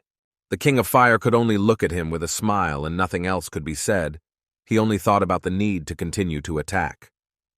The boys began to attack again, and at the same time talk about how 100 stars are only earthly power, if the combat power has reached 100 stars, but the tested martial arts have not been passed, then this can only be considered as the peak of human level. Qin Feng had never heard anything like this. He wanted to know more about the earthly path, and what is the peak of the human body. The guy understood that apparently the King of Fire misunderstood him, but in any case, this was a great chance for him to learn more about the earthly level. And the Fire King was not at all opposed to telling more about how a true Earth-level master could crush him with one hand, even if his combat power was only 100 stars. Qin realized that this means that the boy is not a master of the earthly level, and there is a huge gap between him and the Punisher. The boy answered him that he reads the guy like an open book, and asked the guy not to even think about telling him any information. He also added that here, based on the current situation of the Dragon Pool village, it was clear that even if he built a guardian altar and became an Earth-level master, he still would not be able to save anyone. He thought so only because they were all just an ordinary bunch of garbage, and in order not to get his hands dirty, the boy was going to destroy the guy right now and put him out of his misery. Qin has never seen such arrogant people. He understands that the difficulty for the task where you need to defeat the Punisher will double, so he needed to figure it out here as soon as possible and move on to the next stage. The boy did not stop and continued to talk about how the master goes through a serious transformation when moving to the earthly level. But this does not mean that a human-level master cannot defeat an earthly master, because when the combat power approaches 130 stars, a human-level master can win. And mentally, the boy understood that this guy's combat power had definitely not reached 130 stars yet. But still he had to admit that his attack was comparable to that of a master of the half-earthly kingdom. In any case, he believed that it was time to stop this performance. He decided that he needed to put all his strength into one blow and destroy the guy. Qin Feng realized that now the boy would want to deliver one of his strongest blows, because he again saw the huge golem that hung over his opponent's head. The boy calmly and of course with his smile ordered the golem to destroy this upstart. The golem unquestioningly launched his incredibly powerful blow, but Qin was able to easily dodge, because he had already actually seen such blows. But the little boy didn't think so, and at that very second he climbed out of the fireball and asked Qin to think again. Qin really didn't expect such a strong blow, and was quite surprised when he saw the boy, but now because of his underestimation, he is seriously injured. The King of Fire immediately decided to upset him, and told him that the giant did not have to repeat all his movements and he could act alone. The golem simply has no brains. He can only swing his arms and destroy everything here, so it is quite difficult to control him. Fortunately for him, after their long coexistence, the golem learned to understand him, and therefore can sometimes hit the enemy without his direct order, and you need to be quite careful with this. Qin understood that his carelessness was to blame for everything, and he needed to be as careful as possible, because this world was too dangerous, and there were no surprises to come from the ports. But he did not lose hope and thought that he still had a chance. As soon as he pulled out his sword, then he decided that he needed to act. He would also activate the regeneration skill and heal the wound. This has already begun to make the Fire King incredibly angry, because the guy essentially doesn't listen to him at all and continues to try to do something. As soon as Qin decided to answer his opponent, his little pet rushed into the battle. The phoenix was flying at great speed and wanted to save its owner. The Fire King was not going to tolerate such behavior from this beast, and so he was going to catch him and punish him. At his command, the golem immediately went to carry out his instructions and tried to catch the little phoenix with his huge hand. Considering its enormous size and low speed, he was still able to catch it. But now the chick was not feeling well. At this time, the guy was lying on the floor unconscious, and in his head there were only thoughts that he could not just die, but the wound was too serious, and the regeneration skill could not restore his body so quickly. He understood that he could not in such a situation to teleport to the village, because if he cannot defeat the King of Fire, then how was he going to protect the village? Little by little, Qin began to rise only with the thought that he was obliged to protect more than 900 people who were counting on him. He was able to get back to his feet, and an incredibly strong energy began to emerge around him, and it became completely clear that he was going to continue the fight. Even the King of Fire was incredibly shocked by such willpower, because the guy was essentially able to get up, given the blow he received, and that the energy literally absorbed him from the inside. But the king made a mistake much more serious than he thought, and he made it when he dared to mock the little phoenix in front of his owner. And for this, Qin was going to punish the small and ill-mannered boy who had acted so badly. The boy understood that the guy was using a shadow clone, and now it was he who was attacking him. It was so easy for him to figure it out. But suddenly Qin made the guy doubt his thoughts when suddenly he felt that someone put his hand on his shoulder, and it was a clone of the guy. And the guy didn't stop there, because then the boy began to be engulfed by shadow paths that held him so tightly that it was difficult for the guy to move. Qin answered him that this little boy was not listening to him, because he had told him a long time ago that these were his shadow paths, and his shadow clone was standing next to him. But he didn't want to say more, so he decided that the best option would be to punch through this little boy and finally end this fight. As soon as the guy dealt this blow, the system immediately notified him that he was still able to destroy the Fire King of level 19, for which he received 3,000 energy points, some increase in characteristics, as well as the Emperor's core, which allows him to control fire. Also, after he managed to deal with this opponent, he was able to achieve more than 100 reputation points and 100 combat power points. His characteristics were able to improve several times, and it was incredibly easier for the guy because they were still able to defeat this guy. Of course, the huge golem was still alive, but the guy understood that without the little boy, he was unlikely to pose any danger. Therefore, he decided that it was time to finish with this monster, concentrated a large amount of energy, and was going to deal the final blow to the monster. As expected, he managed to destroy this monster with one blow, and now he does not pose any danger, because at least he was destroyed by the guy. Phoenix was incredibly happy that his master was still able to win, but still he noticed that something was wrong with his master. The thing was that a little friend from the support service informed him that since he was able to reach 100 points of combat power, he could now pass a special combat test that would allow him to increase his strength. Qin didn't quite understand what he could get out of this, because the Fire King didn't really want to tell him about it. He was not too sure, but still he decided to ask his little friend how to take part in this test. The robot told him that he needed to go to the Temple of Thousands of Phenomena in the Big World. During the test subject's body would be transformed by the power of the heavenly path, and he would be able to receive the title of Earthly Level Master. They would also give grades, and the guy understood that, in other words, he should get the best possible assessments during testing. But in this case, he believed that first, it was necessary to improve the village to the second level and get as many points as possible. Just as he was thinking about how he could get even more points, he received a message that the villager Liu Xuan had upgraded his hut to the second level, for which he received 100 points, and the villager's combat power increased to 30 stars. At first he was happy for the guy, but then Qin realized that he himself was gaining experience for this, and for him it was quite unexpected. He began to understand that when the villagers moved to the next level and received their reward, then Qin also received some part of this reward, and with each improved level, Qin received more and more. Now he quite liked being the village chief. Qin knew that there were 937 residents in the village, and if everyone's strength increased to 30 stars, then he would receive a total of more than 9,000 points. And suddenly the thought appeared in his head about what he would have had if his village had hundreds or even millions of inhabitants. How much experience and points he would then have received. Then he could become the god who rules this world. But his thoughts and ideas were suddenly interrupted by a little friend from the support service, who asked him not to get his hopes up about what he could do and how much experience would be available to him. Qin could no longer stop the train of his thoughts, and he only thought that he must contribute to the development of his residence, if, of course, he wants to get a return as soon as possible. And that's why he donated as many as 500 spirit vouchers, which he managed to get. Using this voucher, you can get prestige points and raise your level. He was also able to donate a huge amount of ice stones, with the help of which residents can now improve their huts, and for this, they can also gain experience and prestige points, some of which will also go to Qin Feng.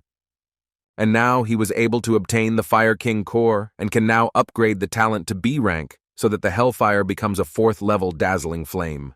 Well, that fiery lotus that they found in this fiery kingdom will allow them to eat Luana with the hope that this will make the phoenix much stronger. But now the guy has already begun to doubt that he needed a pet so much because he thinks so much about it.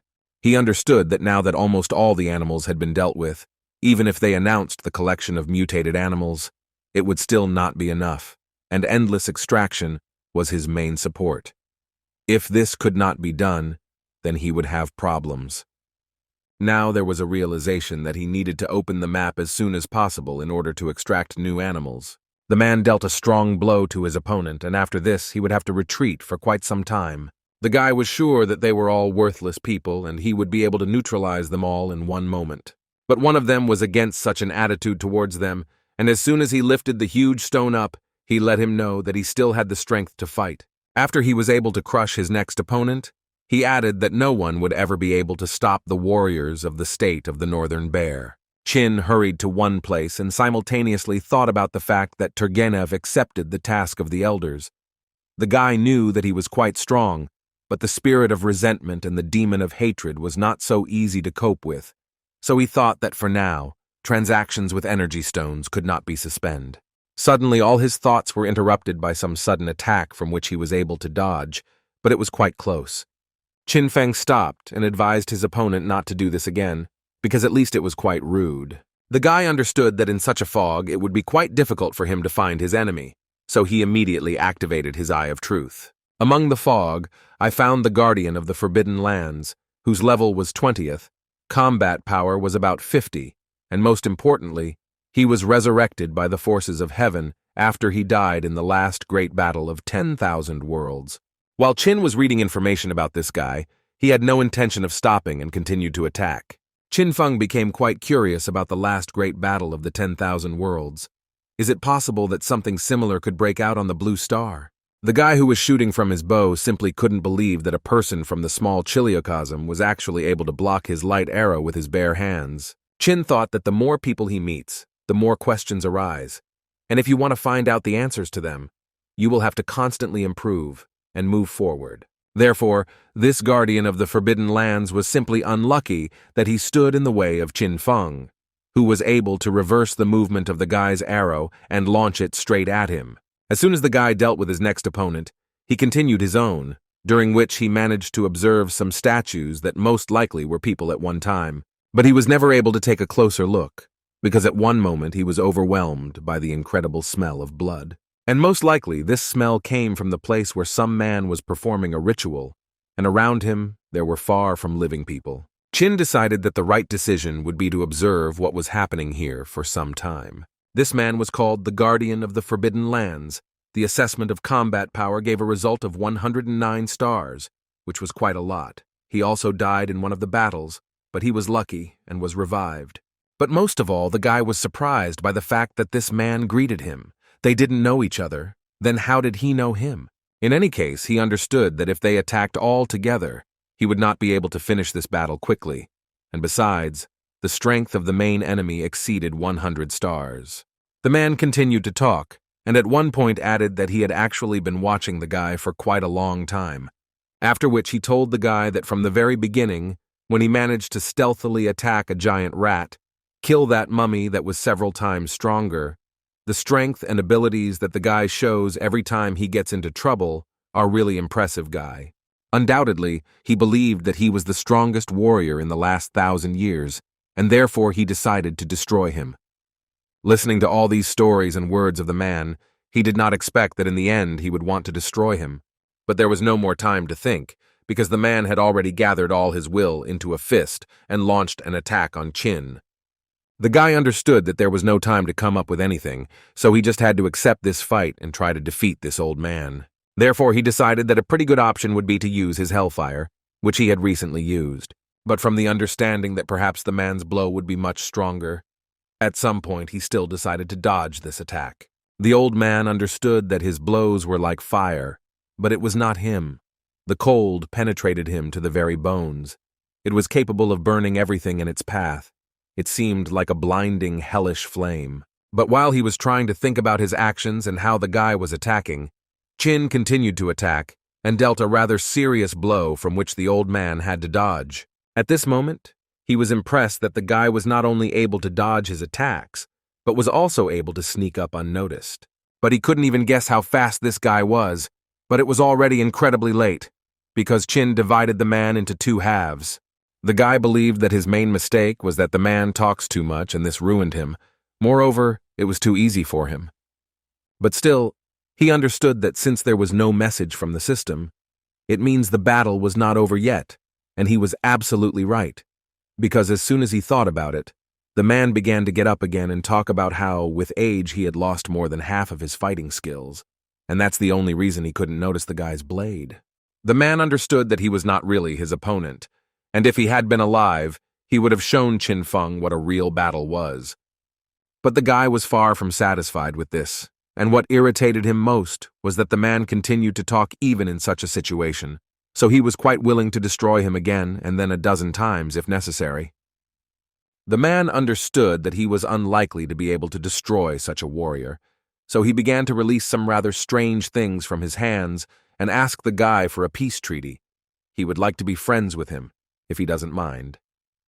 Having taken a closer look at the things that the man was releasing from his hand, the guy realized that these were a couple of dragon blood fruits, and did he really want to buy him with this? Still, the guy succumbed to the assumption because he understood that the fruits of the dragon's blood can awaken the blood talent, and the greater the blood talent, the more you eat, the higher the concentration of true dragon blood in the body will be, and when it reaches 3%, then people are likely to be able to awaken new skills. The man also added to him that young people need to eat quite a lot, and if he has any questions, he can calmly ask them to him. Qin did not lose this opportunity and asked him what he knew about martial arts tests, to which the man answered him that this was a gift from the heavenly path, and those who take part in this test could receive the highest blessing and be transformed. When evaluating, the results are divided into 5 levels: low, medium, high, special, and divine levels. After which he added that although there are 5 of these levels, 99% of people belong to the low level, and only 1/10 of 1% belongs to the middle class. Well, as for the high level, there are really only a few who were able to reach such high levels. He said that once 1 billion people came with him from the middle chiliocosm, but only a few managed to reach a high level. Not even all the geniuses who received the title of novice emperor, even at the novice evaluation stage, managed to reach a high level. Qin Feng understood that if a person with a high level is an incredible rarity, then there is no point in even mentioning a special level. All that the man could answer him about this was that young people are now quite ambitious. A special level. This is 1 in 100 billion. Even in a large chiliocosm, it is incredibly difficult to meet such a person, and no one has ever met a legendary master of the divine level. The man still knew one high-level person who had level 20 over 200 units of combat power, but unfortunately, he died. So he thinks that you need at least level 20 and a combat power of 300 stars to get a special level rating. Qin understood that he was still far from reaching 300 stars, but fortunately he still had time to work on it. The concentration had reached 3%, 1 or 2 more fruits, and perhaps he could awaken the skill. In any case, now he was curious to know what was the great battle of 10,000 worlds that everyone was talking about. The man began to tell him that the great battle of 10,000 worlds is a battle that takes place every 1,000 years in a world in which everyone lives, and everyone comes here with the goal of destroying the large, medium, or small chiliocosm. Monsters, ghosts, evil spirits, or even people, all living things will be forced to fight, and if you win, then you can become a deity. And if you lose, then you will be destroyed, and no one will even know who this warrior was. This is all that the man knew. So at the end he added that if he managed to break the seal and go to the great chiliocosm, then perhaps he would be able to meet the defeated races. While the man was talking about this, the guy did not stop and continued to eat the fruits, from which he achieved the concentration he needed, and now his blood talent was raised to D rank. The man was quite pleasantly surprised that the guy was still able to achieve the concentration he needed so quickly, so he already began to think that he would still be able to destroy him. He also thought about the fact that 1,000 years had already passed, and he had no strength left to suppress him, and if the guy didn't do this, then this would be the end of the newcomer village. He immediately warned him that he would have to go through absolute hell, which frightened the man most of all. But no matter how hard the guy tried, he could not awaken the talent of his blood. The system constantly asked him to try again. Qin simply could not understand what was wrong, what he was doing wrong, and why he couldn't awaken this talent. The man tried to tell him that if he couldn't eat, then he could simply save it for the future, gradually accumulating in the body. It would naturally stimulate the power of the dragon's soul and the inherited blood talent. But the guy didn't really believe that he would do all this for free, so he asked him to tell him what he really needed from him. The man showed him a golden spirit that could enhance the power of weapons, and he hoped that he could free him. Well, after that he hoped that the guy would be able to defeat the water dragon. As soon as he uttered these words, the earth suddenly began to tremble, and it was obvious to each of them that the process had actually been started, and most likely the spirit did not intend to wait any longer. The man once again repeated to him that if he did not free him now, it would be too late, and he would no longer be able to restrain him. Qin Feng realized that he essentially had no other choice, so he used his main talent. With the help of endless extraction, he planned to free the man, or rather his talents. For this, he received an incredibly large number of different talents, one of which allowed him to control all 5 elements. Now a phrase sounded in his head, the meaning of which was that earth gives birth to metal, which in turn gives birth to water, and she is a tree from which fire can be made, and that gives birth to earth, and all this is connected by a chain.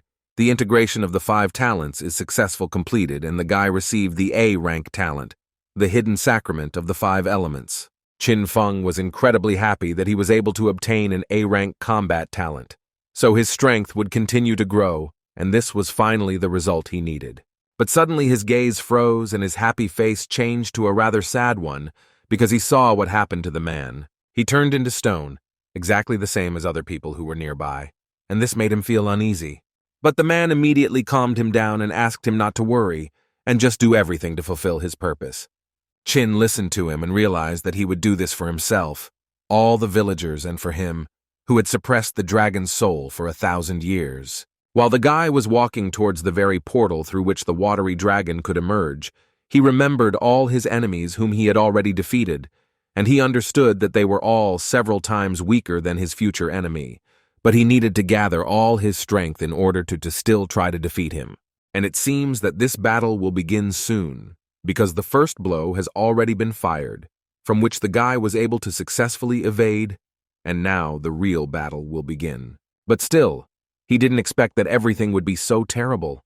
This monster was really huge and terrible, and they called it the water dragon puppet, whose combat power was equal to 143 stars.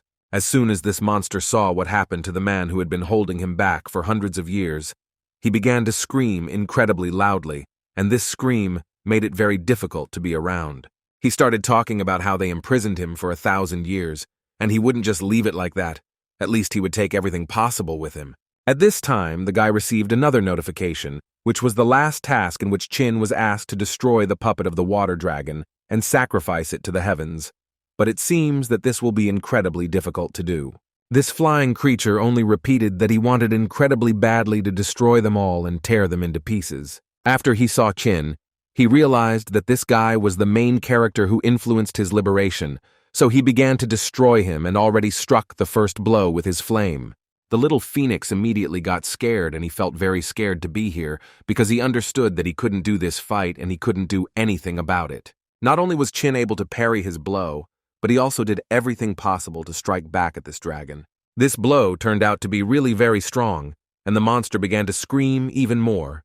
But he did it out of anger, because some ordinary person dared to break his nail, so he decided to give him his strongest move for testing, because that's all he needs. All spirits of fire and wind in this world are subject to light. Literally, he gathered around himself a whole sun of fire, which he was going to direct directly at the guy, and it seemed that after this no one could survive. But Qin was not some ordinary person, and he had a chance to come up with something. But even the guy couldn't believe his eyes, because this dragon doesn't just control fire, he is fire. This opponent will be the most difficult of all he had.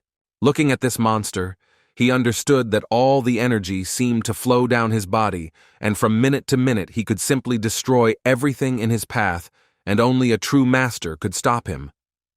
Suddenly, the guy's confidence began to drop sharply because he noticed some incredible increase in his characteristics. His combat power suddenly began to grow. He had never seen anything like this before. How was this even possible? Now the combat power of this dragon began to approach 200 stars. He began to realize that this seemed to be what the guardian of the Forbidden Zone was talking about. Earth-level masters were able to use the power of the earth and heaven for their own purposes, and his combat power still continued to grow.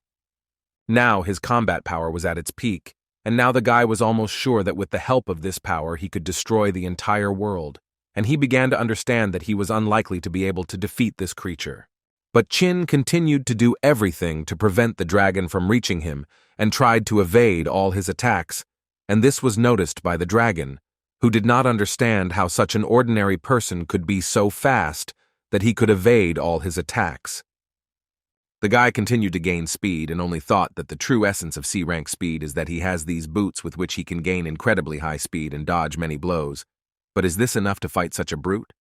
He understood that in the case of other opponents, these boots did everything he ordered them, and in fact, was an invincible enemy for them.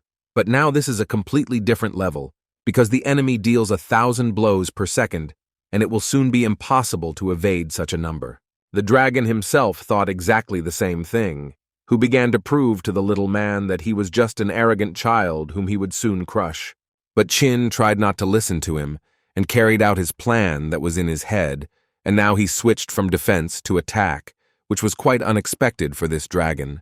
Qin tried to deliver strong blows, although he understood that it was just a puppet, essentially a living corpse, and such injuries were simply not scary for him, so he did not count too much on such attacks. But now the question was spinning in his head about how he could destroy a corpse that had already died.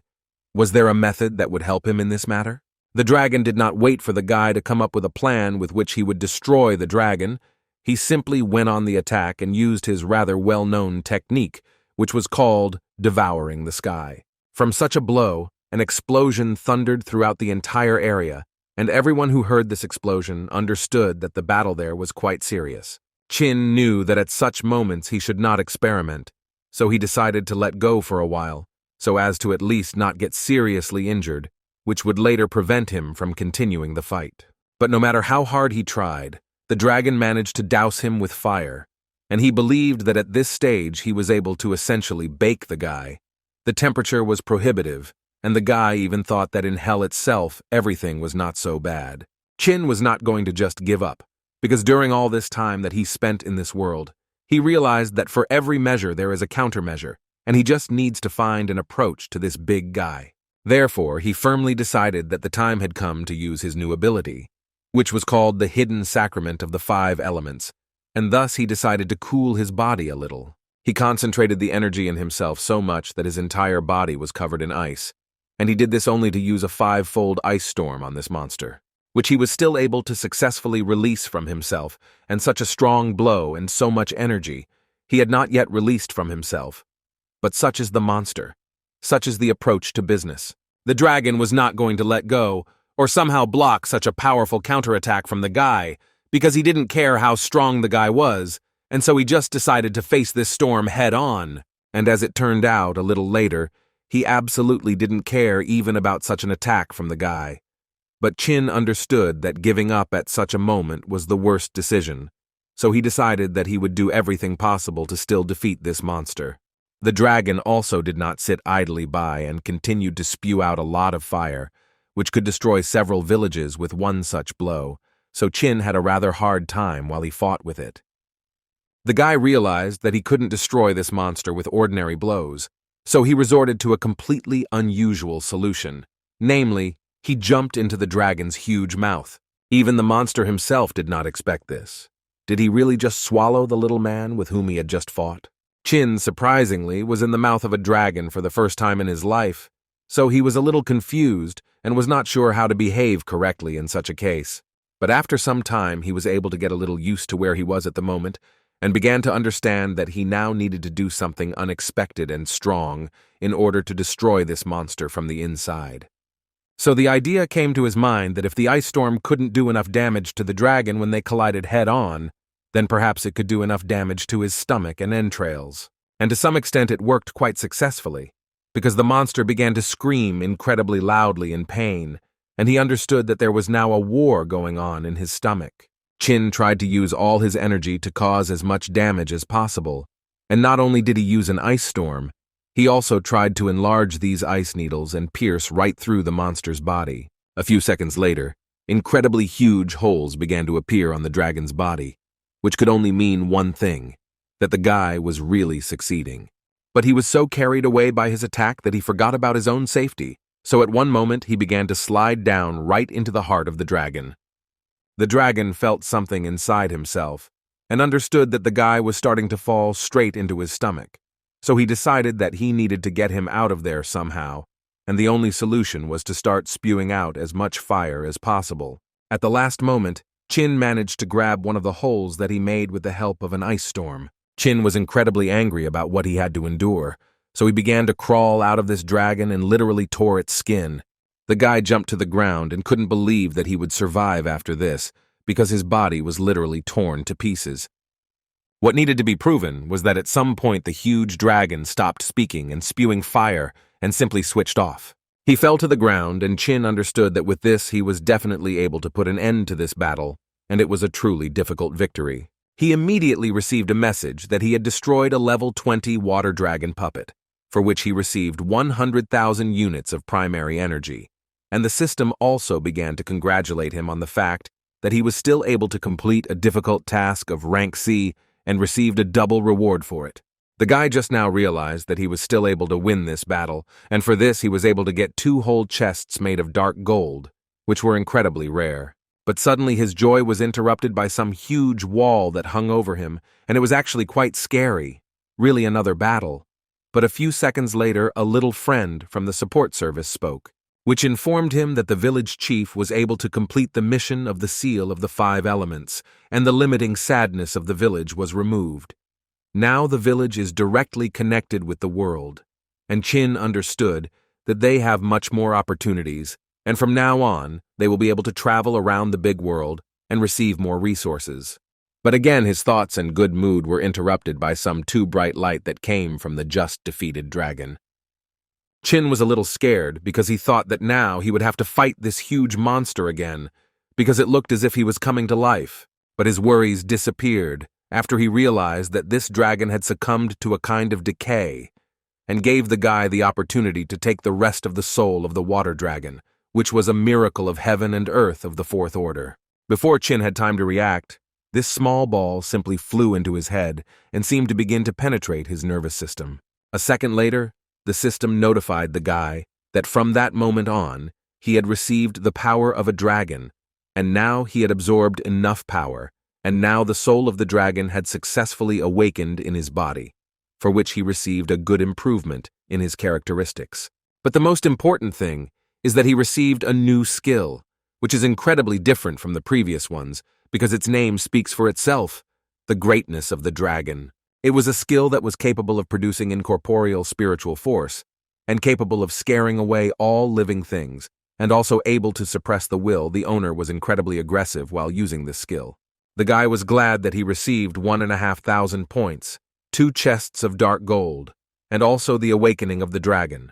And all this allowed him to develop his combat power to 155 stars, and now his body seemed to be reborn again. With the help of his usual extraction talent, he was able to obtain the true essence of wind skill, and with the help of this skill, he was able to awaken a new talent called Air Glider. The guy didn't quite understand what this talent gave him, but as soon as a pair of wings appeared on his back, which allowed the guy to fly at great heights, he understood everything and even figured out how he could use it. He decided to immediately try to fly with the help of this device, and the first flight seemed to him quite good, because it was more efficient and practical than his boots. But he shouldn't forget that he still has 2 chests that he definitely needs to deal with. But suddenly he was interrupted by Luan, who was even more glad that his owner could fly. Chin at this moment was thinking that he had absorbed that 4-order miracle of heaven and earth, and the dragon's soul immediately awakened, as did the inherited skill. But why did those fruits not have any effect on Luan? Does it really work differently for beasts? The little friend also joined in the congratulations and added that he completed the task of opening a map for the village of the Dragon Pool, and now they have a connection with the Big Chiliocosm. As a reward, he receives a map of the Big Chiliocosm. Villages that did not complete the task of opening the map will not receive a map. This was again great news for the guy, and he really didn't expect that everything would be so great after he was able to defeat this dragon. In addition, he received a map on which the red color is the villages of newcomers. The blue is the temple of thousands of phenomena, which is located next to each temple of the villages of newcomers and form an area. On this map, there are at least 10,000 temples, and it turns out that in total, there are more than 1 million people. He assumed that at the end of the test for newcomers, all the villages would join the large Chiliocosm. Then competition for resources would intensify, and for the village of the Dragon Pool, this was truly a unique opportunity, because with such a map, he could quickly win the village competition and gather 1,000 inhabitants. But first he decided to open the chests, and then he would deal with the map. As expected from the chests, they contained quite rare and good items, one of which was the 5th rank armor, dragon armor. But in addition to this armor, he was able to obtain a 6th rank item, 3-dimensional space. All these things and talents gave the guy an increase in his characteristics to a good level, and the guy simply relaxed, so that all these things could calmly begin to take effect. As soon as he put on his new armor, his combat power increased to 158 stars, and he did not expect anything less from level 5 armor. The little phoenix completely agreed with him, and he also added that now he had become so courageous.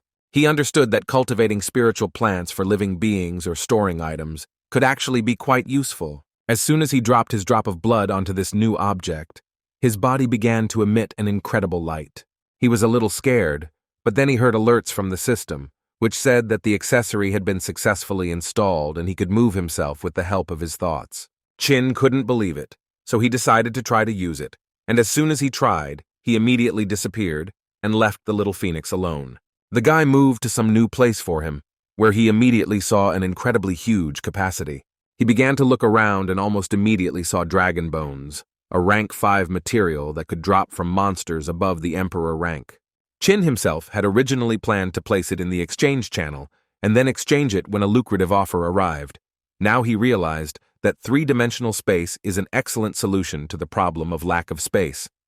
So he noticed that in order to get to the nearest temple, he needed to overcome the Forest of Sorrow, the Chess Valley, and the Sky Lake, and all this needed to be done in 3 days, because that's how much time remained before the end of the competition. As soon as he disappeared, he appeared again near his pet, and immediately began to tell him that this is the point of connection of 3-dimensional space with the real world. But the baby was only worried about where his owner had just disappeared. They are connected, and he must follow always behind him. He was so worried. Chin reassured him and told his little friend that right now they were leaving for the big world. But the phoenix answered him that he had completely stopped feeling his presence at that moment. But Chin was glad that he didn't need to do anything, after which he took him in his arms, and they flew with him. And very quickly these new wings very pleased the guy with their effectiveness. They flew to a certain place where there were trees of the 1st rank everywhere, which meant that there was a lot more material in this place than in their area, and first, he decided that he needed to check the situation in the Chess Valley and then deal with the residents. After half an hour, he met only 6 monsters, which were not so strong, although there are not many monsters, but individuals of level 20 and above can be destroyed twice, for each of which you can get 3 points, and this is an excellent discovery. The guy began to analyze the state of his village, and realized that he needed 9 more huts of the 2nd level and 8 newcomers of the 10th level, although its inhabitants already work incredibly quickly in this regard, so he allowed the residents of the 8th level to go to the Chess Valley and mine wood there. But suddenly his thoughts and conversation were interrupted by a strong explosion that happened behind Chin Feng. The guy was a little scared, because this explosion was quite strong, and he also began to hear some people screaming. He immediately ran in that direction, because he understood that the Dragon Pool is the nearest village, which has a connection with the outside world, and there should not be people from other villages here. He was worried that this could be the race that lost in the great battle of 10,000 worlds, and if this so, he urgently needs to find out everything. The girl froze with fear and had already begun to say goodbye to her life, because she understood that she would never be able to cope with such a strong monster. She looked straight into the mouth of this monster and at the same time cried and asked him to come to her aid, because she really didn't want to die. The monster didn't care about his snot and whining. He simply attacked her, and at one moment he realized that he had failed to capture his victim. And this was not surprising because at the last moment the girl was saved, and this was done by Qin Feng, who happened to be at this place on time. But now he will have to fight this monster. In any case, it may be additional experience, so it is not that he is against it. But there was one thing. The little phoenix immediately entered the battle, and Qin did not interfere with him, because he understood that Luan could cope with him, and besides, he needed to raise his level and gain experience. Luan was able to deal with the electric ferret quite quickly and received more than 2,000 points and a large amount of experience for this, because this monster was already level 23.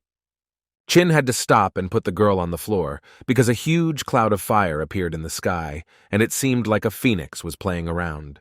But suddenly, their dialogue was interrupted by some guy who was not in a very good mood, because he recognized the same master who came to this place 3 days ago. Qin did not quite understand what he was talking about, so he added that 4 days ago the heavenly path told him that a contender of thousands of worlds would soon descend, who would speak their language.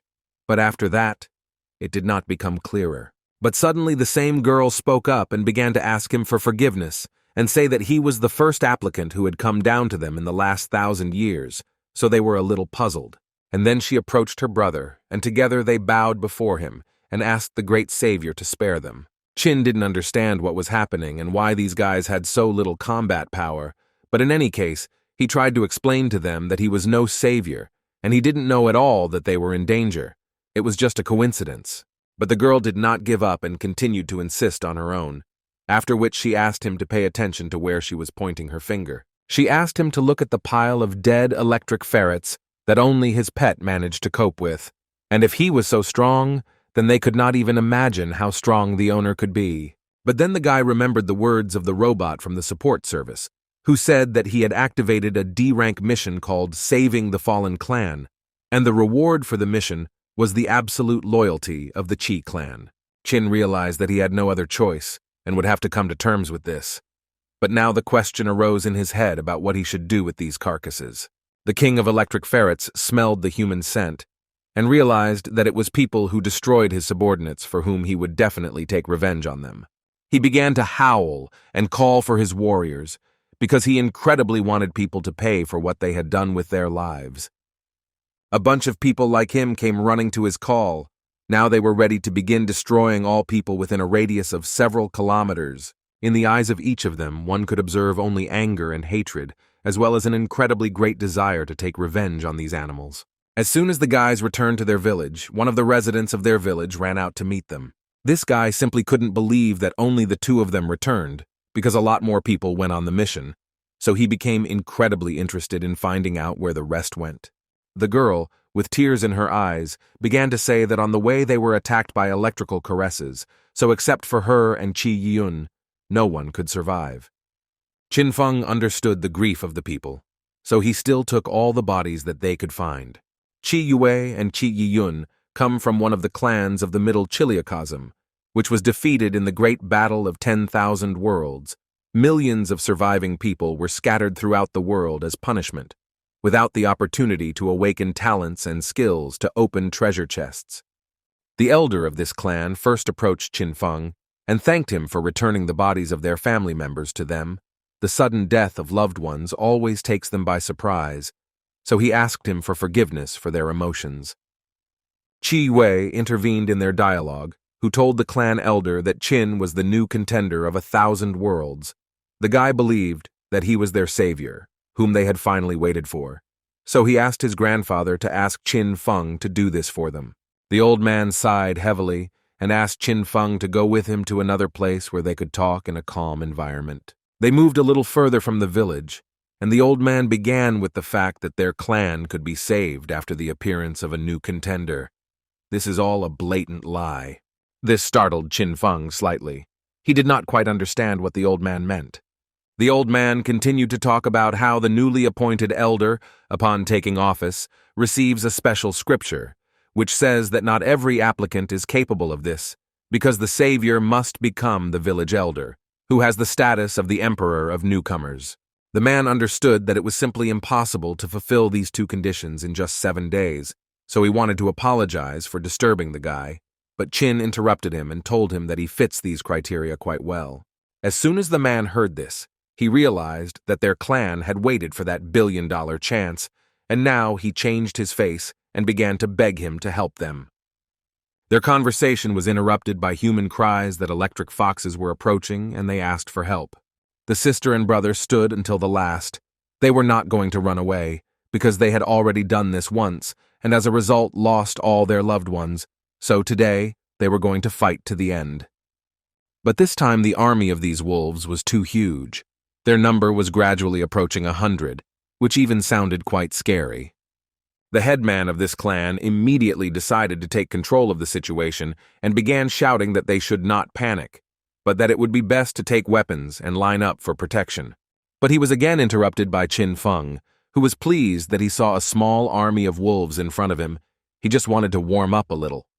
As soon as he flew high enough, he saw on the horizon a huge electric wolf, which he thought was a king. Qin understood that with his combat power, all of them, even taken together, are not his rivals, but as training for his pet, it will be suitable, so he asked Luan to prepare for battle. The guy decided that he needed to finish this as soon as possible, because he really didn't have much time. So the first thing he decided to do was use his ice storm to remove excess debris from the road.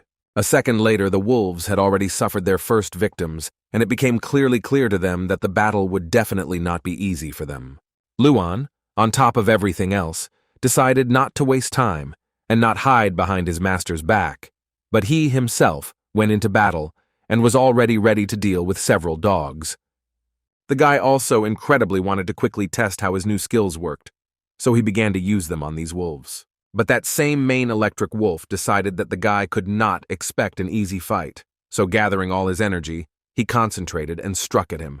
Qin Feng was too strong for this guy, so he was not only able to block the blow, but he was also able to pass through it. With the help of his hand, he grabbed the horn of this wolf and was ready to finish him off at this stage. And so it happened. He took it by the horn and, using brute force, lifted it above him and threw it on the floor, after which he took out his sword with which he was going to deliver the final blow, which would put an end to this attack. He was able to strike this monster, and once again received a message that he had destroyed the king of electric weasels, for which he received 24,000 experience. After he dealt with this king, he thought about what he could extract from only 3 individuals whose level exceeded 20, and he had already done everything he could, and therefore these corpses had no use for him. When suddenly all his thoughts were interrupted by the same elder of this clan, who presented the guy with some kind of scroll. But as soon as he raised his head, he realized that behind the headman stood the entire people of this clan, and they were all extremely grateful to Qin Feng, because they could not wait for him for so long. But finally, this day came. The old man explained to him that this is a heaven-given contract between the master and his subordinates. All it takes is a drop of his blood, and then the clan will be his obedient servants, absolutely devoted to him and ready to follow him to the ends of the earth and fight any rivals. At that moment, Qin thought that with the Heavenly Path contract, they would be even more loyal to him than the residents of his village, and this would only be a plus for him in the future. He decided that he needed to agree, and at that moment a small robot from the support service entered the dialogue, who reported that the contract had been successfully concluded, and now 327 people from the clan had become his devoted followers and automatically received the status of residents of the Dragon Pool Village. In addition, he said that the 1,000-year punishment of the Qi clan was cancelled, and the level limit was lifted, and this could only mean one thing: they can all use their talents again, and now they have access to the functions of players.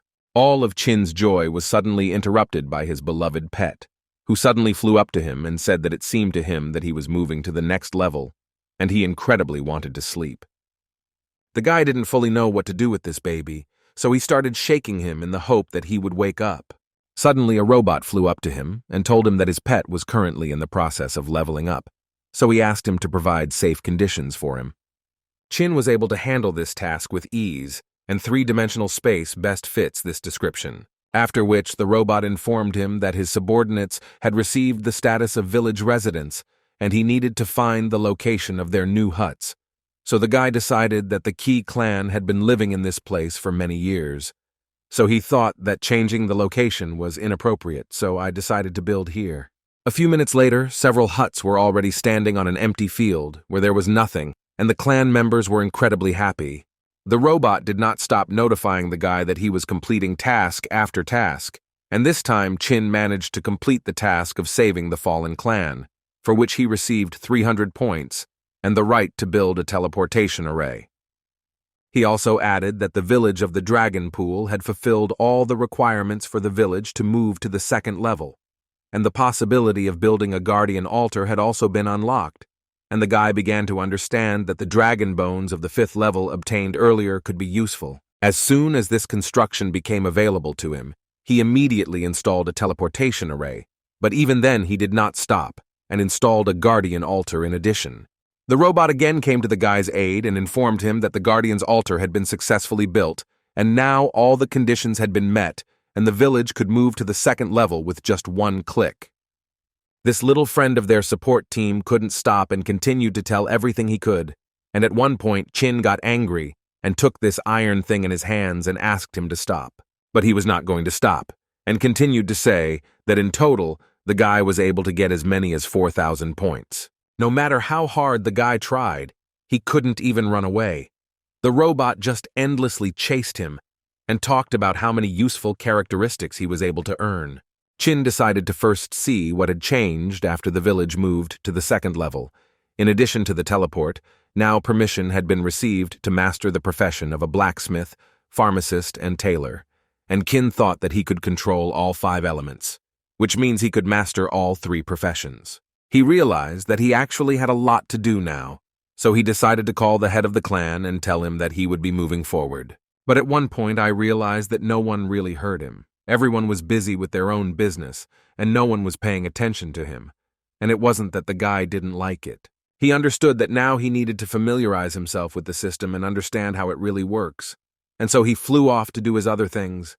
And all this time, the little robot from the support service was telling him that his level was still rising, and it was incredible. The guy was very tired. Today was the 4th day, and in the village, most of the residents had only reached the 4th or 5th level. At this rate, nothing good would come of it. Therefore, he wanted to get to other villages as soon as possible, because then the likelihood that he would be able to save them would only grow. No matter how rich his village was, he would not be able to save them when the allotted time ran out. In addition, he himself still needed to put in a lot of effort in order to reach 300 stars. If he doesn't get a perfect score in the martial arts test, then he most likely won't be able to win the great battle, and then they will all most likely die, which is something I really don't want to see. Suddenly, the guy's flight was interrupted by some guy, who inexplicably also ended up in the air and began striking him with a sword. Chin was able to block his next blow in time, but in any case, at first glance, it was quite unclear who was attacking him. This guy continued to mock Chinya and said that although his reaction was not bad, it would not help him anyway. Then he decided to answer for his words and concentrated energy in his hands and released a mass that looked like sand. Chin didn't understand who this guy even was and why he even dared to provoke him, so he decided that he needed to be taught a lesson. He was easily able to cut through the huge block that his opponent threw at him and was ready to continue the fight. But this guy did not give up, and he believed that he was just lucky. But luck will not always be with him, so he began to form new sandballs to attack. Chin, of course, was glad that he was already famous not only in his village, but unfortunately he did not have time for these games, so he decided that he needed to end this as quickly as possible. At one moment he was in the sky, and now he found himself on the ground, and had already taken his enemy by surprise, striking him blow after blow. And now his sand is unlikely to help him in any way. Chin was too busy for such things, so he was able to deal the final blow to this guy, and immediately received a notification that he was able to destroy the Earth-level guard and received 1,000,000 points for this. At first he thought it was some kind of mistake. Why did they give so much for this guy? Is he really something special? The robot told him that this is a guardian, a descendant of one of the clans that participated in the Great Battle. The Challenger and the Guardian are rivals who can receive excellent rewards for destroying each other, and the stronger the enemy, the greater the reward the winner will receive. Chin thought that if he destroyed a couple more of these, then he would not need to worry about testing martial arts, but the robot immediately warned him that they were very dangerous people. But this no longer worried the guy, because the only thought in his head was that he could get so many points for such easy opponents. So he used his speed and went to these. The Guardian couldn't believe his eyes that that guy was able to deal with his friend in just an instant, even though Kang Wu had already reached the underground level. Meanwhile, Qin met another Guardian who had already attacked him with the idea that he would quickly deal with him. But Qin didn't think so, and after he broke his weapon, he boldly added that luck is on his side today, and he doesn't even have to look for his points and experience. This Guardian was even angrier than the previous one, and began to shout to him that he did not have any heavenly power. The maximum was the earthly level, so he believed that Qin overestimated himself too much, and therefore he would now show him real strength. He tried to use his strongest technique, which was called 1,000 chains, after which he immediately sent all these chains to the guy and wrapped him around his body. Now Qin realized that he would have to work a little to destroy this guy. He is really much stronger. 1833. As soon as Qin was distracted, stones suddenly fell on him, which almost crushed him, so he began to realize that his combat power had suddenly increased. Besides, his arms and legs were now occupied, and he essentially could not use Hellfire and Ice Storm. Qin tried to do everything to come up with at least some kind of plan, because in fact now he is quite in a stalemate. But after a few minutes of thought that his opponent gave him, the guy decided that it would be a good idea to use his shadow clone. Qin clearly understood that the shadow clones had only half of his strength, so they would not last long, so he decided that he needed to quickly figure out how to get rid of him. As expected, the shadow clone was unable to inflict much damage, and the Guardian easily repelled his attacks, after which he even managed to inflict his own. But his opponent decided not to stop there, and now his target was Qin himself, who was holding a huge stone with his last strength. Suddenly, out of nowhere, he heard the voice of his pet, who asked him to intervene in the battle. But when Qin saw the new form of the phoenix, he was a little shocked. While Qin was trying to understand what was going on and why his pet's voice was coming from some little girl, the phoenix was trying to repel all the attacks of their enemy, after which he still added to his master that it was better for him to grab his tail now so that he could help him. Qin did not understand what his friend was talking about, because unfortunately, he did not see the tail. But after a few seconds, he realized that Luan was not talking about the tail. But in any case, his hands were tied and he could not do it, so the phoenix asked him to do it with his teeth. Qin doubted this decision for a long time, so Luan asked him to do it as quickly as possible because he would not last that long. Realizing that this was indeed his last chance, Qin nevertheless decided and grabbed his tail with his teeth, if you could call it that. And as soon as they did this, a small portal opened and transported them. But Luan immediately warned his master that the range of movement was too short, so he believed that it was better for them to immediately hide. Qin was able to grab his pet by the hair in time and planned to create another portal, only in order to move to a longer distance. The Guardian could not believe the fact that at one moment he stopped feeling his presence. He moved from one part of the forest to another with the hope that he could still find the guy and his little girl. The Guardian understood that this girl could not move them so far that he would stop feeling his aura. He must be using some kind of heavenly path artifact to hide. Qin began to want to find out what happened to his little pet, and does Luan really look like this? She or he? It was already difficult to determine. She replied that of course it was she, because who else in this world could have such beautiful eyes and shining feathers? But then Qin remembered the words of the robot, who told him that the flaming lotus could help the pet acquire the form of a human, but the guy could not even imagine that Luan was a girl. In any case, this was not the main thing now, because he needed to deal with the Guardians, one of whom was underground, the second of the earthly level. Fortunately, these two came across Qin, because if these were other people, the consequences would have been much worse. Qin decided that it was quite dangerous to return now, so first he decided that he needed to increase his combat power.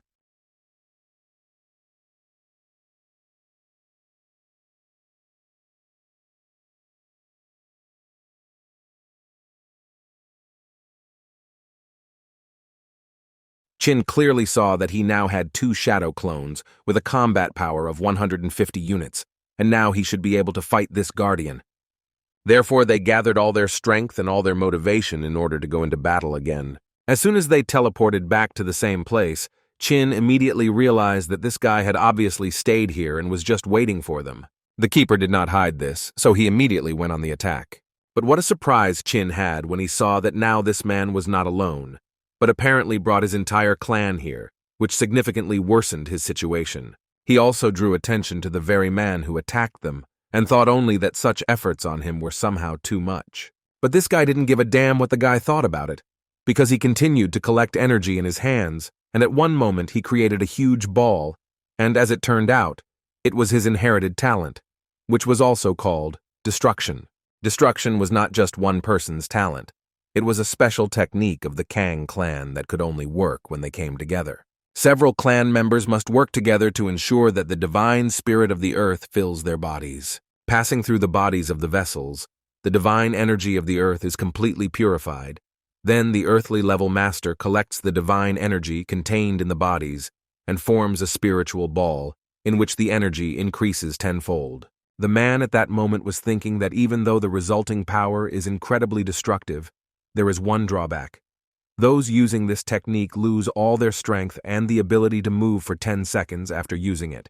So if you don't defeat the enemy with one blow, then serious problems will begin.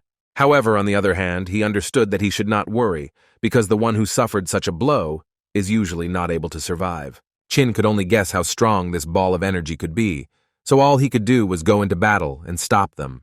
The guy was able to get quite close to all the guardians and dealt them quite a few strong blows, after which they died, for which he gained experience and other improvements, but this was far from the end of the battle.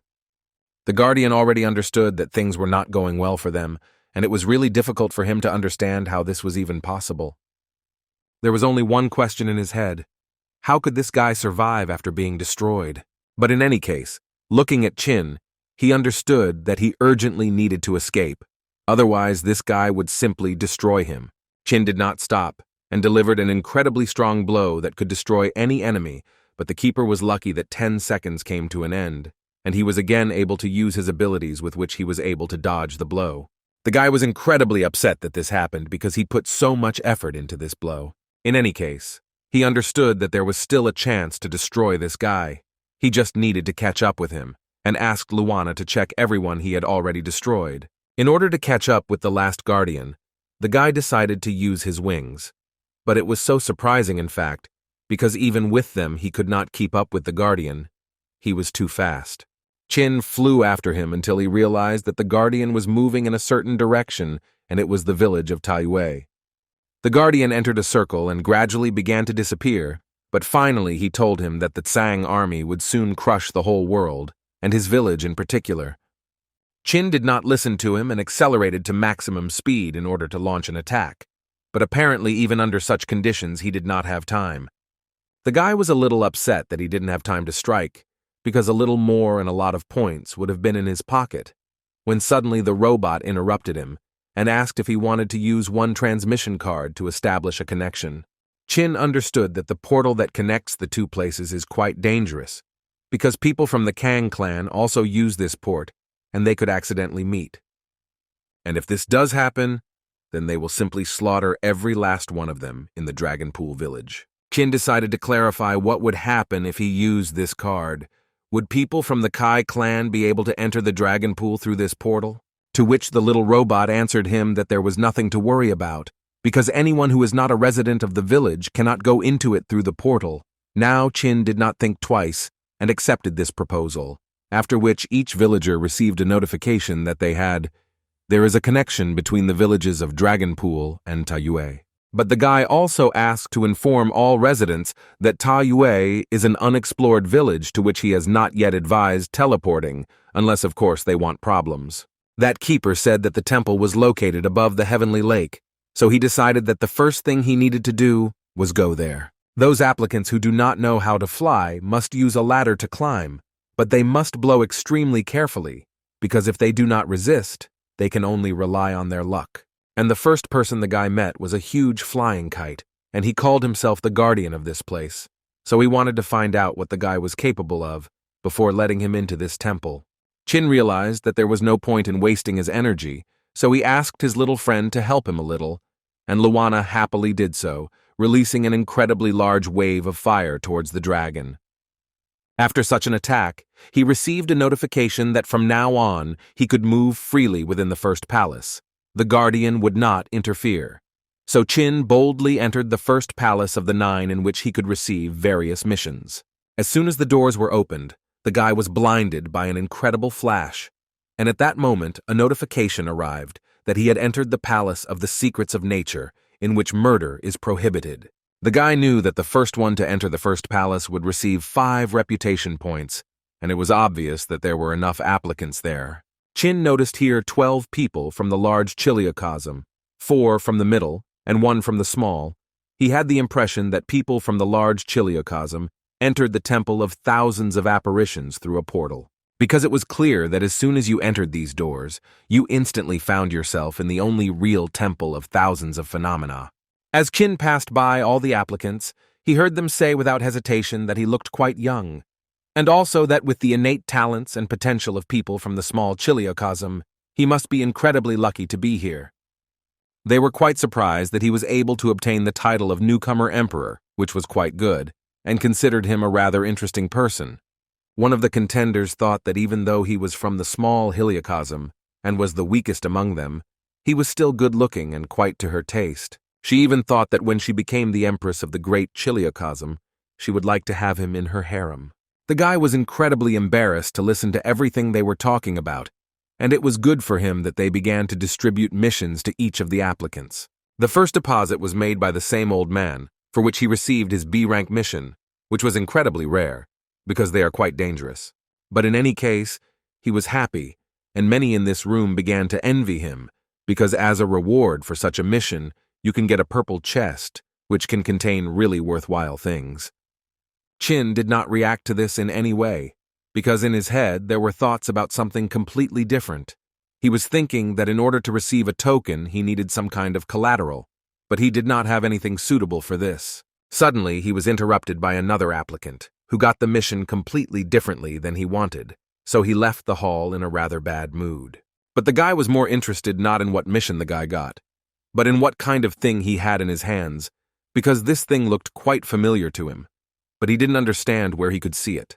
Again, the guy's thoughts were interrupted by some kind of joyful cry made by the girl, who also received a level B token, to which the same old man immediately approached, who became incredibly interested in finding out what the girl gave as collateral, to which she answered him that she had put the core of hatred there, which she received for destroying the demon of hatred, and then the old man was slightly surprised, because he also completed this mission, but he failed to obtain such a core. She immediately let him know that she was not just completing a mission. The reward was doubled, and therefore the demon was twice as strong as usual, and she believed that that was the only reason she was able to get this core. But even so, it was too easy for her, because the demon in the battle with her simply crumbled into pieces from the girl's strength. While they were discussing all this, it was Chin's turn directly, who was going to receive his task for the first time and was even a little nervous about it. As soon as he climbed the steps, the other applicants immediately began to discuss that such a weakling like him was unlikely to get anything worthy, and it was just a waste of time. While Chin was putting his hand in order to receive his task token, he remembered what that man had in his hand. These were the bracers of light, which he once managed to exchange, but after removing their appearance changed, and therefore I didn't find out right away. Therefore, he decided that with the artifacts he received from the demon of hatred, luminous bracers and rings, he would have as many as 3 things as collateral. And as soon as he paid his deposit, some kind of madness began around him, which frightened even the most experienced warriors. And those applicants who said that the guy was unlikely to get anything could not believe what was happening right now. The guy received a notification that the deposit had been successfully paid, and he had the opportunity to complete a C-rank mission. But since he made 3 deposits, he also received a C-rank mission, as well as an S-rank mission.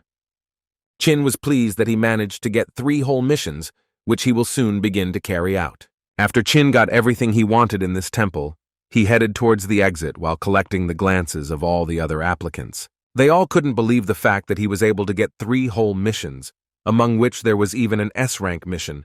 This is at least a mythical chest as a reward. How did he even manage to do this? One of the applicants asked them all not to overestimate this guy, because the S-rank mission is not so easy to complete, but he was immediately told that he was just jealous of this guy. As soon as Qin left the temple, he clearly understood that missions of rank C rank and above would be a series of quests, and if there was a time limit, it would be quite problematic. But given the fact that he has already come a long way, this should not become a hindrance for him. As soon as he decided to start completing these tasks, he began to take off and noticed that the temple had suddenly disappeared, and Qin did not quite understand what was happening, so he decided to contact support. The little robot explained to him that when the sun sets, the temple quietly moves away from worldly temptations, and with the first rays of the sun it will appear again. So tomorrow at dawn, everything will return to its place. In the clan meeting room, that same guardian proved to his brothers that mysterious young man was one of the applicants, but they did not want to believe him too much, because the test of the newcomers was not over yet. So where could such a strong applicant come from? The assistant to the clan elders, whose name was Sun, tried to prove to them that he was telling the absolute truth. He was even ready to swear with his life that all this was the absolute truth, and besides, he had no reason to lie about this. Feng Yi, who also served as an assistant to the elders, added that even after their collective technique, he still had enough strength to fight. He believed that this person was at least an Earth-level master. The third assistant to the elders entered the dialogue, who literally shouted that he was so young and so strong, and even a native of the small Chiliocosm. There must be even greater strength hidden in his body, so he believed that they couldn't just leave it like that.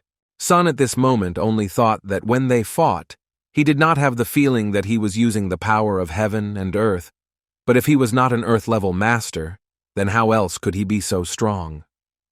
The elder listened to everything that the advisors told him and made his decision, in which he decided that there were more and more new applicants, so they, as guards, must destroy as many as possible in order to receive generous rewards. This challenger is incredibly cunning and strong, so you need to be careful with him, because he appeared not far from Taiyue, so he decided that they would use this abandoned city as a starting point to start their search. He also added that no matter how powerful he is, he cannot stop the entire Kang clan, so perhaps they will be able to find out where he gets his powers from and deal with him in one fell swoop, after which he finally decided and ordered his charges to destroy all the contenders.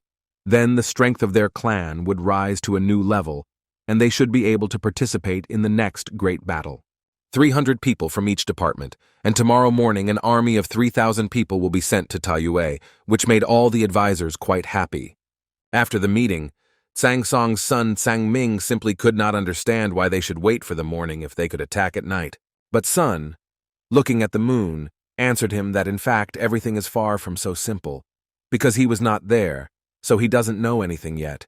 A mysterious monster lives in the heavenly lake, and every time with the onset of night, it calls upon ghosts who have already died not a natural death on these lands, but destroy all living things on their way, and the city of Taiyue is the closest city to this lake, which is why it turned into a ghost city.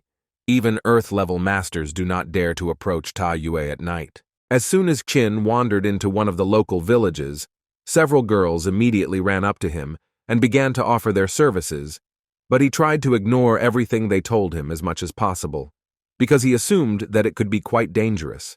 The girl tried to impose on him the opinion that he was a very dear guest in this village, and he probably wanted to have a good rest, or at least have a snack. But the guy was not going to listen to her until he activated the Eye of Truth. After which he looked at the same girl, and was now sure that he definitely should not have any contact with her and her proposals. He immediately shouted in her direction and asked her not to play with him, because he immediately realized that she was not really a person. But the girl did not want to listen to him, and continued to go to meet him and say that the guest knew everything, but this was even better for her. At some point, she decided to fully show herself, and released a huge animal from her mouth that could destroy anyone. But no matter how hard she tried, she most likely clearly underestimated the guy, and Qin at that time activated his hellish flames and was ready to punish the girl for her insolence. But first he needed to repel this blow.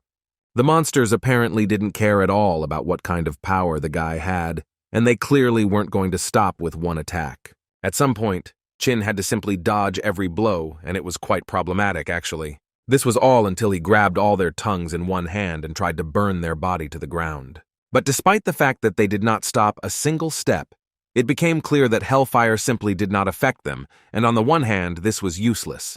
The guardians who were walking through the forest at that time said that these spirits that live in Taiyue are between life and death and do not have their own essence, and in reality, there are only grains of their souls that detain them here. So in fact, physical attacks will have no effect. Chin began to understand little by little that attacking them in the usual way was the same as cutting clouds. There was no point. One spirit, of course, was not a threat, but when they gather in groups, it is a completely different matter. Their army can be of incredible proportions, and then they are dangerous even for earthly-level masters. All the guy's guesses and thoughts were interrupted again by these spirits, who used a ghostly howl that can cause damage to the soul and split consciousness. And when the soul of an attacked person is separated from the body, they flock in an attempt to absorb it, which is why no one dares to touch them. Even though these spirits are only level 30, and their combat power reaches hundreds of stars, but they are still incredibly dangerous creatures. Chin was very lucky this time that he managed to react quite quickly, and used one of his most powerful skills, namely acoustic protection. But he was not going to stop there either, and therefore added furious thunder to everything, who erased all these spirits from the face of the earth one by one, and it seems he still succeeds in destroying them. The end of the spirits is quite pitiful, as in principle their whole life is, because they do not have the opportunity to be reborn. In fact, I even felt sorry for some of them. But in any case, they usually cause too much damage, so the guy did not stop and continued to attack them in order to destroy them all forever. He tried to think that in this way he was only helping them, and said that the cleansing power of thunder and lightning would free them. But at one moment, he was enveloped by some green waves that captured not only his body, but also his entire consciousness. No matter how he tried to get out, this curse continued to haunt him, and it seemed to the guy that he had already tried absolutely everything. But at one point, his efforts turned out to be quite empty, and he returned his consciousness to normal, but he expected a completely different result, because he was standing in the middle of some office in a suit and did not understand what was happening. Chin tried to understand what he was doing here and how he got here in the first place, because it seemed to him that he had just fought with the spirits, and now his colleague came up to him and said that the director was looking for the guy. The guy himself didn't fully understand how he ended up in the director's spacious office and was already listening to what the woman was telling him. She told him that he had been doing a great job lately, and therefore they decided to promote him to administrator, which meant that his salary would be twice as high, many more days of paid vacation, and bonuses.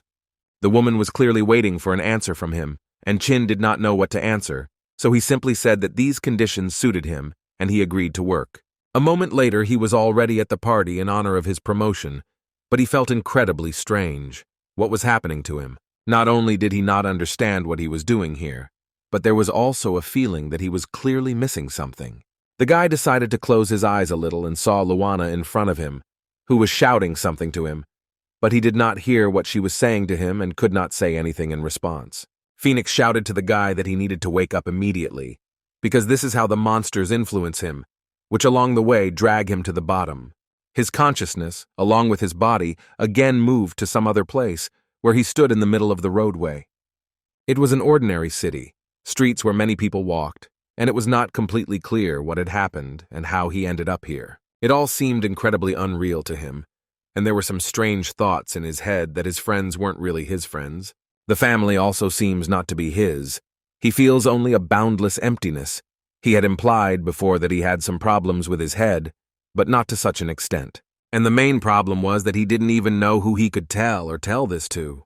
Suddenly, the people who were around started screaming and pointing their fingers at the sky, so the guy also had to pay attention to this. He couldn't believe his eyes. Could these really be dragons, but what are they doing here? Chin looked at the sky and realized that he had some kind of déjà vu, such familiar people. And meanwhile, one of the guardians shouted to all the people from the Blue Star that this planet no longer belonged to them, so they would destroy them all once and for all. Immediately after these words, they began to bomb all the inhabitants of this city, and Chin was no exception. A strange voice spoke in his head, which ordered him to destroy everyone who attacked his city. But the guy didn't even understand how he could do this, because they weren't even people. How could he win? But the guy understood that to some extent, the voice in his head was absolutely right, because if he didn't try to destroy them, they would wipe him off the face of the earth. At one point, he had already come to terms with the fact that his life would end forever, and all he could do was cover his face with his hands and wait. Chin realized that he was still alive, and when he opened his eyes again, he realized that in the sky he saw a huge image of a little girl who was shouting something to him. The guy didn't understand at all who this girl was and what was happening to her, but it was obvious that she clearly needed help. Chin was not quite able to fully control his body, and at one moment began to be drawn to this girl. But the girl disappeared, and in his hand, instead of everything, a sword appeared, which he had already seen somewhere. The picture before his eyes changed again, and the guy began to understand that all this was just another ordinary illusion from which he managed to get out. But immediately after it, a second one appeared. He realized that whoever controls it can make people or things from his memory attack him. Then, of course, his goal is his end. There was a thought in his head that if all his conclusions were true, then the next attempt should be very soon, and he needed to figure out how to avoid it. A bullet from a sniper rifle fired, and the next thing the guy heard was how several people burst into his office where he was. This was a Special Forces detachment, which, after entering a given point, informed its command that the target had been destroyed, and they were awaiting the next order. Chin didn't think so, and after the smoke spread around the room a little, they saw a guy who didn't understand what they were talking about and who they had already destroyed. He didn't understand what was happening. Had they really abandoned the heavenly powers and were now trying to destroy him with modern weapons? But again, the Special Forces did not expect this and immediately asked for ground support. They understood that not only was the target not destroyed, but something had begun to happen to it, and apparently they would have to immediately run away, unless, of course, they wanted to end their lives right here and now. It so happened that Chin planned to test the effectiveness of his forces against modern weapons, but apparently they are quite useless against him. After all, the Special Forces fired quite a lot of bullets at him, which simply stopped in his body and could not cause any damage. One of the mercenaries decided to throw a grenade directly towards the guy with the hope that at least this would help destroy him. After the explosion occurred and the smoke cleared a little, it became clear that even the grenade could not cause any damage to the guy, and he stood still and continues to stand. Chin began to hear the voices of other people who assured him that they surrounded him and he had nowhere to really run. They pointed a bunch of sights at the guy and were ready to shoot him at any moment. Chin understood that he must have some kind of protection from these bullets, and most likely it lies in spreading his wings again. They were already tired of repeating the same thing that he had better give up. But apparently, Chin understood that these were all the tricks of the one who created this illusion.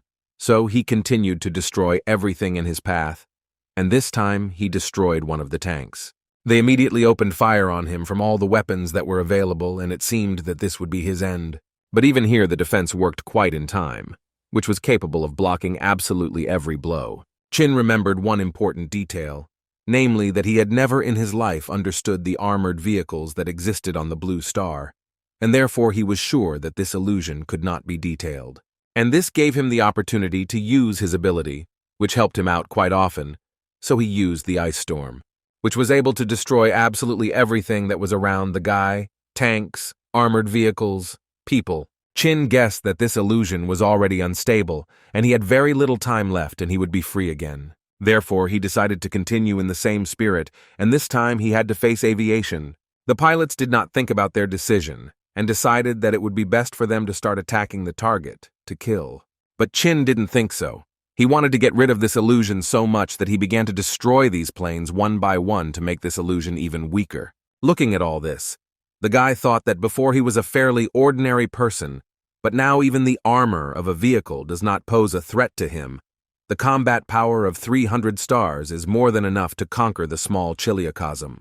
But still, he was quite interested in whether it was really possible to ignore the established order, relying only on the strength and aspirations of one person. It seemed to Chin that now was not the best time for such thoughts, because whoever supported this illusion had already weakened quite a bit and would all disappear very soon. The only thing he regretted was that he could not wait for the nuclear bomb, which in all likelihood was just around the corner. Of course, he was not entirely sure that in such a state he could survive a collision with something so powerful, but in any case, he was grateful to his pet for the work, and then he could handle it himself. After which Chin collected all the energy that was available to him and decided to deliver the final blow to the one who decided to joke with him like that. The girl who arranged all this called herself a dark caster, added that she did not expect anything less from the one who was able to get out of her illusion, after which she asked for forgiveness, just in case, of course, if he was angry with her because of her performance. Previously, she was a dark envoy to the Lord of Justice, and she feels the aura of the Arbiter of Justice emanating from him. But Chin was not going to listen to all this nonsense, so he didn't let her finish and interrupted her, which made her a little angry, because she doesn't like such impatient people. But it would be extremely difficult for her to stop the guy, because he had already begun to concentrate too much energy in his hands, and it looked too terrifying. She was still able to dodge the first blow, but it was only the first blow, and it was not entirely clear whether she would be so lucky next time. She tried to tell him that he had mixed things up a little, that even if he didn't like other people's homes, there was no need to create chaos, because when you come to visit and do something like that, you immediately get on the host's nerves. After which it seemed to her that she was able to deal an incredibly strong blow to him. But again, this all seemed only at first glance, because the next moment she was already bound by the chains of one of his talents. This was followed by a blow right in the face, which made the girl incredibly angry, and she was ready to simply destroy him for this. So she immediately went into battle to teach this crazy man a lesson, but it all ended before it began, because the guy fired several swords at her, which he managed to clone, and that was the end of the girl. After the fight, Chin noticed that her illusions were quite an interesting phenomenon, but he didn't need any of it. A few seconds later, he received a notification that he had received 5,000 justice points and a special item called a dark seal for being able to deal with the dark caster. Chin thought that she must have felt the power of the Arbiter of Justice circulating in his body and decided to get it. Therefore, using the abilities of the spirits, she imprisoned him in an illusion and tried to wear him down and would ultimately absorb him. This illusion helped him understand what he really wanted. He was the simplest person who lives every day according to the same scenario. But the appearance of this world changed everything. Now he has the power to protect those who are dear to him. In addition, he has the opportunity to gain even greater power. So from that moment on, he knew for sure that he wanted to become a truly outstanding being. As soon as he decided this for himself, a new view opened up before him. It seemed to him that he saw a huge palace in the distance. He entered this house without hesitation and immediately noticed that it had the same aura as that spellcaster. This must have been her abode.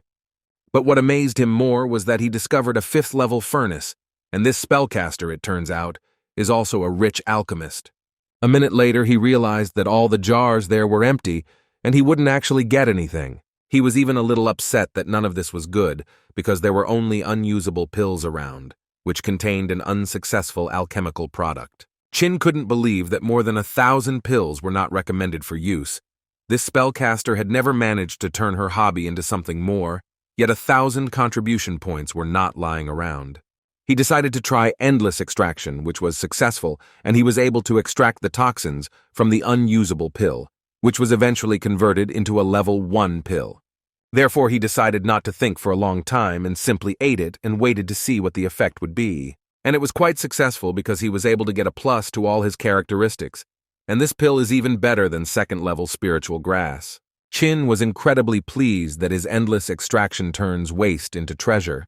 After consumption reaches the upper limit, he can distribute it to the villagers according to their strength and contribution to the development of the village, so he will not only increase his reputation, but also stimulate the villagers try even harder. There was still a little time before dawn, so he decided that he could deal with the tasks for now. But as soon as he took the token in his hands, it suddenly fell into small pieces, which was quite unexpected.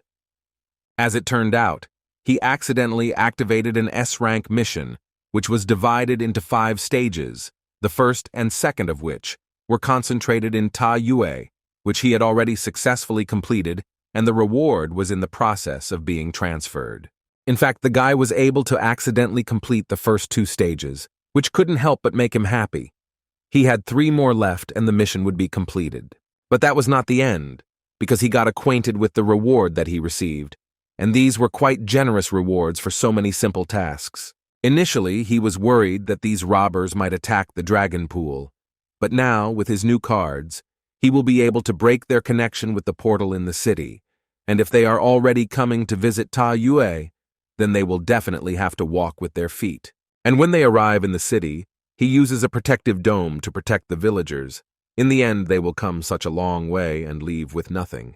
The little support robot couldn't help himself and decided to congratulate Qin Feng for completing the second stage of the mission, and as a reward, he receives ability fusion control. The ability fusion power made it possible to determine the target's ability and randomly select 2 skills with a certain compatibility.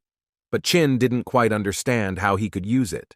But the robot added to him that this was a rather valuable artifact with special effects, so he advised him to understand it as best as possible. And in order to make it easier for the guy, he decided to provide him with an example in which he showed a miniature in which he fights with a dinosaur. The little robot used the effect of baked pig intestines and aimed directly at the center of the dinosaur, which made him incredibly sick and tired. And with this example, the robot wanted to show that no matter what skills or artifacts were used, they would hit the target, depending on its level or skills. Qin, of course, now understood everything, but he wanted this example forget, actually. Just as Qin decided that he needed to immediately look at the rest of the cards, one of the village residents suddenly contacted him. She told him that her awakened skill, a rank temporary position, could cover an area with a radius of 5 meters in a non-combat state, and she was a little worried that 2 days had already passed inside, while only 1 had passed outside. In addition, her grandfather told her that she had a rather rare talent that could be useful to Qin Feng, so she decided to get in touch with him. The guy confirmed this information and asked her to wait a little. To begin with, he decided that he needed to check all the information on this matter and then decide who he needed and who he didn't. Qin Feng thought about everything carefully and thought that the people from the Kang clan and the Punisher would obviously attack the village. He also needs to pass the martial arts test, and if he wants to get the divine level, then he needs more time, and this girl can undoubtedly help him with this. At that moment, the girl recalled how her grandfather called her to him and began to say that although they followed Mr. Qin, they were too different from the inhabitants of the dragon pool. Then he added that she was quite smart and beautiful, so he offered her to become the master's concubine, and then he would always remember them. She tried to the end to convince him of this and prove that he was really not that kind of person. He understood perfectly well that he, as an elder, had to think about the future of his clan. Mr. Feng is a talented young man with a great future, and if he has feelings for her, it will be a real blessing. Suddenly his thoughts were interrupted by Qin, who was trying to reach the girl because he wanted to ask her to use the teleport to get to the heavenly lake, where he would be waiting for her. She unquestioningly followed Mr. Feng's order and was already there in a few minutes. Qi Yue was so happy to see him that she immediately ran to him, and he didn't mind at all that she came to him. But as soon as she took his hand, Qin immediately used a teleport with which they moved to another space. The girl couldn't believe that she was in this place. It looked like some kind of warehouse, where there was everything you could want. Even some little girl was sleeping peacefully. Qin added to her that they didn't have much time, so he decided to bring her here, because it was quite safe here and she could easily activate her ability. She was 100% ready for this. So after the guy's order, she began to carry it out. After she was able to complete her part of the task, Qin received a notification that the initial countdown and temporary position had been established. And as soon as Qin realized that she had done her job, he threw her a small bottle containing those same pills and told her that he was going to start practicing, and she could take it, and then she would become a little stronger. She was very grateful to him, although she did not expect such generosity, and at that time, he was thinking that for successful extraction, he needed at least an hour, but with the force field, now half an hour might be enough for him. The guy began to use his infinite absorption and did it with everything, with all the plants that he had, which slightly increased his characteristics. But in any case, the amount was incredible. So after a while, he would become much stronger. The girl watched him carefully and thought that she incredibly wanted to stay with the master. But on the other hand, the girl herself did not really want to pursue any specific goal. Half an hour later, Qin used his talent several hundred times and extracted everything he could. but his combat power increased to 380, which did not suit him at all. He understood that there is a limit to the absorption of spiritual herbs. If they cannot be exchanged for something else, then this type of gaining points is further useless. He also received a notification that he could become an alchemist, but he understood that one skill point at a time, and if we assume that it takes 20 minutes to make one pill, then it would take him 33 hours to reach the average level, and with Shi Wei's skill, it's 17 o'clock.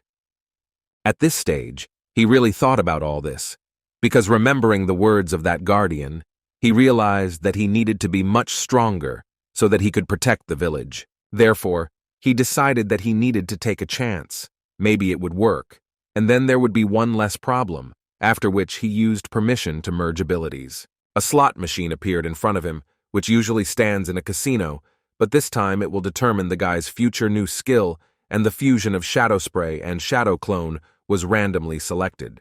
The merger was completed, and the guy received a new talent, which was called the Master of the Shadow Stream, with the help of which he can create 2 clones that will lure all the combat power of the owner, and musical masterpieces will be played as background accompaniment. He walked away a bit from what had just happened and decided that it would be a good idea to actually try it all over again. First of all, he decided that he needed an alchemical furnace, after which he used the skill to create clones, because the 3 of them would be much easier to figure out.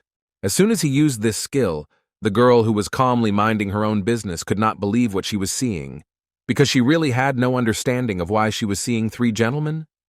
Meanwhile, they began the process itself, in which they needed to concentrate as best as possible. But unfortunately, the guy began to receive not entirely positive notifications in which he was informed that he could not clear the first-level pill, and so on several times. In any case, he was not upset, because he understood that now, with the help of clones, the process goes 3 times faster. He decided that they would continue like this, and in 5.5 hours they could finish. And in a sense, he was still right, because finally, a notification came that the endless extraction had passed all the attacks successfully, and he was finally able to extract the toxins again, and this once again proved that in the future he would not have problems leveling up as an alchemist. At that time, the Kang clan was forming its army in order to attack Qin Feng's strength, and one of the assistants was a little doubtful whether they should gather so many people for one applicant from the small chiliocosm, because he could crush him himself with one finger. He was immediately told that 2 elders had already fought with this guy and were very badly injured, so they believed that they needed to be as careful as possible, because these elders are quite strong masters. Masters who have reached the combat power of 100 stars, but have not passed the martial arts test, are called semi-earthly level masters, and this in turn is divided into 3 stages, which are awarded upon defeating the spiritual beasts guarded by the first 3 temples. Only those who have reached the 4th temple and passed the test of martial arts can be called an earthly level master, which is also divided into stages. Kang too is an earthly level master of the 4th stage, and the elder of the clan occupied an even higher position, so it is he who leads this clan, which right now will set out on its next journey. At one point, his advisor ran up to the elder, who reported that all 9 districts had sent people and gathered only 3,000 people. The clan elder accepted this information and added that he could not go in this direction, so he entrusted this mission to the elder Fei, who stood behind him and was ready to carry out any mission that the head of the clan ordered. In addition, he had long wanted to prove that they were not weaklings and wanted to give back to the clan, but the head of the clan stopped him and added that they were short-sighted and only knew how to wait for the right moment for their affairs. Now their priority was the challenger. As soon as everything was ready, the elder ordered everyone to gather their thoughts, and from that moment they moved forward. Several guardians were very heatedly discussing the fact that they had heard that the reward for destroying the challenger was incredibly generous, so each of them wanted to catch him first. But as soon as they decided to use the portal, which was supposed to transport them to the village of Tuyue, they encountered an unknown problem in which the portal simply did not work.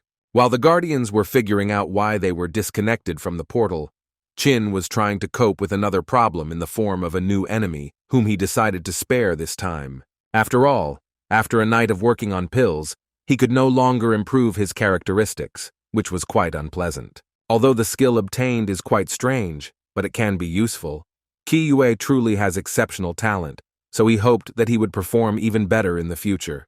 In addition to helping with clones and 3D alchemy, she also dealt with other issues that arose, allowing him to concentrate on his work. Meanwhile, in the temple of the second level, a small robot informed all applicants that their number had reached the maximum and they could begin universal fights. But none of those present understood what we were talking about and what kind of fights they were, so they wanted details. The robot did not draw intrigue and began with the fact that under their feet there is a large portal that will take them to any corner of the world, but each use of it must be accompanied by the use of one universal stone.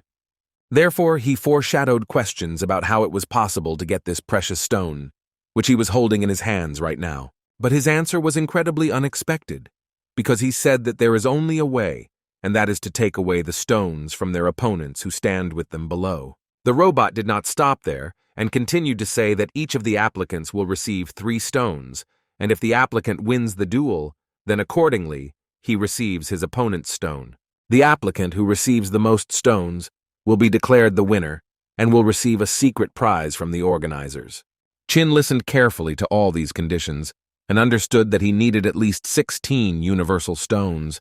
If each opponent had 3 stones, then he would have to fight with 3.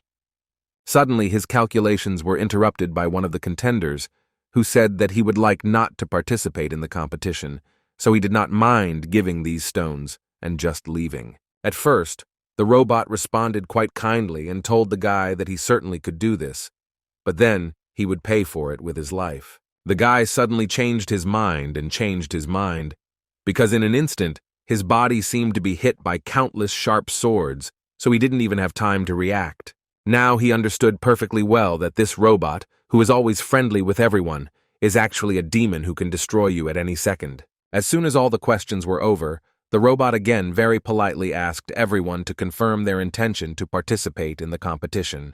Chin understood that he had not yet fought with other contenders, and this was a great opportunity to look at their level, and this was a mysterious prize. He believed that it was worth fighting for. After a while, when all the participants agreed to participate in the competition, the robot happily announced that the first battle was about to begin. In the right corner stood a man from the small heliocosm, who called himself Qin Feng, and he himself was from the Blue Star. His opponent was in the left corner, Harry from the middle chiliocosm Vaucluse. Qin was surprised that everything was so organized.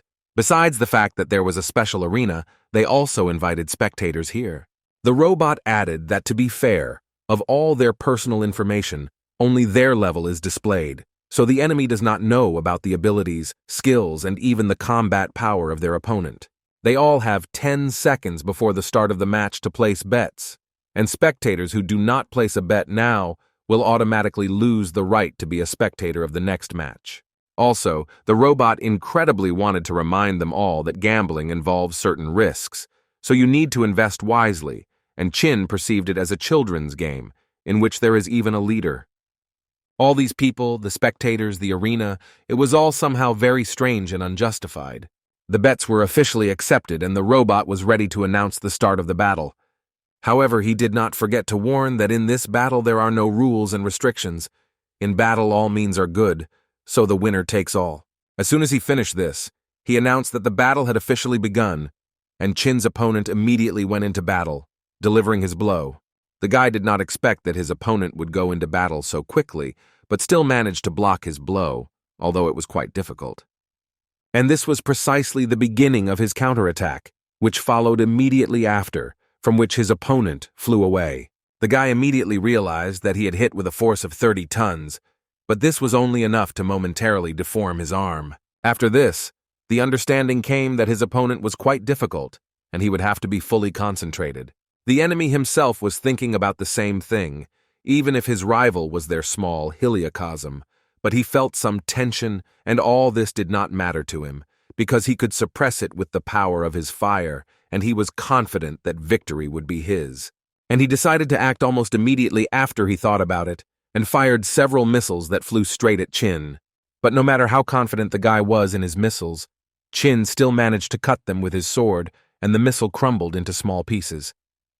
Later I realized that this is exactly what Harry was counting on, because as soon as Chin cut the rocket, it immediately exploded. Still, Chin managed to dodge the explosion, but the calm was short-lived, because as soon as Harry noticed his opponent, he went on the attack again. Chin was incredibly tired of dodging and blocking blows, so with a few movements he was able to repel the enemy's attack and take him by surprise. And he wasn't really going to stop there, and decided that tearing his arm off would be quite normal. This angered Harry even more, so now he was going to use his entire arsenal just to take revenge. But apparently he underestimated his capabilities, because as soon as he got closer to Chin, he was easily able to dodge the blow and deliver his own, rather strong counterattack. Chin himself also believed in himself too much, because Harry was a truly strong opponent who was not going to just lose. After the successful attack, he added that his speed and defense are impressive. However, if he were truly invulnerable, then he would not have the need to dodge, and this is exactly what Harry takes advantage of. Chin decided that he simply did not have time to listen to these stupid conversations, so he answered him quite briefly that even with such characteristics and skills, he would have enough strength to defeat someone like Harry. But everything was really not as simple as it seemed to Chin at first glance.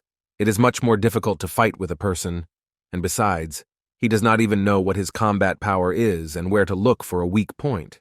That is why Harry was able to grab him in one moment. Chin found himself in the trap that Harry had set. Fortunately for Chin, he was still able to use the talent of manipulating the earth and his bonds, which helped him secure his legs to the floor. But this could not last long, because in one moment it would simply break his legs. But he was still in a great mood, because the opponent was actually really worthy and he could have a lot of fun. In any case, he decided that he needed to fight back. But first he was quite interested to know how his fire affected Harry's steel. Harry didn't understand what the guy was talking about until a whole wave of fire hit him, from which his steel clearly could have easily melted, and the guy himself clearly received his share of damage. Now Harry had doubts in his head again about his incredible strength, because from the moment he was able to awaken an S-rank talent, he had no equal. Where did this guy even come from? But there was really no time to think about who he was and how he did it, because Chin had already continued to attack, and he needed to think about how to evade such an attack. Apparently Harry didn't have time to come up with an idea, and so Win was able to lift him to a fairly large height from which he was going to throw him and end the fight there. The guy's condition worsened every second, and it became clear that he most likely lost the battle despite his great strength. Chin thought the same thing, who at one moment flew up to the guy in order to deliver the final blow, which was supposed to force the guy to surrender. But Harry was not one to give up in such a case, so he decided to continue the fight, which is why he received an incredibly strong blow to the head immediately after he decided to do so. Chin understood that a few more such blows, and he could simply destroy this guy, so he decided to tell the robot that his opponent was not able to continue the fight, so he would like to end it there. But the robot wanted to know what Harry himself thought about it. The assistant immediately asked Harry if he could continue the battle, and the guy at that moment only thought that he was incredibly unlucky, that in the first battle he encountered such a strong opponent who did not even give the guy a chance to win. He understood that even if the Universal Stone allowed him to go to different villages and receive rewards from the inhabitants, but if he died now, then all his efforts would go to waste. While Harry was trying to squeeze out at least one word, Chin noticed that the atmosphere in the arena had changed significantly, and now the spectators were behaving differently. Meanwhile, Harry still found the strength to say that he admitted defeat and surrendered, and thus Chin became the winner of the first battle. Then the robot announced that the restriction had been lifted, and now the winner could receive his reward. Chin did not quite understand what he was talking about. Immediately after this, monsters appeared in the arena, who were apparently going to eat the guy who, unfortunately for him, lost this fight. Harry couldn't fully understand what they were doing. Were they really going to eat him because he lost the fight? His fears were justified, and they really began to devour him, and it was very difficult for him to envy him. Everything could be heard in the arena. These were Harry's screams. Chin realized that the robot deliberately kept silent about what would happen to the loser for the sake of greater entertainment. The robot answered him that their world is not a toy, but a constant battle in which the reward is life. So he kindly asked Chin Feng not to slander the support service. It became clear that all these spectators were actually the same people who lost their battle, and Harry would become one of them. But this was not the end. Now the guy could take his 3 stones, and he also gave him the choice to continue fighting or not. Chin understood that at the moment, he had 6 stones. But this was still not enough to achieve his goal. His people were still waiting for him, so he could not retreat, just like that. Therefore, he had to answer the robot that he was continuing the battle, and the robot notified all the spectators about this. He also added that those viewers who had their bet played, they can continue to take part in bets, as well as continue watching. The robot decided to choose its next opponent quite randomly, and it turned out that it was Sar from the Danjiang clan. The guy was incredibly happy about this, because in fact, he had been waiting for this opportunity for 1,000 years, and he was finally given the opportunity to take part in this battle. But first, he had to choose his appearance. This guy was from the Danjiang clan from which the heavens turned away. His family did not live, but survived in the misty forest. Waiting for the new emperor, however, everything that was dear to him was destroyed 8 days after the arrival of that contender. All that the one who did this to the guy's village could leave was a small cloth, so from that moment he decided that despite everything, he would take revenge. Ending the heavens' hatred towards their clan and rushing to the temple of 1,000 apparitions, he felt much better with the thought that he would take revenge very soon. But no matter how great his desire was, he still lost, and until that moment, he was only a spectator. And he was defeated by a man who had previously heard a lot about the Danjiang clan, but did not fully understand where he got such information from. The guy at that moment began to understand everything perfectly, because as soon as he looked carefully at his opponent, he saw the very symbol that was on the small cloth that the killer left. Sar could not stand this, and began to scream at him at the top of his lungs, because all he needed in this life was to achieve revenge, and finally he found the very person who did such a terrible thing to his family. But unfortunately, it was too late, because he lost the battle, and now several thousand monsters came after him, pulling him towards them. The guy's opponent understood that Sar could no longer do anything to him, so he decided to add that a bunch of scum was his clan. Now he remembered. Sar wanted to continue this fight too much, but it was already too late. All he could do was promise himself that he would take revenge on the guy at no cost to him. Therefore, the guy decided that it would be better for him to become a strong monster and be able to take revenge than to live his whole life in the body of a person with a sense of guilt. Sar incredibly wanted to start this fight, because his revenge had never been so close. Usually, he had to watch the battles of newcomers and had no luck getting to them himself. Without waiting for the battle to begin, the monster decided that he would attack right now, so he attacked Chin without any doubt. But Chin was not going to lose to such a monster who only wants revenge, so he struck him with his fire to wake him up a little and let him know that he was facing a difficult opponent. True, Chin himself did not expect that this huge monster would be so fast and tenacious that after such a powerful blow, he would be able to recover so quickly and strike back. Chin was lucky that he was still able to block this blow, while the robot was telling his viewers why they weren't betting on this fight. The whole point was that he did not want to rush, but asked only to allow him to present to him the appearance chosen by their lucky one. This is a clone of a mysterious beast taken out of a cosmic crack.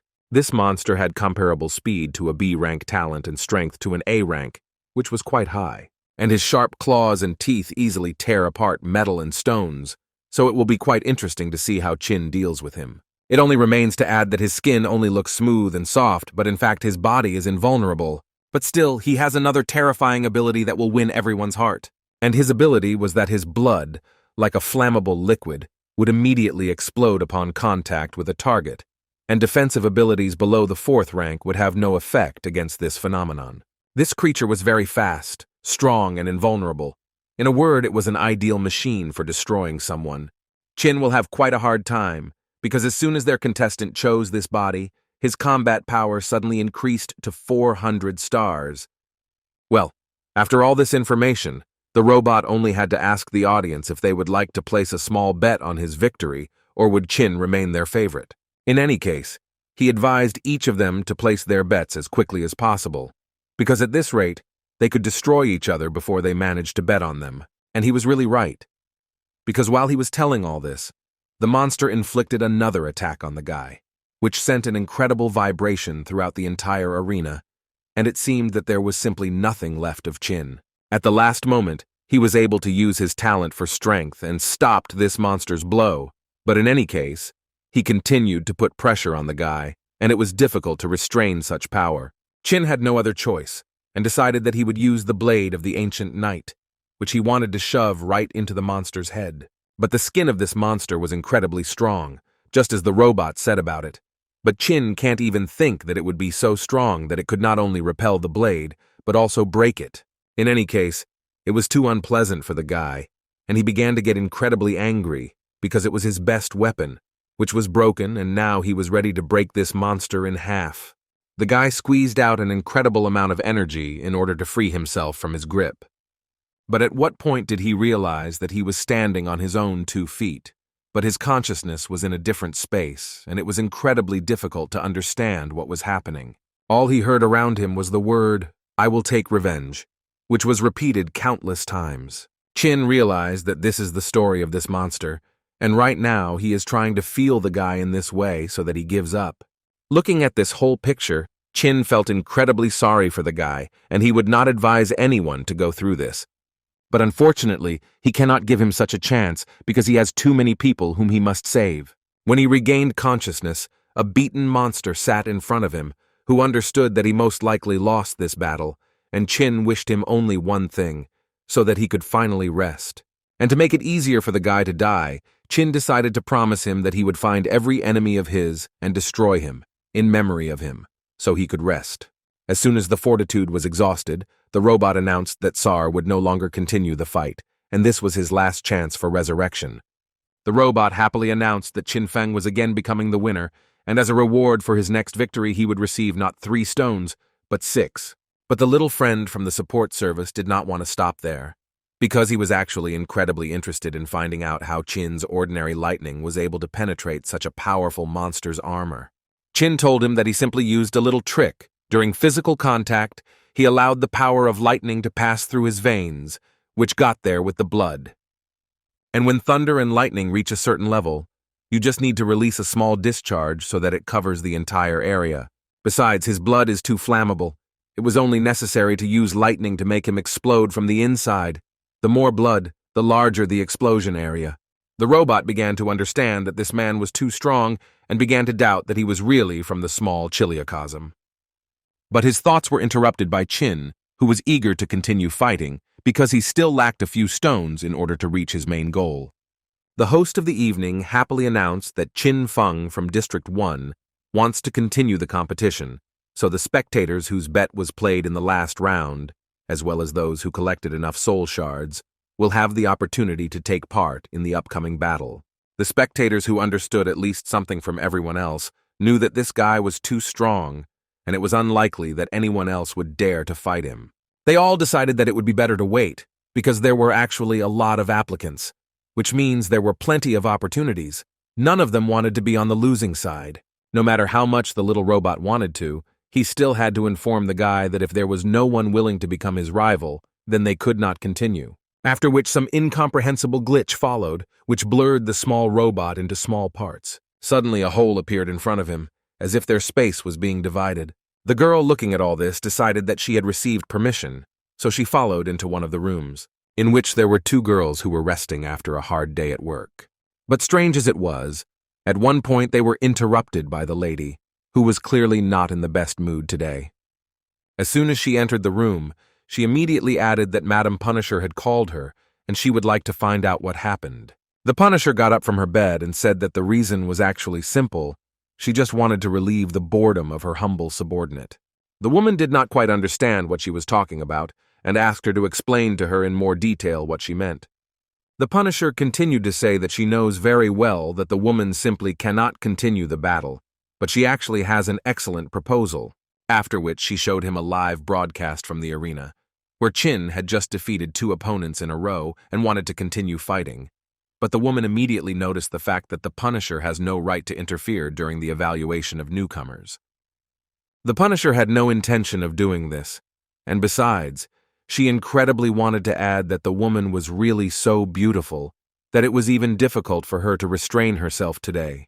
But in any case, This was not the main thing now, after which she added that in the world of murders, risk and opportunity are synonymous.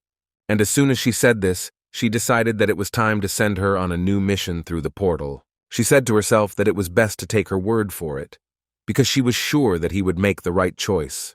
But she was a little worried, because she doubted whether he would be able to destroy that alien body that they returned from the Great Void, because it seemed that she had already seen it somewhere.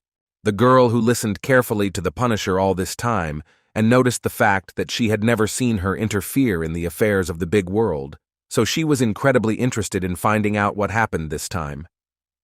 Without further thought, she confidently looked again at the screen where Chin was, and told her that this time the main reason was this guy who reminded her of an old friend. Chin could not understand in any way what the robot wanted from him and what other hunter games he was offering him. The robot once again tried to explain to the guy that all spectators would receive the same appearance, and Chin Feng entered the sacred ruins for 1 hour. And it turns out that all the spectators are hunters, and Chin Feng is the prey. The hunters must catch the prey, and as a reward, they will receive resurrection. The prey must avoid attack and capture. If after an hour the prey is safe and sound, then it wins. But if the prey destroys all the hunters, then he can get 500 points for changing roles.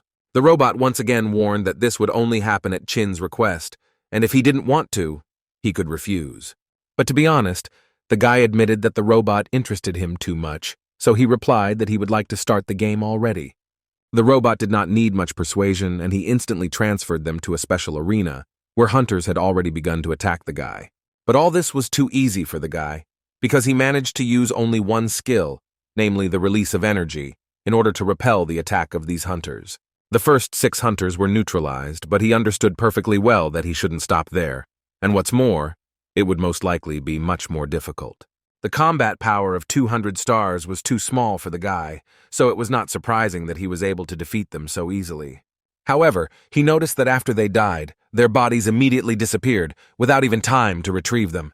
Suddenly his thoughts were interrupted by a shot that could have caused quite a lot of damage if Chin had not activated his defense before, after which he saw a warrior in front of him. Apparently it was another hunter, but even by his appearance one could say that he was much more interesting than all the previous ones. But as soon as Chin realized that he would have to fight again, an unexpected situation happened before his eyes. In his eyes, one could see the disappointment that he would not destroy this guy. But thanks to the fact that this hunter managed to fire a small number of fireworks from his weapon, other hunters immediately realized that their main target was located there. Therefore, they decided that it was time to gather all their strength and go for their resurrection. They decided that it would be quite reasonable to split into 3 teams, 2 of which would go around. They needed to move quickly, and the most important thing was not to let him escape. Their main task was to use an attack in waves, because this way they would have more chances. Besides, there are many hunters. While there is only one prey, the chance of victory for the hunters is much higher. Heavenly law should not allow such dishonest games at all. But as soon as they saw him again, they realized that in this case he would do everything to demonstrate even greater power than in those battles. And they were absolutely right, because Chin began to accumulate incredible energy around himself, which he hoped would help him cope with each of them. As soon as Chin saw each of them, he couldn't help but notice the fact that he had already been waiting for them for too long. How could they be so slow? This bunch of hunters standing below could not believe that this guy was actually so strong, because they believed that their numbers would help them defeat him. But Chin didn't want to just destroy them, so he decided to play with them a little and started running away from them. He created a copy of himself and sent it running in the other direction, but the hunters saw this almost immediately, so they also ran in that direction. One of them immediately realized that the guy had simply created a copy of himself, so he decided that it would be a good idea to use his eye of truth, which would determine whether it was a clone or not. No matter how fast the guy moved, all he could get was that the guy had a combat power of 400, which was quite unexpected for him, because he believed that the situation in which the eye of truth sees nothing but combat power is quite suspicious. So he decided that it was real loot and not a copy. At one moment they found a moment to attack, which they considered quite good, but it seemed so only the first time, because when they finally decided to attack, it disappeared at the last moment. They couldn't believe that this guy had just been here, and it seemed to them that they had already launched an attack on him, but he suddenly disappeared. After which they began to quarrel among themselves, that each of the teams violated their agreement regarding searches in their zone, and a little more and they would have quarreled among themselves. Suddenly one of them heard some rather loud sound, which slightly frightened the hunter. The other guys didn't understand what he was talking about, so they asked him to explain in more detail, and he said that when they were chasing him, he heard some strange sounds, as if someone was singing, but he believed that he was not the only one who heard it. He also added that they sang something about love, tearful parting, and the bitterness of loss, and this further confused his friends. Meanwhile, Chin continued to count everyone who was in that place, and he stopped at the number 54. As soon as he counted to the end, he was ready to begin destroying these hunters, because the reward for destroying each one was quite huge.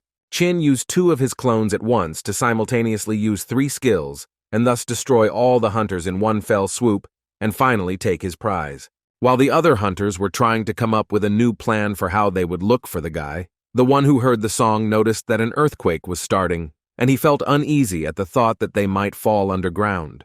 But before they had time to come to their senses, the ground began to disappear from under their feet, and each of them simply began to fall down. Some of them tried to delay using their weapons, but they had little success. What a pity that the idea that this was a trap only now occurred to them. Other guys tried to save their lives at the expense of others and sacrificed their comrades. But in the end, they still fell down without a chance of survival.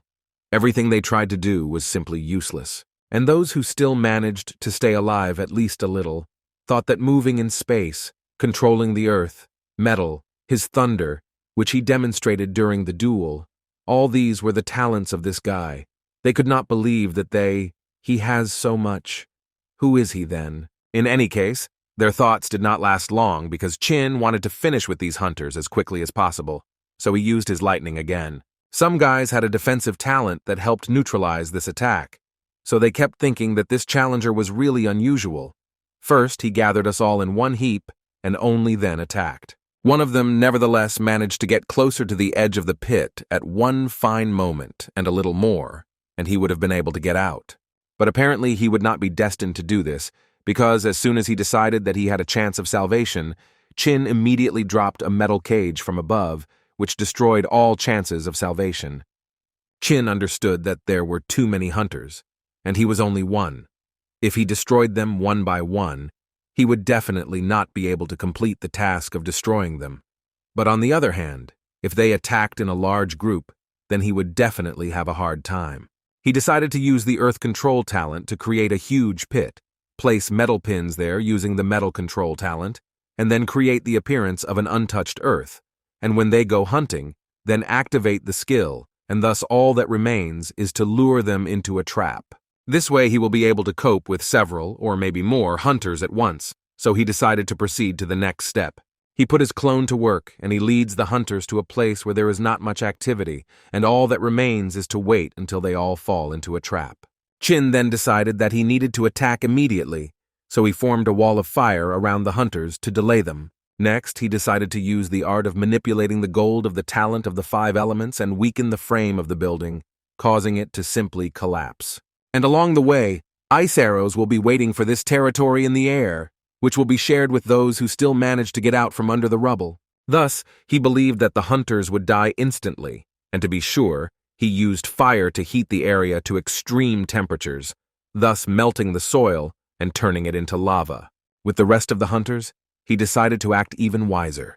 Chin was going to lure them to hell, and this fate would concern everyone who until that time had been holed up in the dark corners. All you need to do is demonstrate your weakness when necessary, and they will come out on their own. This is how it happened. At some point, Chin settled on the fact that he had already destroyed more than 200 hunters, and apparently this figure would be far from final. But still, Chin's plan worked perfectly, and thus their battle began to come to its logical end. At least it seemed so to the guy at first glance, until he heard someone flapping their hands behind him. As soon as he turned around, he saw the Punisher in front of him, who stood clapping and added along the way that the guy really impressed her. As soon as the robot saw this, it began to get incredibly angry, because she has no right to touch the applicant without permission. But she did not listen to the little robot, and simply turned off the communication channel, after which she greeted Chin Feng and added that she was rather uncomfortable talking to him.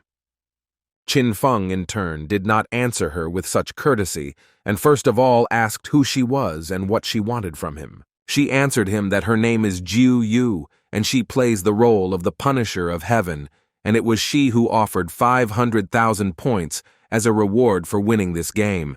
The guy continued to not understand what she wanted from him, but still answered in an angry voice that he probably should thank her for this. But she believed that it was not worth doing this, because she did it of her own free will. Then she added that heaven has rules. The Punisher cannot interfere in the affairs of the applicant during the testing period for a newcomer. However, the taken ruins are an exception, especially since the guy entered here voluntarily, and this territory is not controlled by heaven. The guy began to understand that she organized this whole circus only to lure him here, and this reward in the form of points was just a fairy tale, to which the Punisher could not give an exact answer.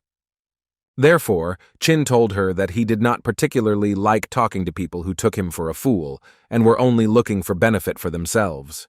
Jiu Yu answered him quite unexpectedly, because she immediately began to attack him and say that she would not do this again if he did not like it.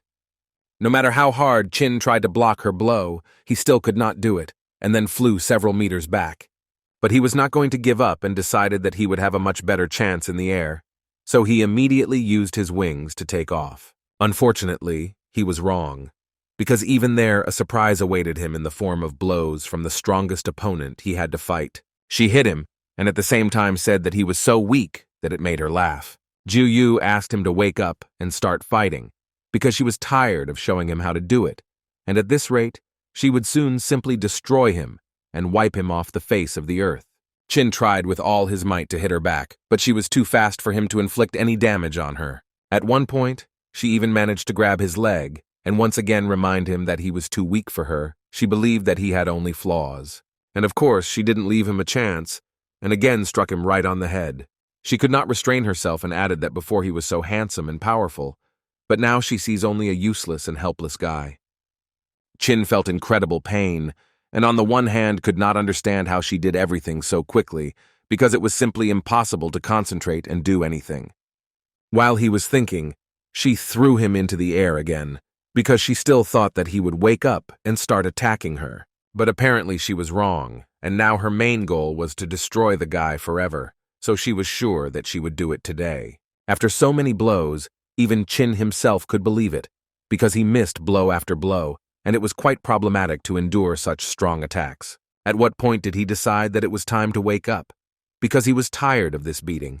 So he realized that since everything he tried did not work on her, then he should try to use the power of the 5 elements. He launched into her all the cores of the elements that he knew. Now he could only watch how she was going to repel these blows. The explosion was incredibly huge, as expected from using 5 elements at once. After all, the guy extracted 5 elements from the sacred ruins to create a sphere whose destructive power is not inferior to a nuclear bomb. He decided to fly up as high as possible to see if this blow worked and did any damage, but apparently it didn't do anything to the guy. After all, the girl stood and smiled, simultaneously saying that if this was his best blow, then she was very sorry, because he only stained her armor a little. Qin was a little upset that the power of the elements was also ineffective here, so he decided to invite his pet to this fight. The guy came up with a plan in which he wanted Luana to release the golden flames while he used the shadow bonds. Maybe this way they could do at least some damage. Qin was able to tie up the Punisher without any problems, and this confused him a little, but still the little phoenix went on the attack, as her master ordered her. It created an incredibly strong flaming strike that could destroy even the strongest armor, so the guy relied on this strike quite heavily. But the Punisher was so strong that she was able to catch this small creature in one hand, and thereby stop the blow. She held the poor phoenix and began to talk about how it was precisely because everyone always mocked and mocked her that she decided to become a Punisher, because she knew that he could not die, and therefore endured these humiliations for thousands of years and watched every new applicant, waiting for Qin to appear. And all this was only to destroy him again. Qin couldn't watch how this crazy woman was torturing his pet, so he immediately used his thunder to somehow rectify the situation. After this attack, Luana was able to get out of the Punisher's hand and was again with Qin, and this surprised the guy most of all, because he could not believe that this thunder attack still worked. He began to think that perhaps elementary talents did not hurt her, but had a certain influence. Qin understood that these were all just guesses, so he decided that he needed to test this theory and use the talent of the 5 elements, but wanted to use ordinary earth. To begin with, he wanted to use quicksand, but then he realized that this would most likely not be enough. And he added one more element, namely the element of fire, which seemed to define the boundaries of where the Punisher could go. She was extremely disappointed with his work. Ju Yu believed that using the same technique on her as on these scum, whose strength is estimated at 200 stars, was an incredibly stupid decision. Qin was not going to listen to what she was saying, but simply continued to stick to his plan, which rather suddenly came to his mind, and this time he used an ice storm. This started to irritate Ju Yu even more, and she literally started screaming that this was all kindergarten, and with such blows he definitely wouldn't defeat her, because she was at least invincible. Therefore, she was able to easily block his ice storm with just one swing of her hand. Then she started laughing and saying that his attempts were incredibly pathetic, and he shouldn't keep trying. Qin at this moment continued to use his talent, and the ice storm did not stop. So Ju Yu realized that he was doing this for a reason, because her body was already half immersed in ice. After which, finally, the guy himself spoke and answered her that it didn't matter to him whether it was effective or not. The important thing was that in this way he could immobilize her for some time. After all, only thanks to this he can deal her a rather strong blow, which she cannot block in any way, which is what he did as a result. She was in a trap, and now the guy dealt her blow after blow, and added along the way that now it would also be incredibly interesting for him to see how she would get out of this trap. Ju Yu did not think so, and at one moment exposed her helmet to the blow, and Qin struck with all his might not on the head, but on the helmet. And this energy made it possible for her to strike, even considering the fact that her hands were tied. The guy couldn't even imagine that she would try to launch a counterattack in exactly this way, so he couldn't foresee it. Ju Yu, meanwhile, began to laugh incredibly hard again and say that his magma and ice are just kindergarten, which still do not help him win in any way. Qin understood that now his affairs were quite bad because he expected that he could defeat her while she was immobilized, but now he would have to come up with a new plan again. But he was wrong, because everything was even worse, because Ju Yu was able to create a huge ball, which would probably be aimed specifically at the guy. Before launching such an attack, she added that she incredibly liked the look on the guy's face. But now she really wanted to show him what she was capable of. This huge ball was flying straight at the guy, and he realized that his regeneration rate was too low, and there was not enough energy to somehow evade it. Was this really the end of him? The situation was truly stalemate because of the understanding that if he did nothing, he would most likely simply die, which drove him even more into a state of panic. Ju Yu's blow reached its target, and it seemed that this was the end of Qin's story, because given his condition, he could not avoid the blow. She was about to leave when she suddenly realized that he was again using his pet, which, in addition to being able to control fire, is also capable of controlling space. Ju Yu was very angry that the guy was able to survive even after such a blow. How lucky is he? So she attacked him with a bunch of blows to the body because she wanted to finish him off incredibly hard. Qin was in an incredibly bad state, but his regeneration was aimed at Luana, who was able to save him at the last moment.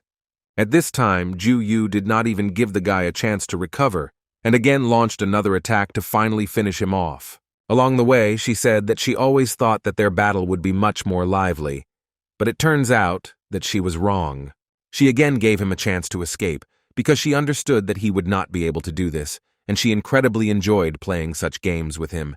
A few seconds later, she again took a huge block, which she was going to throw at the guy and his bird, because she perfectly understood that he could not heal himself during the battle. And if she continues to fight in this style, then sooner or later he will run out of strength and she will be able to defeat him. Qin understood that Luana teleported him and thereby saved his life, but this block unfortunately damaged her heart and lungs. Therefore, while Ju Yu tried to catch up with him and attack again, he only thought that if he did not find a safe place where he could be treated, then most likely they would both die. Qin decided to use his lightning for this again. The plan in his head began with this. Ju Yu bullied him every time she had the opportunity, and this time was no exception, she again said that she was too bored because he was too weak. But these lightning bolts were not ordinary, because with the help of them he was able to create a large dragon, but even this did not surprise her. So she advised him to just give up, because this way his end would be much easier. But how could Ju Yu still not care about all Qin's attempts to inflict at least some damage on her, because she dodged all the blows with incredible ease? But the guy himself felt too bad, because he missed absolutely all the blows and felt too bad to continue the fight. Ju Yu did not stop, and continued to tell him that using a clone against her was an incredible stupidity that only he could allow. After which she warned him that now she will do everything so that he finally feels what it's like when all the anger falls on you. But she didn't even have time to think when Qin suddenly appeared in front of him and dealt her a pretty good blow right in the face. In any case, this was all to Qin's advantage, because at the moment he was using his regeneration skill to restore his strength, and the noise from the electromagnetic gunshot was intended to drown out the melody from the use of the shadow flow. While the clone confuses the Punisher and takes him away from him, the guy was able to grab Luana and used his earth control talent to be able to heal a little. But he was more worried about Luana, so he did everything to make her feel much better, even giving her something to eat that he could prepare using his alchemy skill. But after some time, he realized that all the clones that he sent into battle had already been destroyed, and it seemed that he would have to return again soon. Qin clearly accepted this and asked Luana to get ready, and as soon as she gathered her strength, she could immediately teleport them upstairs. But as soon as the guy was on top again, he immediately received several blows to the head, and more. Ju Yu was now saying that it still wouldn't help him that he was able to recover so quickly, but he still tried to make these pathetic attempts. She was quite surprised that he still thought he could defeat her. But she was talking too much and didn't notice how the guy came up from behind and was ready to deliver an incredibly strong blow, and it seemed he would succeed. The blow was not as powerful as Qin would have liked, but in any case he was able to knock off her mask, which she was so afraid to take off. But her reaction was not entirely surprising, because she began to laugh again and say that this was a pretty good try if he wants to find her weak spot. But unfortunately for him, this is not it, and at one moment it seemed that the guy only worsened his situation.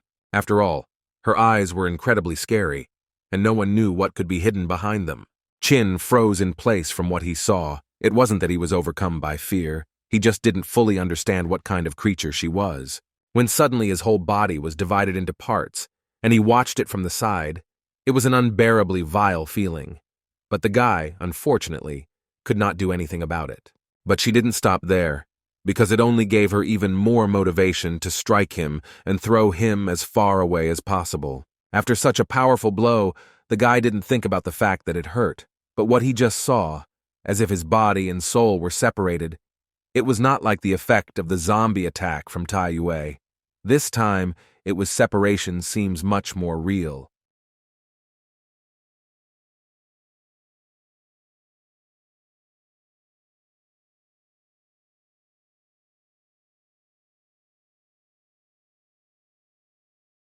She began to explain to him, since he had already experienced this, her eyes have magical powers. Whatever was blocked by her gaze automatically stops all functioning. Therefore, if he tries to move, his body and soul will be torn apart in the blink of an eye. Simply put, it works like a camera. If you stand still, everything will go smoothly, but if you move, the pictures will turn out blurry. Now it became clear to the guy why they reminded him so much of a camera shutter. Qin simply didn't know what to do anymore, so he understood that the only way out was to try asking his pet to help him find the weak points of this monster.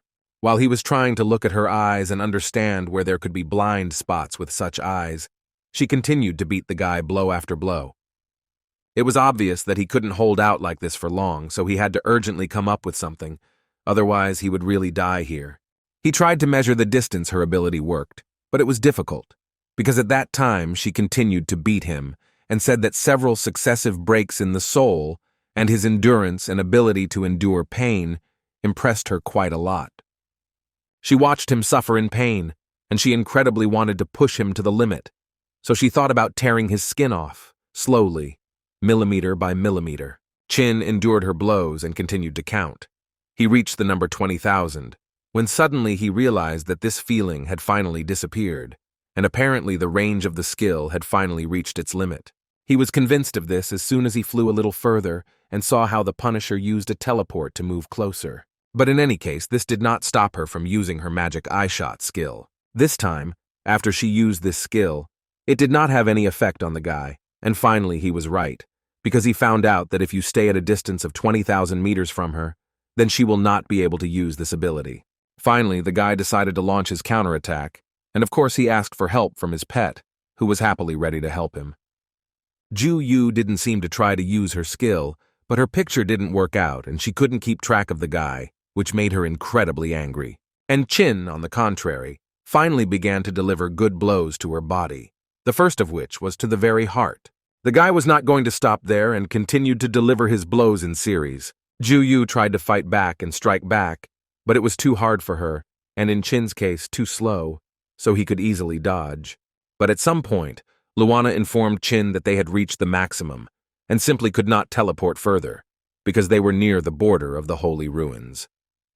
And Ju Yu decided that she should not waste such a wonderful moment in order to strike him, so she decided to increase her speed to the maximum and began to deliver an insane number of strikes. She decided that the most suitable option in this case would be to use the royal fist, with which she can deliver several dozen blows at a time.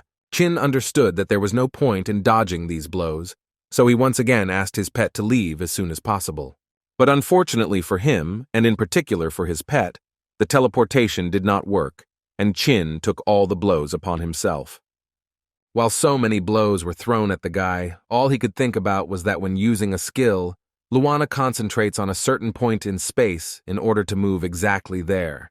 However, this kind of punishment distorted space, and Luana was unable to concentrate on a certain point. He understood that in a few seconds, the heavenly dragon's armor would be completely destroyed, and then he would definitely die. But still, the guy still had one idea, which he asked to listen to carefully. Chin asked her to concentrate as much as possible now and not be afraid of anything. She just needs to concentrate and trust him. After which he threw Luana straight into the hands of the Punisher, who did not understand why the guy was constantly repeating himself, because she had already seen this, and it didn't work then. Why does he think that it will be different now? But she didn't expect that now it could really be different, because she created an incredibly huge fireball that literally covered the Punisher's head. In any case, she was able to complete her task, namely, inflict damage on the eyes of the Punisher. Now she began to get even angrier and wanted more than anything to destroy this guy and his little animal, which was constantly getting under her feet. Even blind, she continued to strike, but they were not as accurate as she would like. So now Chin has a chance to get closer to the Punisher if he dodges all her strikes. Chin's plan was to first reduce the killing power of the golden flames while increasing the speed of her attacks, and then blind the Punisher before she used her ability, after which she would not be able to fully control her attack with her fists.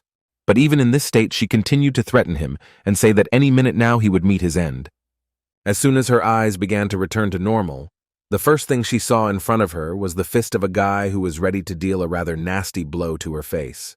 But she was still able to block him at the last moment and, as a result, tear his armor into small pieces. All this was in order to divert her attention and again use his skill of binding with bonds.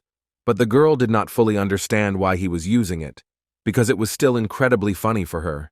Because again, she was easily able to escape from this trap and attack him again. She couldn't just believe that he was such a huge fool, that he decided that he could defeat her with such childish techniques. After which she decided that it was time to finish with him, and dropped her armor to become even faster.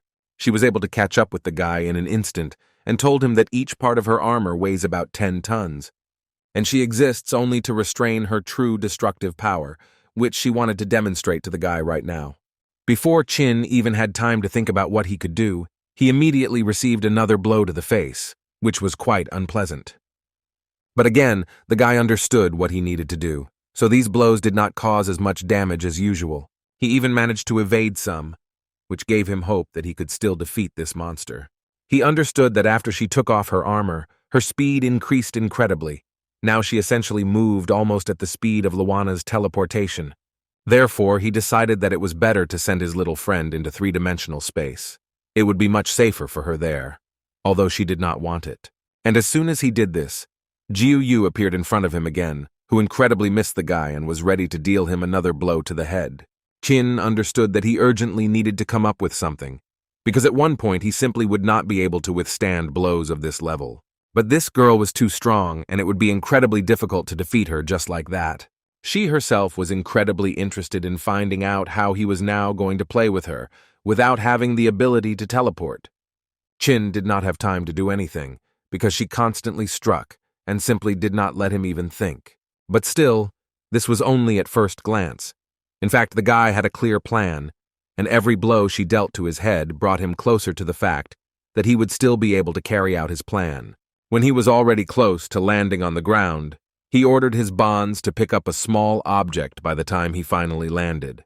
He asked to do this as soon as possible, and they still managed to throw this item to him at the last moment. Now everything depends only on him. He needed all this so that he could block her blow, which he was able to predict. But she was able to deliver such a strong blow that even through part of this armor he felt its full force. He couldn't believe that even with her armor, it was hard to resist her strength.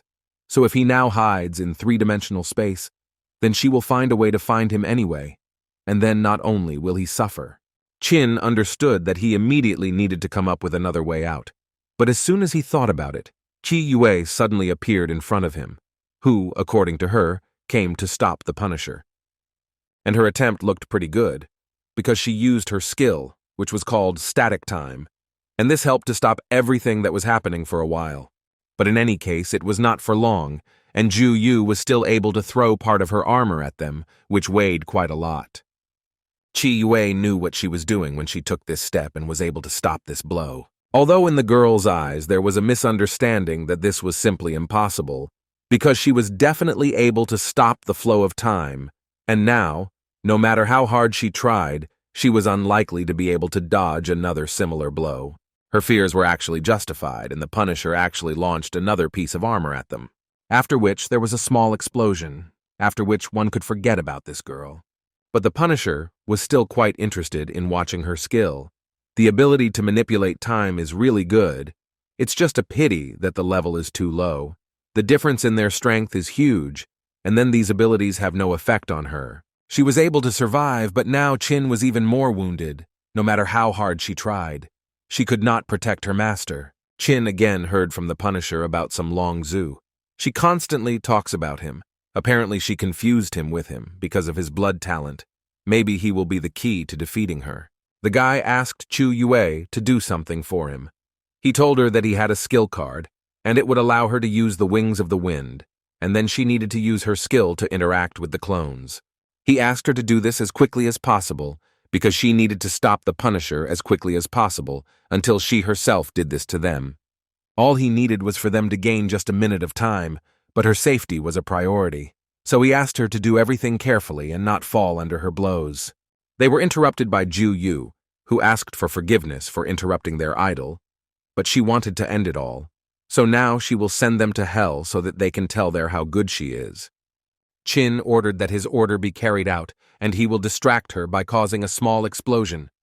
The guy created a one-piece explosion, after which there was a large amount of smoke, which helped his clone and Chu Yue pass unnoticed by the Punisher. And Qin himself disappeared at that moment. He needed to heal and regenerate at least a little, because his condition was terrible. While he was doing this, Chu Yue tried with all her might to distract the Punisher, again using her ability, but only this time at her best.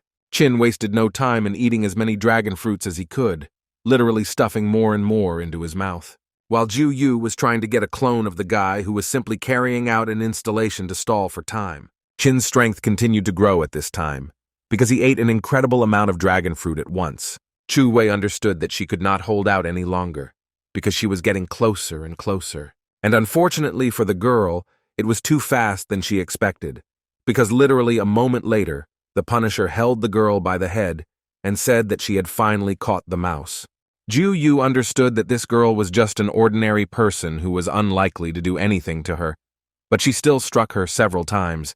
All he wanted to hear was for Chu Yue to simply say the place where Qin was hiding, only she needed him, and she was ready to spare her. But she couldn't even expect that he would appear so quickly, and what's more, he was able to deliver a powerful blow, thanks to the fact that she was distracted. Qin understood that his wings were broken, and now he would not be able to fly normally, so he decided that the best option in this situation would be to transform these wings.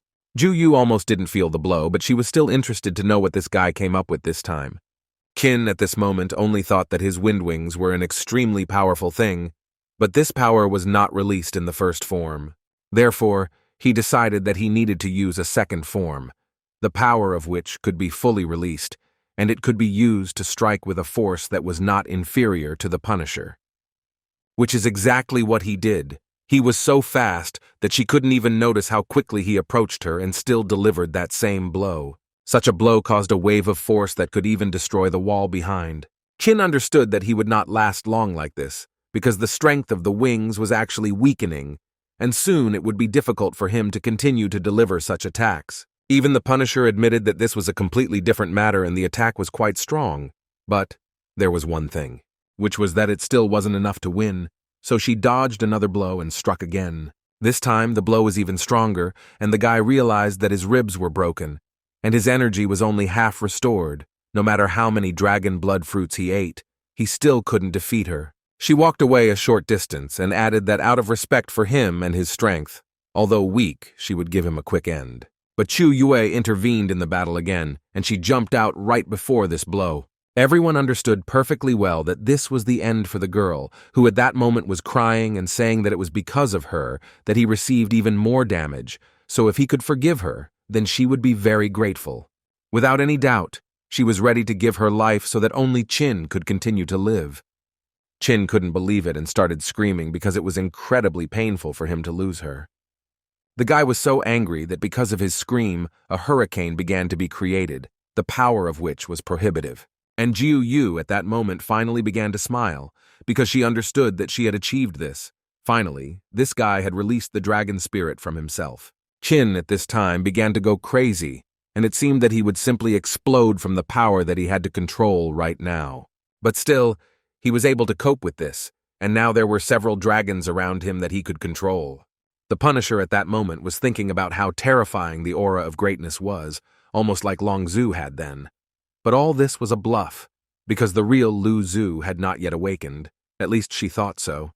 Therefore, she believed that she needed to continue the fight and wait for it, because most of all she wanted to return to the abode of the immortals. But just as they were about to clash again in battle, a woman suddenly appeared in front of them through the portal, who immediately began to say that personally contacting the applicant in an attempt to destroy him by creating sacred ruins that are isolated from the eyes of heaven is simply impermissible, so she will report this to the heavenly path. But Ju Yu didn't care what she wanted to do, because she had actually already done everything she wanted. Therefore she began to teleport little by little with the thought that she knew for sure that he was Long Zhu, and as soon as the novice period was over, she would certainly return for him and then destroy him completely. The guy held Chu Yue in his arms and listened as they told him that the village chief Qin Feng had graduated from the hunter game, and for this, he would receive 500,000 points, and as compensation, he would be given the opportunity to receive an unlimited purchase of universal stones. Well, as a bonus for the fight with the Punisher, he will receive a 7th rank artifact, namely a divine weapon, instead of his broken sword. Instead of his armor, which was destroyed, he will receive level 6 armor, namely the Zhuantian dragon armor. But all this was rather uninteresting to him, because first of all he wanted to find out who it was. The assistant told him that the Punisher constantly talked about the demigod who came from the abode of the immortals, demoted in rank, but she could not say anything more about Long Zhu. Looking at Chu Yue, the guy knew that he would definitely have to return the favor for such a beating. Of course, he had an incredible desire to make her pay for everything she did. The woman told him that people from abandoned clans belonged to the world of murder, so there was still a chance to make an extraction before she died, but Qin was not going to do this, because he respected Chu Yue too much. And he was not going to use his talent on the dead, that was his law. After that, he collected his thoughts and used his teleport and entered area number 618, where he sent out offers to all residents of village number 618 to become residents of the Dragon Pool village. And so the guy did this with several more villages, where people were not against joining the Dragon Pool, because there they could do ordinary work and get a new level for it. After some time, The guy was able to achieve good results, and now he controlled 16 villages and branches, so he was able to save all his former compatriots. He also asked to divide his points between them and gave 10,000 points for each of the 4 characteristics for all this. As a result, he became even stronger after the battle with the Punisher. In addition, he received incredibly strong weapons and armor, and his strength was at the level of more than 1,000 stars. When Qin came to Taiwei village, he saw how everyone around him was madly happy, but he was not in the best mood. After all, he at least needed to inform the elder of this village that his daughter Chu Yue was no longer with them. But on the way to him, he was interrupted by some guy who said that things were very bad, because the city walls had not yet been built, and the army of the Sang clan was about to break through. After which he added that only Qi Yiyun and a few others went to confront the entire army, and this made Qin go into a state of shock. He understood that this was Qi Wei's younger brother, and he wanted to do everything possible to prevent him from dying in this battle. The leader of this campaign was surprised that the elder came here, but he told him that he had just learned that a meeting of the defense forces was held in the Yuan clan, and the clan was not notified about it. He believed that their clan was weak, so everyone looked down on them. If this time they managed to destroy the challenger, the clan's strength and prestige would increase significantly. That's why he came here to do this and lead the clan to victory. Qi Yiyun and several warriors tried their best to stop this madness and fearlessly went into battle. At some point, everything worked out great for them, and Chu Yun was glad that they still had a minimal chance of winning. But all this did not last long, because at some point they were caught by surprise by shifting sands, which neutralized almost the entire team. This was all arranged by one of the guardians, who closely watched these warriors, and yet could not resist and also go into battle. The battle was quite unfair, but everyone tried their best, because they understood that for each such guardian, they could get a pretty good amount of points, but they were too strong. Until some of them noticed that a little further on something incomprehensible was happening, and the guardians began to be thrown in different directions. It was their beloved headman Qin, who, with the help of his talent, helped everyone get out of these sands. First of all, he thought only about how to save his people, so he did everything possible for this. But while he was fighting, Qin was trying to find out where Qi Yiyun was, whom he actually wanted to save the most. They began to tell him that he immediately rushed into the thick of it, so they were not sure that he was alive. Against the background of this, Qin ordered everyone to immediately stop and get out of here. He himself could finish. They tried to tell him that the enemy army numbered more than 3,000 people. They doubted that he himself would be able to resist them. Qin did not care at all about these words, because he perfectly understood that he could do this alone. He was more worried that he could not find his friend, so he again turned to his little pet. The guy asked Luana to fly up and find Qi Yiyun's fire for him while he dealt with all the guardians. Some of them were quite strong, and they even managed to land some blows on Qin, but in any case, he managed to block absolutely everything. Luana tried to find Qi Yiyun for a long time. She even lost hope until she saw a huge mammoth, and near him, there were several people who looked like the Kang clan. Therefore, without thinking for a long time, she immediately flew back to her owner and notified him that she had managed to find the guy, and Qin immediately asked her to take him to him. Meanwhile, Qi Yiyun and the other warriors tried to resist the power of the guardians, who were crushing them more and more every second.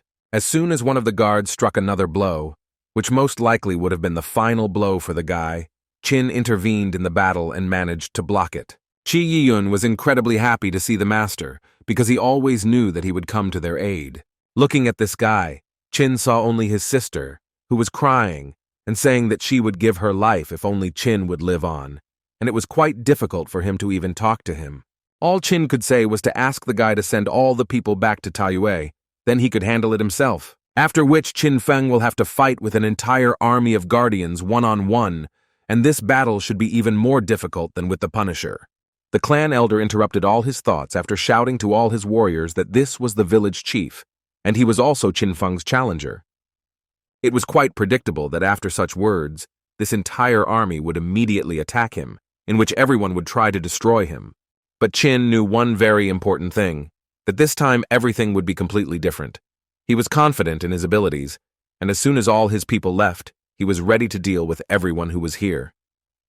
Without any problems, he was able to release the power of the yellow dragon, whose power was prohibitive.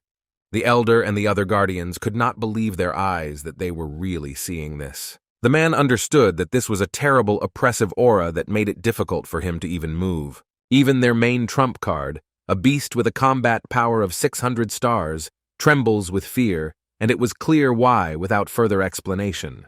But this was only the beginning, because as soon as Qin concentrated all the energy around himself, he was ready to release the power of the dragon. None of the guardians could have imagined that they would face such a powerful force, but now even escape will not save them. The elder tried to shout to each of them to use combined defense skills, but apparently it was quite useless. After all, at one fine moment he himself began to understand that most likely his life would end there. At the same moment, Qin received a new notification in which it was said that he had destroyed the ruler of the Kang clan, for which he received a land token of the Kang clan. Also, in addition to the elder, he destroyed more than 3,000 guardians, for which he gained so much experience that he had enough to increase his level to 20, and he believed that in the future it would be possible to establish a portal between Ta Yue and the Tsang clan so that all residents could collect war trophies. At this point, he finished the battle with the guardians, so he decided that it was time for him to return back to his village, where he was greeted with smiles and joy because they considered him their savior and brought him an incredible number of different gifts. Qin was slightly embarrassed to accept all these gifts, so he did not know how to react to all of this. But suddenly, all his attention was focused on the man who stood modestly behind everyone. The guy began to understand that this was an elder who most likely had already guessed what happened to Qi Yue. One of the Kang clan, who managed to survive the attack from Qin, immediately ran to the advisors to tell him what happened. He shouted and proved to them that this was the absolute truth. He believed that this challenger named Qin Feng used some kind of skill to destroy all the people from the clan with just one blow. Challengers and guardians always oppose each other, so he believed that he needed to be dealt with before he reached the peak of his power. And now the guardian believed that all his friends and colleagues had been destroyed. The head of the Ihan clan intervened in the dialogue and said that if this is true, then he thinks that the strength of that person is already comparable to the strength of a first-stage heavenly level master. The head of the Fei clan, Lian, answered him that this simply cannot be. Only 5 days have passed. Even a person from the large Chiliocosm cannot do this. But the head woman of the Xiao clan, Yun, believed that nothing is impossible. One should not underestimate applicants, and she has guesses that this person is even stronger than they think. She also added that the first stage of the heavenly level and the 9th stage of the earthly level, and to win it would be worth putting in quite a lot of effort. And besides, there were about 3,000 of them. Han understood that this was actually very bad, because if this was so, then this person was at least a master of the 3rd stage of the heavenly level. But it was very difficult to believe because the 3rd stage of the heavenly level is only one. They believed that the strength of this challenger was beyond our imagination, and fighting him alone was rather unwise, so they believed that they needed to join forces. But the head of the Yuan Kun clan, who was the only one among them all who had the 3rd step of the heavenly level, could only smile. After which he stood up and began to leave this room, saying that they were all just ordinary cowards who were afraid of some challenger. He also added that the Yuan clan never unites with weaker ones, so he will not participate in this. It was all right for him that the Yuan clan looked down on everyone, so he had no intention of uniting with anyone. Qin sat in the same hut with the elder and said that she wanted to protect him. That's why she died. To which the elder answered her that she, as a warrior of the Qi clan, had the honor to die for her master. The elder asked the guy not to blame himself for anything, because he is incredibly proud of his daughter. Qin was thinking at this moment that not only Qi Yue, but all members of the Qi clan were ready to die for him. Initially, he planned to take them to him only to increase the number of the village, but these are really incredibly loyal people who consider him master, and now responsibility for them lies with him. Then, with the Punisher, he could only evade and constantly suffer damage. He reproached himself for being so weak. With such strength, he would not be able to protect his village and the people who live in it. When suddenly all his thoughts were interrupted by a shocking question from the elder, who suddenly became interested in asking the guy what he knew about Long Zhu. He did not wait for the guy to answer, and added that in the Qi clan, there is an ancient book that is passed down from generation to generation, and he remembered it when the gentleman told him about the Punisher. It recorded the deeds of the ancestral gods that existed many years ago, so Qin assumed that Jiu Yu might have been demoted to a Punisher due to the fall of the ancestor dragon. The fragments of the true spirit were scattered, but there was still the possibility of its revival. The old man added to him that the master has skills similar to the dragon ancestor, and therefore he mistook Qin for his reincarnation. She thirsts for revenge, and therefore uses the personality of the Punisher to control the whole world. And as soon as a strong newcomer appears, she immediately deals with him. Therefore, the elder believed that it was not the guy's fault that his daughter died, because it was essentially impossible to foresee in reality. Qin knew that in the sacred ruins his combat power was about 1,000 stars, and Sha said that during the period of evaluating newcomers, the strength of the Punisher is reduced to 1/10. Therefore, if he turned his head a little, he was able to calculate that Chong Yu's strength could be about 10,000 stars. Therefore, he understood that she was at least a master of the 4th stage of the heavenly level, and if he did not reach the same level in 2 days, then the Dragon Pool village would simply be destroyed. Sitting in silence in the company of the elder, he could not even imagine what he had to do to ensure that everyone survived this catastrophe. Suddenly, one of the townspeople burst into their hut and said in an excited voice that the enemy army was approaching the village. It was clear that this was an army of enormous proportions, in which, in addition to people, there were many different animals and beasts. This huge army was led by Yun, who was confident that today he would be able to show that very newcomer what real strength was. Suddenly, his army stopped, and he himself came a little closer to find out if the headman of the Dragon Pool village named Qin Feng was here. Qin carefully watched those who came and first of all asked them what they forgot here. Yun answered him that he destroyed the elder of the Kang clan, and as his friend he came to take revenge. He also added that he was well aware of how strong he was, but they were no slouch, so he believed that he alone could not cope with his 10,000-strong army. Qin listened to this guy and understood that too many unnecessary words were coming out of his mouth. But Yun continued to talk, and finally added that if they do start a war, then neither side will survive without losses, and therefore he has one proposal. Yun understood that the city walls had already been rebuilt, and therefore it was impractical to attack directly, so he believed that the best strategy would be to offer the guy a battle in which 3 of his people would take part, and if he won, then Yun promised to take the army and forget about revenge. First of all, he only thought that even if they lost these 3 battles, he would be able to learn his fighting style, which would then help him conduct a team battle more effectively. Qin did not want to waste his time, so he asked to send 3 warriors ahead. Yun was very glad that the guy took his bait, so he happily agreed to his proposal. Yun dispatched the first 3 warriors, Yi He, Fei Xing, and Xiao Gu, who were fully prepared for battle. Qin himself was absolutely not against such a battle, so he also went down to start the battle. Qin was able to easily dodge all of their strikes and launched a precise counterattack against the first opponent. His friend believed that he had the guy at gunpoint and could now destroy him, but even after such a rather unexpected shot, Qin was able to dodge the attack, after which he immediately used his bonds to attack this shooter. Each of the 3 warriors could not believe that the guy had so much strength, because not only was he able to repel all of their attacks, he was also able to deliver good counterattacks. A girl who considered her allies fools decided to join the battle, because she understood that such attacks would be easily blocked, so she understood that she needed to use something special. The person from the Yi clan told everyone that Qin Feng had at least 3 skills: flying, elemental control, and dragon attack. Long before this battle, he chose 3 candidates who, in his opinion, were worthy to defeat him, so he has high hopes for them. Ah Hang's skill, he believed, could limit his ability to fly, which is quite important in this battle. Fei Xing, he said that her skill is very similar to his skill of controlling elements that strengthen each other, so even if she cannot destroy him, she will definitely be able to detain him. And finally, Xiao Gu, when Yi Heng and Fei Xing restrict his movements, he must deliver one, but such a powerful blow to destroy this guy once and for all.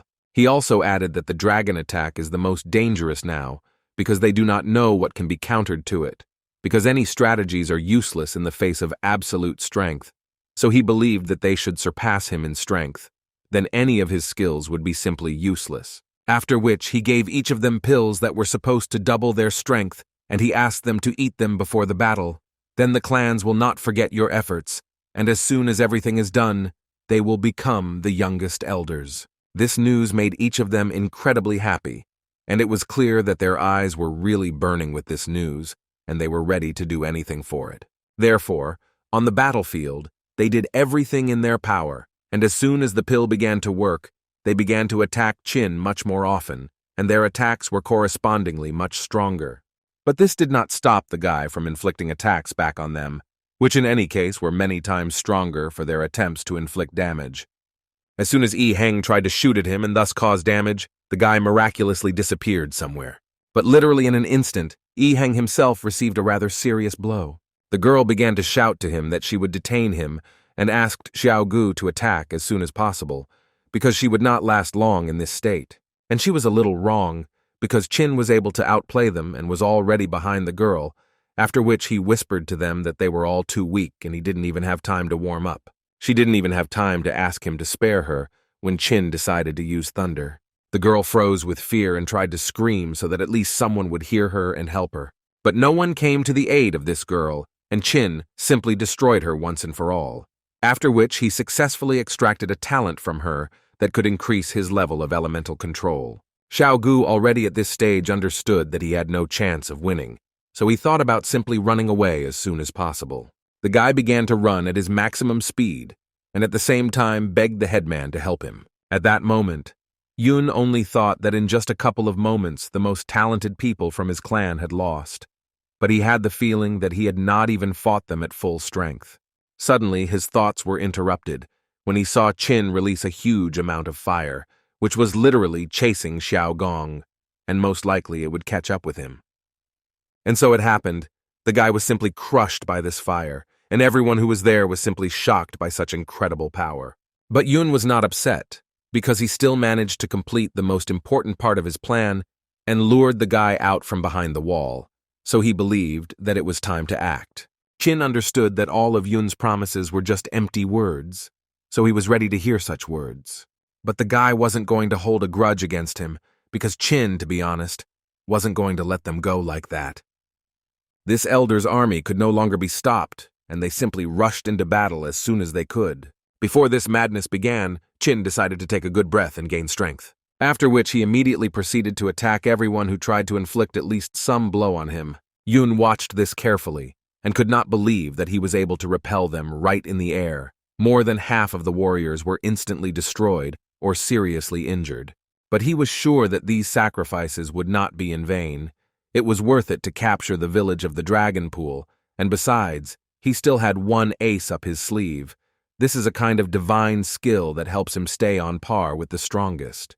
Qin felt that some kind of attack was coming behind him, but did not quite understand what exactly it was. After which an explosion sounded, and Yun was incredibly pleased that his skill still worked. Qin didn't understand what was happening to him, because he could only move his head, and the rest of his body seemed to be paralyzed by these strange threads.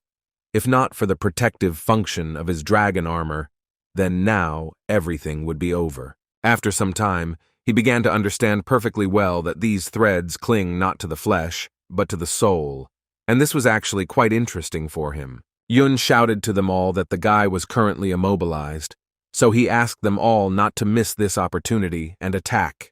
The villagers couldn't believe what was happening. Were they really being attacked again? How was this possible?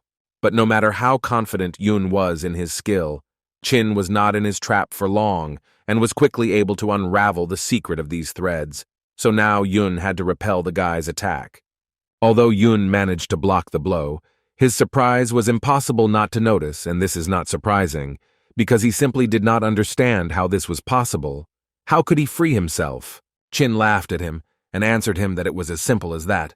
No one would ever reveal their cards to him. I myself thought that a couple of such strings would never compare with that demonic eye of the Punisher.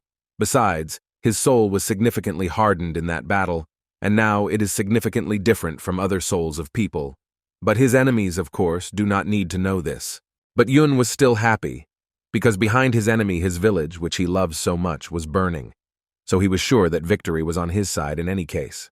He knew that their clans had already planned this for a long time, to send pawns to probe and detain the village chief of the dragon pool.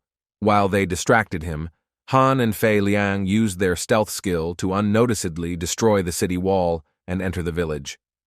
This way the soldiers would mingle with the locals, which would ensure that he would not summon the dragon, and according to the plan, it was Yun who had to face him, which was the most dangerous part of this plan.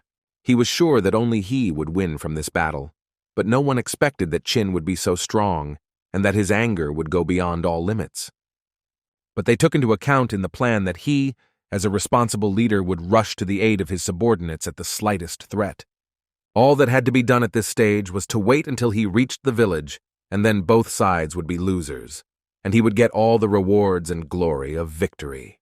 But suddenly Qin stopped and turned to the guy with his sword, after which he added that the expression on his face gave him away because it was clearly visible that he couldn't wait to celebrate.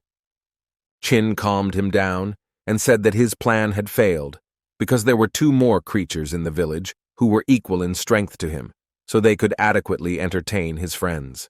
Yun couldn't believe it. 3 people with such power.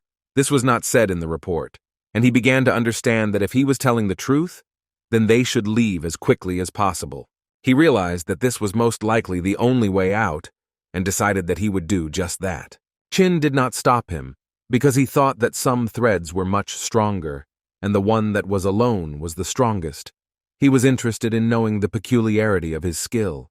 However, on the other hand, it was still absolutely useless for him, so he decided that first he needed to destroy Yun, who had already run quite far away. A few seconds later, a notification came that he was able to destroy the ruler of the Xiao clan, for which he received the land token of the Xiao clan, and after he applied the extraction, he received the 8th level skill, which was called Releasing Divine Consciousness.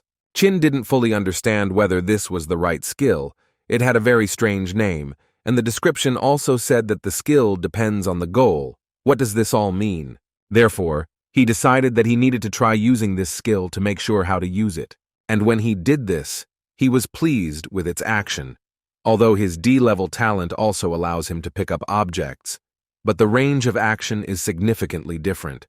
This 8th level skill can not only grab things at a long distance, but also extract them. He realized that if he tried to change its shape, he could create threads that would pierce the soul. Even this incapable waste was able to briefly delay Qin, but if he acted, then perhaps he would be able to gain complete control over the enemy. Now he decided that he needed to check how far they could stretch. And to check this, he decided to run through the village and use this skill on those who were still alive after the attack. He was able to reach a distance of more than 30 kilometers. Does the ability of divine consciousness really have no limitations on the area it can cover? Suddenly, people began to feel some kind of earthquake, which was felt throughout the entire village. Literally, at that very moment, a huge wave appeared, in which huge monsters were visible, which apparently created this earthquake. Yuan created all these waves and carefully watched everything that was happening. But as soon as the other elders saw him, they immediately began to shout at him that he did not want to unite with them, so if he was going to warm his hands on someone else's misfortune, then they would not allow him to do so. Yuan-kun quickly closed his mouth, which was giving out too much unnecessary information, after which he added to his subordinates that their enemy is not an ordinary person, because he managed to awaken the power of heaven and earth and then strengthen his techniques, so he asked them to first destroy the wall he created. Qin immediately looked at this guy with his eye of truth and saw that his combat power was equal to 1,800 stars, which was not much larger than him, but why did he feel the pressure then? In addition, the source of pressure is very strange, so he turned his attention to his pet, who looked quite strange. Perhaps it is he who creates such a strange aura. He couldn't understand what they were doing with this water and how it ended up in the air, but it was absolutely clear that it was moving straight towards the city, so something needed to be done. Qin understood that these 3 monsters were of the earth level, but even they were capable of attracting the power of heaven and earth for their own purposes, even if they were capable of something similar. But their combat power ranged from 100 to 200 stars. But heavenly level monsters, that was a completely different matter. They are capable of extracting the very essence of heaven and earth, so their power can reach 2,000 stars. Therefore, Qin could not finally decide what he should do and how to neutralize these monsters. But this had to be done as quickly as possible, because they had already begun to attack. He immediately decided to go on a counteroffensive, because he perfectly understood that if he could not cope with these three monsters, then there was no point in even thinking about any kind of revenge on Qiu Wei. During Qin's attack, one of the monsters immediately shouted and called Xiao for help. The guy, in turn, was able to parry this blow from Qin with incredible ease. The guy couldn't believe that they could parry his blow with just one palm. Was he really that strong? Xiao immediately added that he was now observing a rather interesting face on the guy. He was interested to know what surprised Qin Feng so much. Perhaps his incredible strength, but this is no longer important, because he explained to him that from the very beginning he wanted to give Qin Feng a quick death. But since he destroyed 3 of his subordinates, he will not do this. Now he wanted more to send his opponent straight to hell, where he would experience all the variety of pain.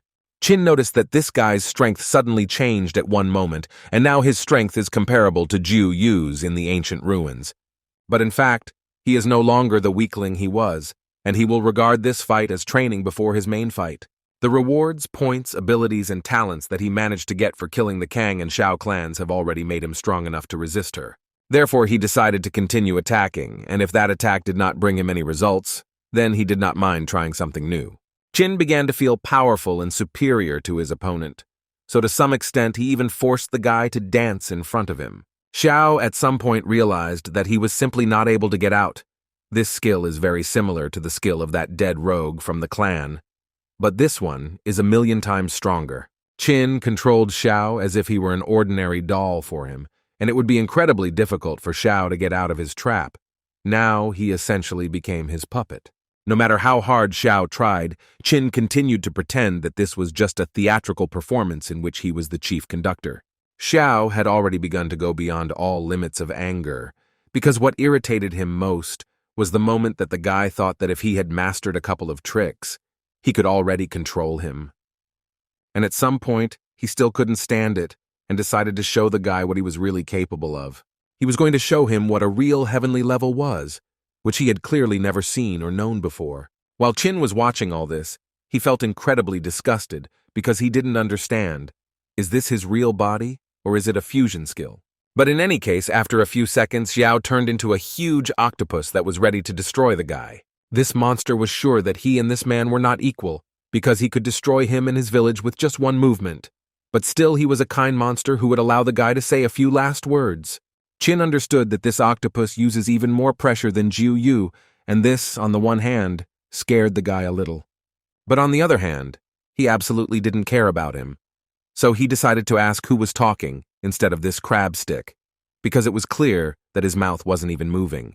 This made the monster very angry, so he answered him that if he wanted to achieve exactly this effect, then he did it perfectly.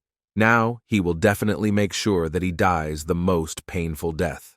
But all this was just a trick that Qin used in order to understand where his real body was in order to know where to deliver his blows. So all he could do in response was to thank him for it.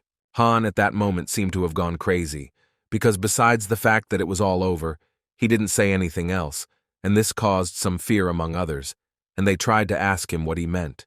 After which he asked them to remember what the fox told them about. This is a terrible creature that is capable of turning a heavenly-level master into a semi-deity in the blink of an eye. No matter how powerful Qin Feng is, he still will not be able to defeat. All living things will die out here like flies. But his entire monologue was suddenly interrupted by Luan, who was tired of listening to the fact that her master could lose, and then they would also turn the village into dust. She made it clear to them that her master never loses, and this time would be no exception. So she asked them to shut their mouths and never talk about such things again. In addition, she believed that the heavenly or semi-divine level, all this is not important, so she believes in the victory of the owner, if only because her owner has done and will do incredible things. Qin understood that these tentacles were slippery and elastic, and as soon as he wanted to strike, the blade immediately bounced back. So he understood that the release of energy and shadow bonds would also be ineffective here. He also thought about the fact that where that little guy was sitting was his weak point, but it would be quite difficult to get close while his tentacles were everywhere. He began to go through all the options in his head, and he realized that an ice storm was also not an option. It would be difficult to freeze the seawater, and the appearance of a dragon would cause huge waves that would instantly flood the entire village. Then he decided to try something different, and he did it with the hope that it would work, and it was a thunderstorm. After a few seconds, he hoped that this method would work, and he would be able to defeat this monster. But in response, he only heard the words that the monster was tingling so pleasantly, and he was just a stupid little man who didn't understand anything. The monster believed that in the sea he was on his territory, and there was no way to defeat him. No one had ever succeeded in this, and never will. Chin understood that if they continued at the same pace, sooner or later he would die from exhaustion, so he needed to think about what kind of attack would be effective. Suddenly the realization came to him that he could do with this monster, but for this he needed the help of his pet, whom he immediately called. As soon as Luana rushed to him, she was ready to listen to everything he needed, but he couldn't help but notice her new image. In any case, it was not so important, because he wants to try to use the fusion of souls to get her power. But before, due to the fact that her level was too low, he had never done such a thing, and now he does not know how it can affect on her. But she interrupted him and replied that he couldn't help but worry about this, because she believed him and wanted to follow him to the end, no matter what happened, and besides, she was without a doubt ready to die for him. As soon as Chin used his ability, namely the merging of souls, he immediately became much larger, because he believed that before that, they had not had a completely fair fight, and now that their sizes are more or less the same, he is ready to continue. After which he did not wait long and immediately struck the first blow, which the monster probably did not expect, and most likely he dealt a rather strong blow. But the monster did not give up. On the contrary, he became even more angry with the guy, and therefore wanted to strangle him even more. Chin was in a great mood, because he made it clear that the monster himself had given him such an opportunity to win, and he could not neglect it. After such a blow, the octopus was left without 2 tentacles, which was quite critical for him, and the most important question he had was what kind of fire is this guy using?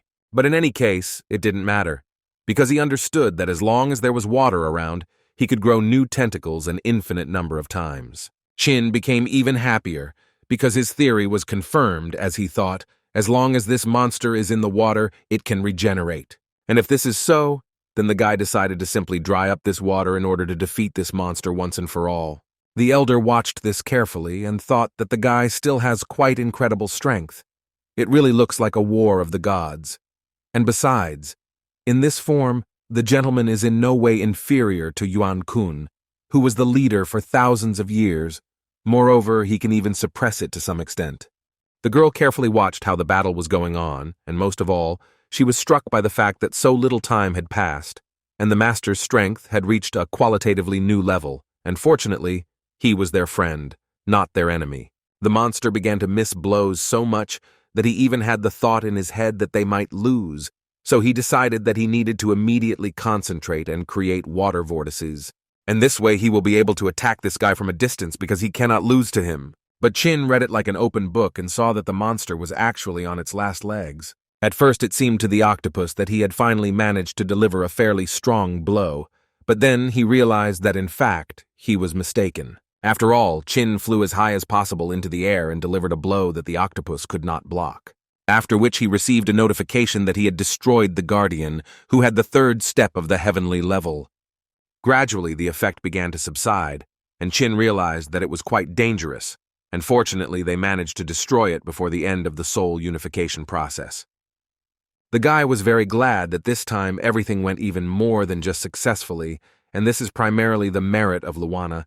She was very pleased to hear such kind words, and she was pleased that she was able to help her owner. After which he sent her to rest in 3-dimensional space and even allowed her to use elixirs to quickly restore her strength. Then he looked at this huge monster and thought that moving mountains and drying up seas, this is the true power of demigods, and it is actually really impressive. It's a pity that he can only have such power during the merger. In any case, he did not forget that he needed to extract from this octopus, for which he received a skill called the Shadow Octopus, the essence of which was that he hides in the darkness and stretches out his hands, which contain the power of a demi-deity.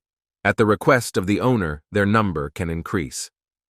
It was quite interesting. If everything that was written here is true, then he can essentially use the power of a demigod even without merging, which he immediately decided to check, and the first thing he noticed was how his shadow had increased significantly. Next, he was able to summon a huge hand, and it took him half of his strength, and this is only one part of his body. This gave him the idea that he could essentially only use this skill if he was retreating.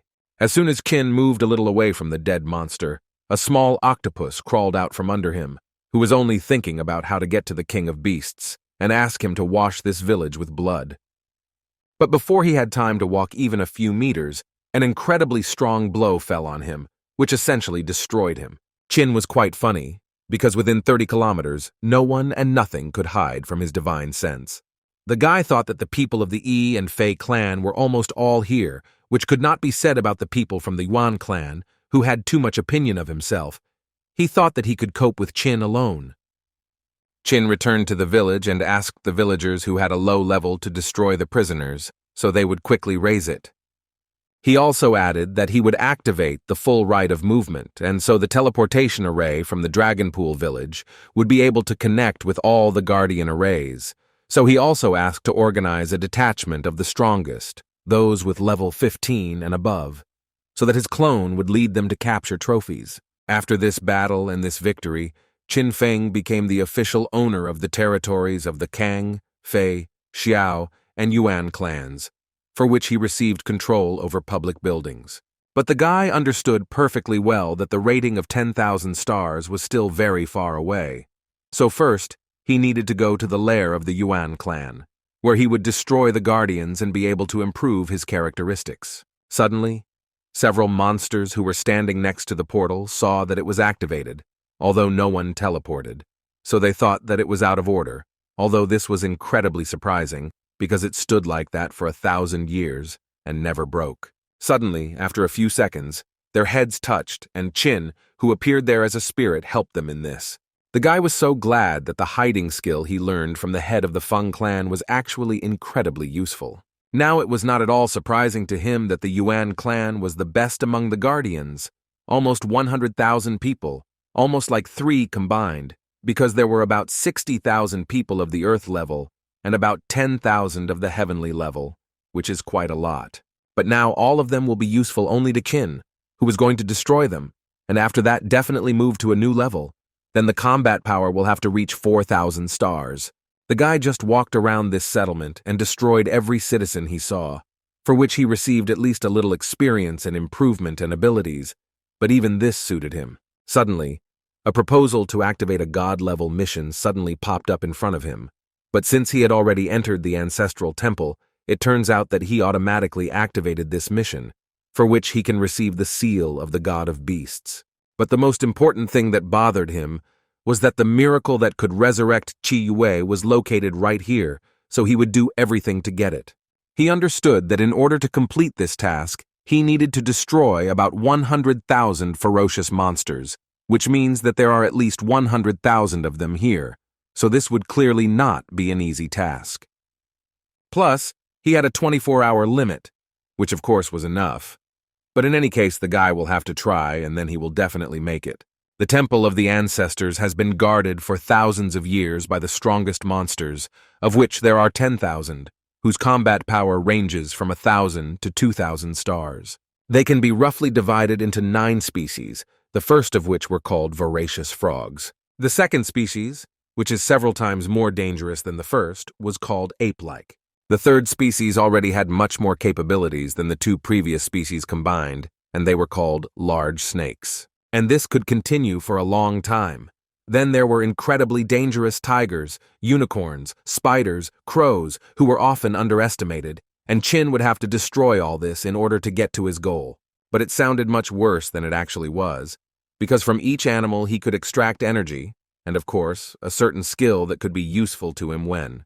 The one whom Qin so wanted to get to suddenly woke up and stood up from his coffin and began to talk about how he no longer felt the aura of the 9 beast emperors.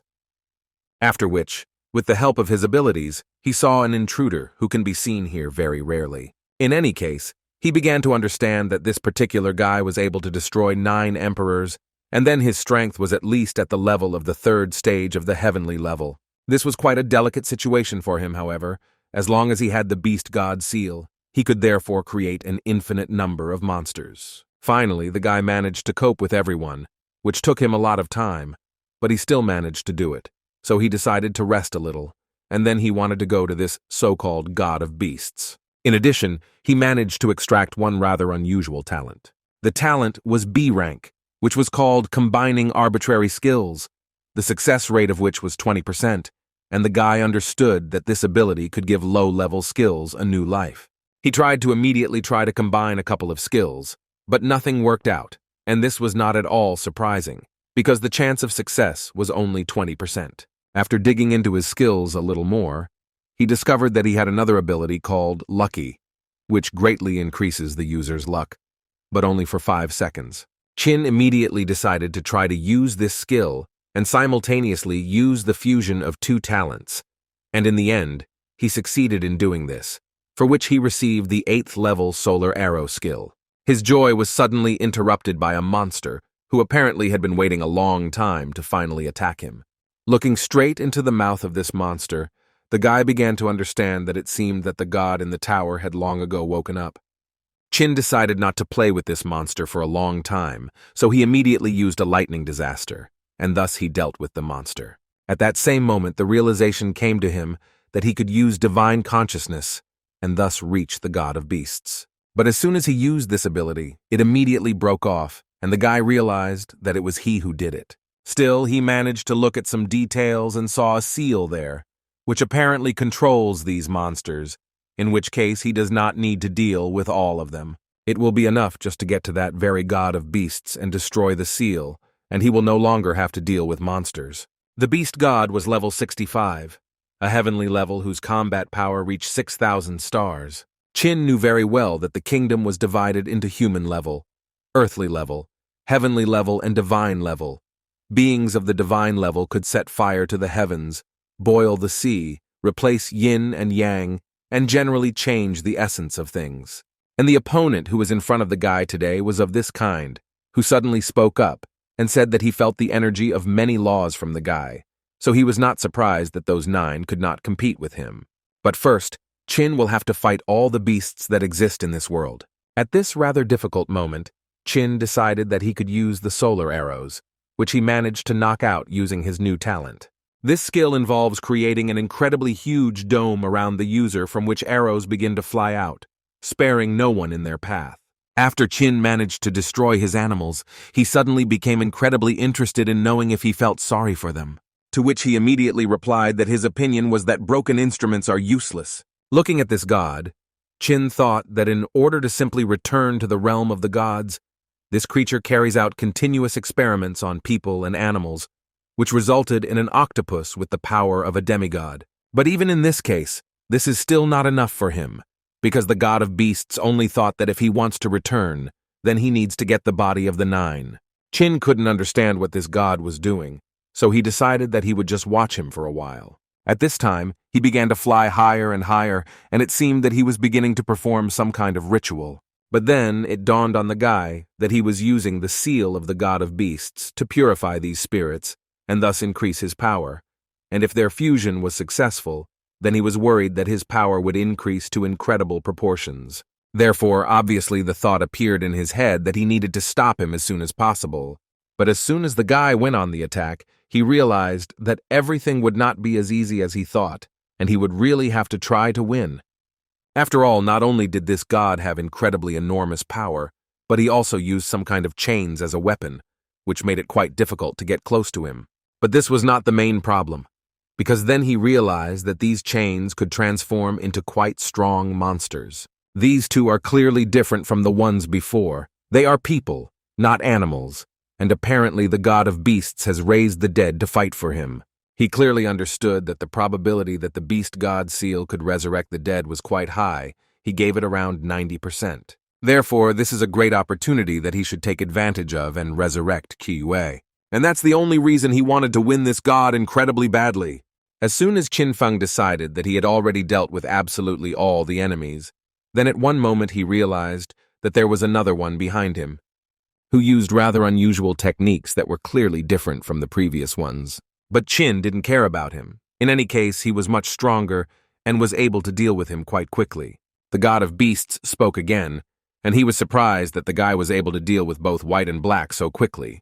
And this excited him even more, because he considered Qin as his future body, which completely suited him. Therefore, as soon as he was ready, he gathered the maximum synergy of spirits and released all his powers towards Qin. The guy even got a little scared at some point, because he didn't expect that he would release so many strong beasts at him.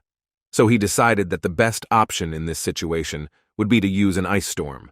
But then he quickly came to his senses and decided that he needed to deal with him first. Suddenly he realized that he was in a hurry with this, because time seemed to slow down and the speed of construction dropped significantly. Something was clearly wrong here. Looking at the monster that was flying straight at him, he began to realize that there was no way he would be able to build a wall in time to block the blow. No matter how hard he tried, he still failed, and this fiery bird simply swept him off his feet. While he was trying to deal with her, the tiger was already running into battle, which clearly had no intention of sparing the guy. At one point, he began to understand that such a strange feeling was only because of the unicorn that was soaring in the sky. While the guy was trying to understand what was going on, the god of animals continued to laugh at him and say that as long as he was alive, these monsters would be reborn endlessly. Qin himself understood this very well, so he decided that he needed to destroy all three of them in one fell swoop, and then it could work. As soon as he tried to do this, he again felt that the effect of the acceleration of the glider was practically invisible. But this was enough for him, and as soon as he flew closer to this unicorn, everything became extremely clear to the guy. In fact, this monster did not move from the very beginning. While the ability was activated, he could not do this. Therefore, as soon as he finally dealt with this monster, his speed returned again, and he believed that this was an excellent chance to attack the god of beasts. Qin tried to fly as fast as possible, and at that moment listened to the god of beasts tell him that, contrary to all expectations, the guy really impressed him, and frankly, now he expects much more from him. But Qin himself was not going to listen to everything this man told him. At this moment, he only decided to use the thunderstorm to paralyze him, and once he did this, he was incredibly close to grabbing the signet that would help fulfill his main goal. But the god of beasts tried with all his might to take this signet back into his hands and used his magical threads. Qin decided that it was time to use his clone to close the hole in this eye. And as soon as everything was ready, the guy was ready to deliver the decisive blow, which he called heavenly. But all that happened as a result was to catch a blow that came straight from the center of God's body. Qin could not understand what happened and why he still failed to do what he had planned for so long. But then he finally saw the reason for his failure. A huge monster emerged from the smoke who was not going to spare the guy and was going to destroy everything in his path. This god simply turned into a huge monster of incredible proportions, and in this body he was going to show Qin a truly ideal form. Qin, of course, knew that he would be very strong, but he could not even imagine that he would be so strong, because even his size was simply prohibitive. The monster began to cast a spell near him, and then suddenly added to the guy that he would now start attacking, so he gave the guy time to get ready. But Qin didn't quite understand why he was saying this, and as soon as the monster struck him with its attack, the guy at one moment lost the ability to move, and it looked quite strange. But this was far from the end, because a huge chain began to descend on Qin from above. While the guy was under the influence of his previous skill, he understood perfectly well that he would not be able to dodge. Therefore, without having time to come up with anything else, the guy had to take the blow, which he actually did. The god of beasts, or rather what was left of him, was incredibly glad that he still managed to hit the target, although he had no doubt that he could destroy the guy so quickly. But Qin was not as simple as it seemed to him at first glance, although the guy's appearance left much to be desired, and besides, now his glider is completely disabled, and he can no longer fly. He understood that if he wanted to control the course of this battle, then he could no longer be in a passive position, he must immediately go on the offensive. The monster was not at all against the fact that the guy did not die after the first attack. On the contrary, he was even a little glad, because in this case he would be able to play with the guy a little more. Qin gathered all his strength and began to understand that he needed to stay on this side so that he could not strike with his left hand, otherwise it would be possible to end this fight. Therefore, the first thing he decided to use was his shadow tentacles, As for the first attack, he thought that this was a pretty good option. But this did not give anything. It did not even cause minimal damage to the monster, because it simply tore its tentacles in half. Chin had no intention of stopping and continued to attack this monster with all his strength and skills, and this time he used Ice Storm once again. But as soon as he wanted to get closer with her help, he realized that he was starting to rise into the air. In any case, this did not bother the guy too much, given his skills, but as soon as he was about to attack again, such a huge monster simply disappeared. The next moment, he was already being hit on the head with a huge fist. Chin simply did not understand how this was even possible. After such an attack, the guy began to delirium, and the only thought in his head was that this was most likely the end, which came quite unexpectedly to him. The monster was disappointed that he was able to destroy the guy so quickly, so he continued to shout at him not to give up and to continue fighting.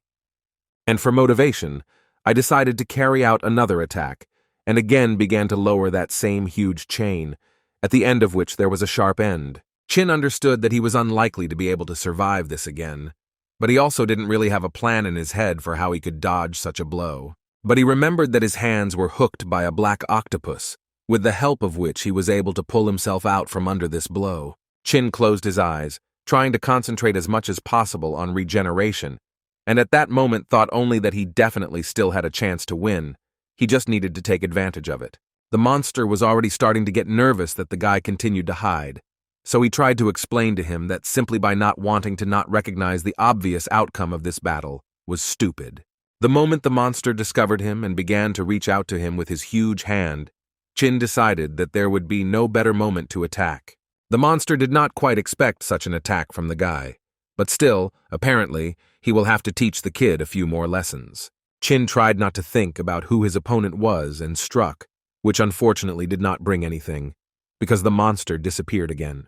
After a moment, the guy realized that the monster had appeared behind him and was using this trick again to strike the guy. But unfortunately for the monster, the guy calculated this moment and actually thought everything through.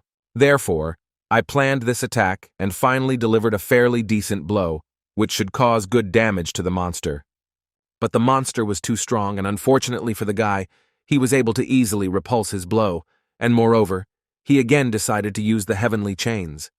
Chin realized that the only way out in this situation would be to use the skill that summons the octopus tentacles again, which worked perfectly this time too, and he was still able to dodge this blow.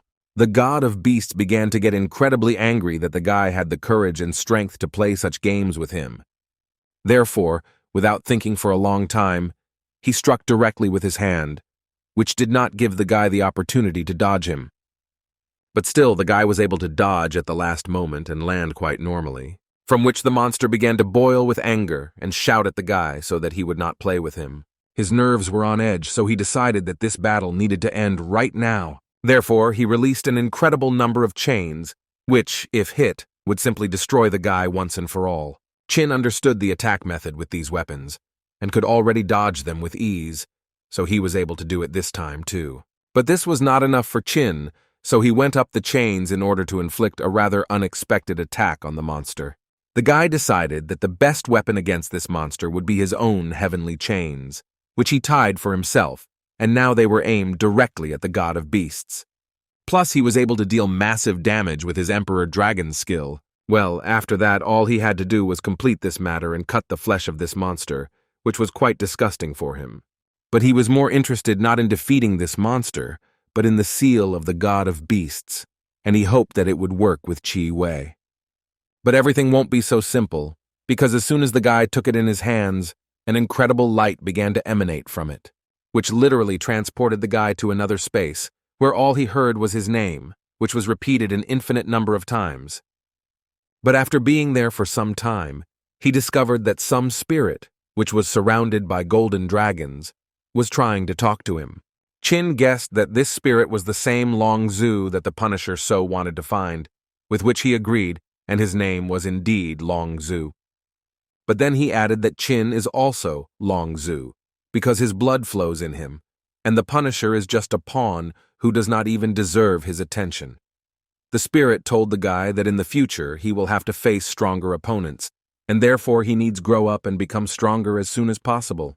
He also believed that the stronger he became, the more of his powers he could use. so it wouldn't hurt to become stronger anyway. Qin wanted to ask him about stronger enemies, those who were able to destroy him, but Long Zhu immediately made him understand that the guy should not worry about it. At this point, he believed that it was time to end, because the flow of time here is different from what is usual in the outside world, so he needs to go before it is too late. Qin opened his eyes, and the first thing he saw was Luana screaming and asking him to wake up. The guy didn't understand what she was doing here and what was going on with the remaining guardians, to which she told him that everything had already been settled.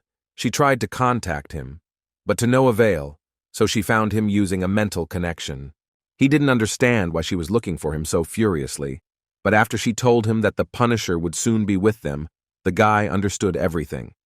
But then Qin realized that tomorrow had already arrived, and this was confirmed by Luana, who said that he had not come to his senses for a whole day. No matter how much he wants it, the resurrection of Qi Yue should be postponed indefinitely, because the Dragon Pool village is on the verge of a disaster, so in order to avoid casualties, he needs to return as soon as possible. The elder tried to calm everyone down and said that in fact, everything is fine. All the villagers have already reached the 10th level, and therefore they must withstand the force of the Punisher, and besides, they have an excellent defender, so they just need to wait. At this moment, a sign appeared in the sky, which could only mean one thing, that the Punisher was already here. Looking at her, Qin realized that she actually didn't waste any time either, and also became much stronger. She completely left her portal and was so glad that this day had finally come, and right now, she would deal with the bugs who could not complete the beginner's task. She did not wait, and immediately began to show them what divine punishment was, and the guy received notifications every second that the number of victims was growing significantly. The Punisher happily destroyed villages that did not have time to develop during the evaluation period for newcomers. Each of the residents understood that without any shelter, they were incredibly vulnerable. Now they had no safe place.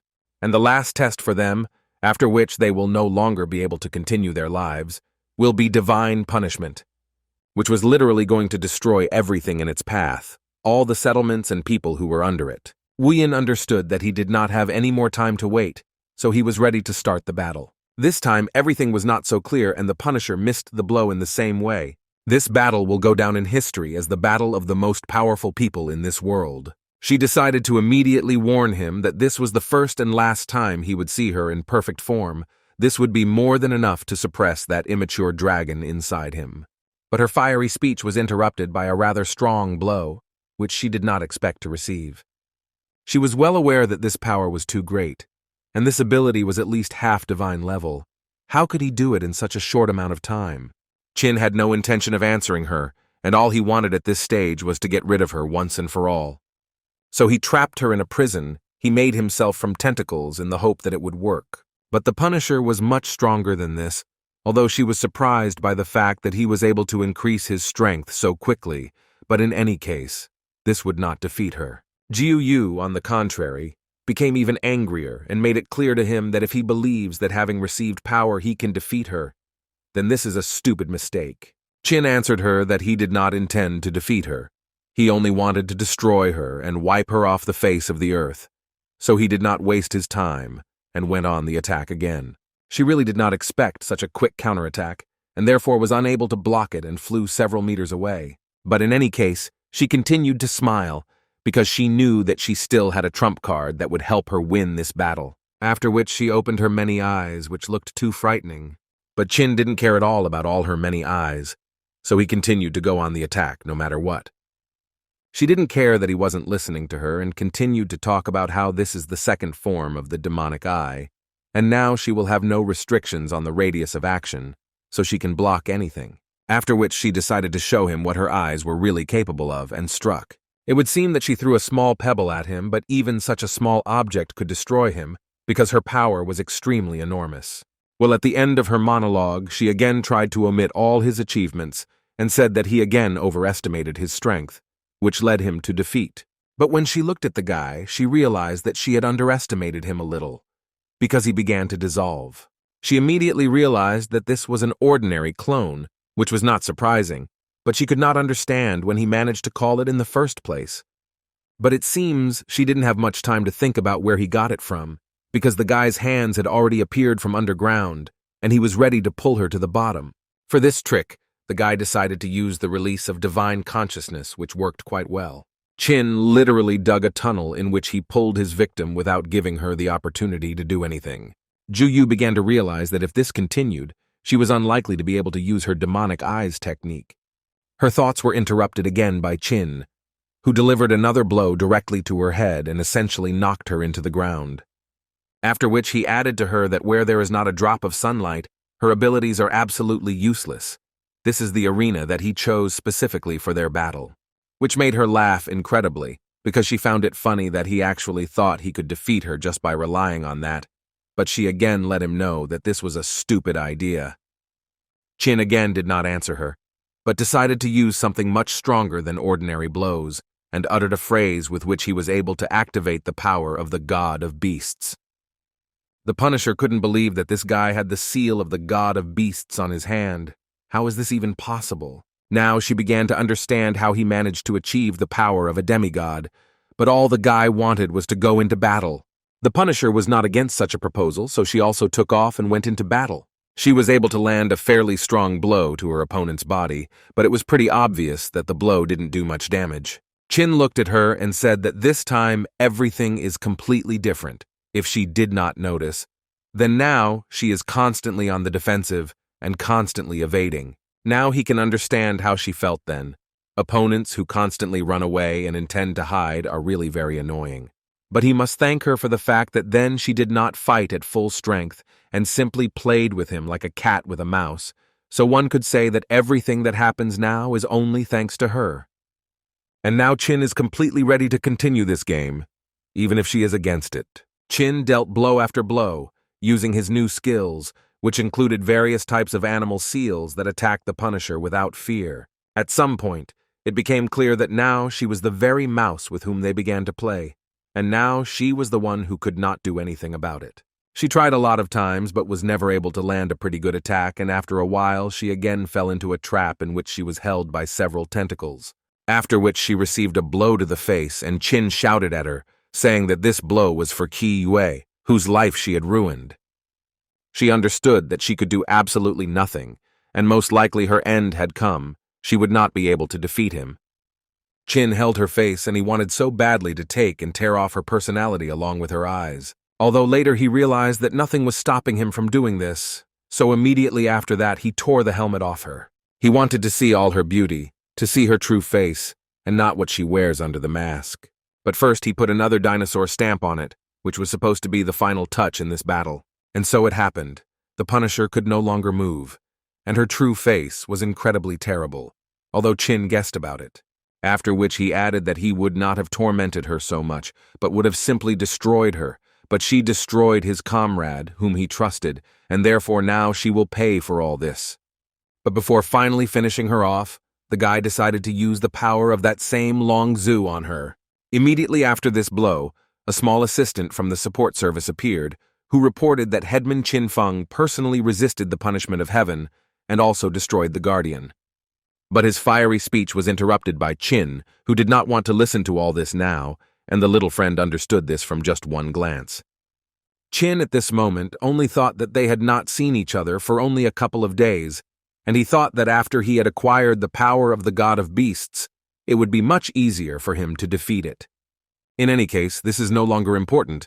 He decided that he needed to first carry out an endless extraction, as a result of which he received the divine essence. Now the guy already had 2 items that allowed him to perform the resurrection ritual, and he was ready to do it, so he said the words, "Resurrect Qi Yue."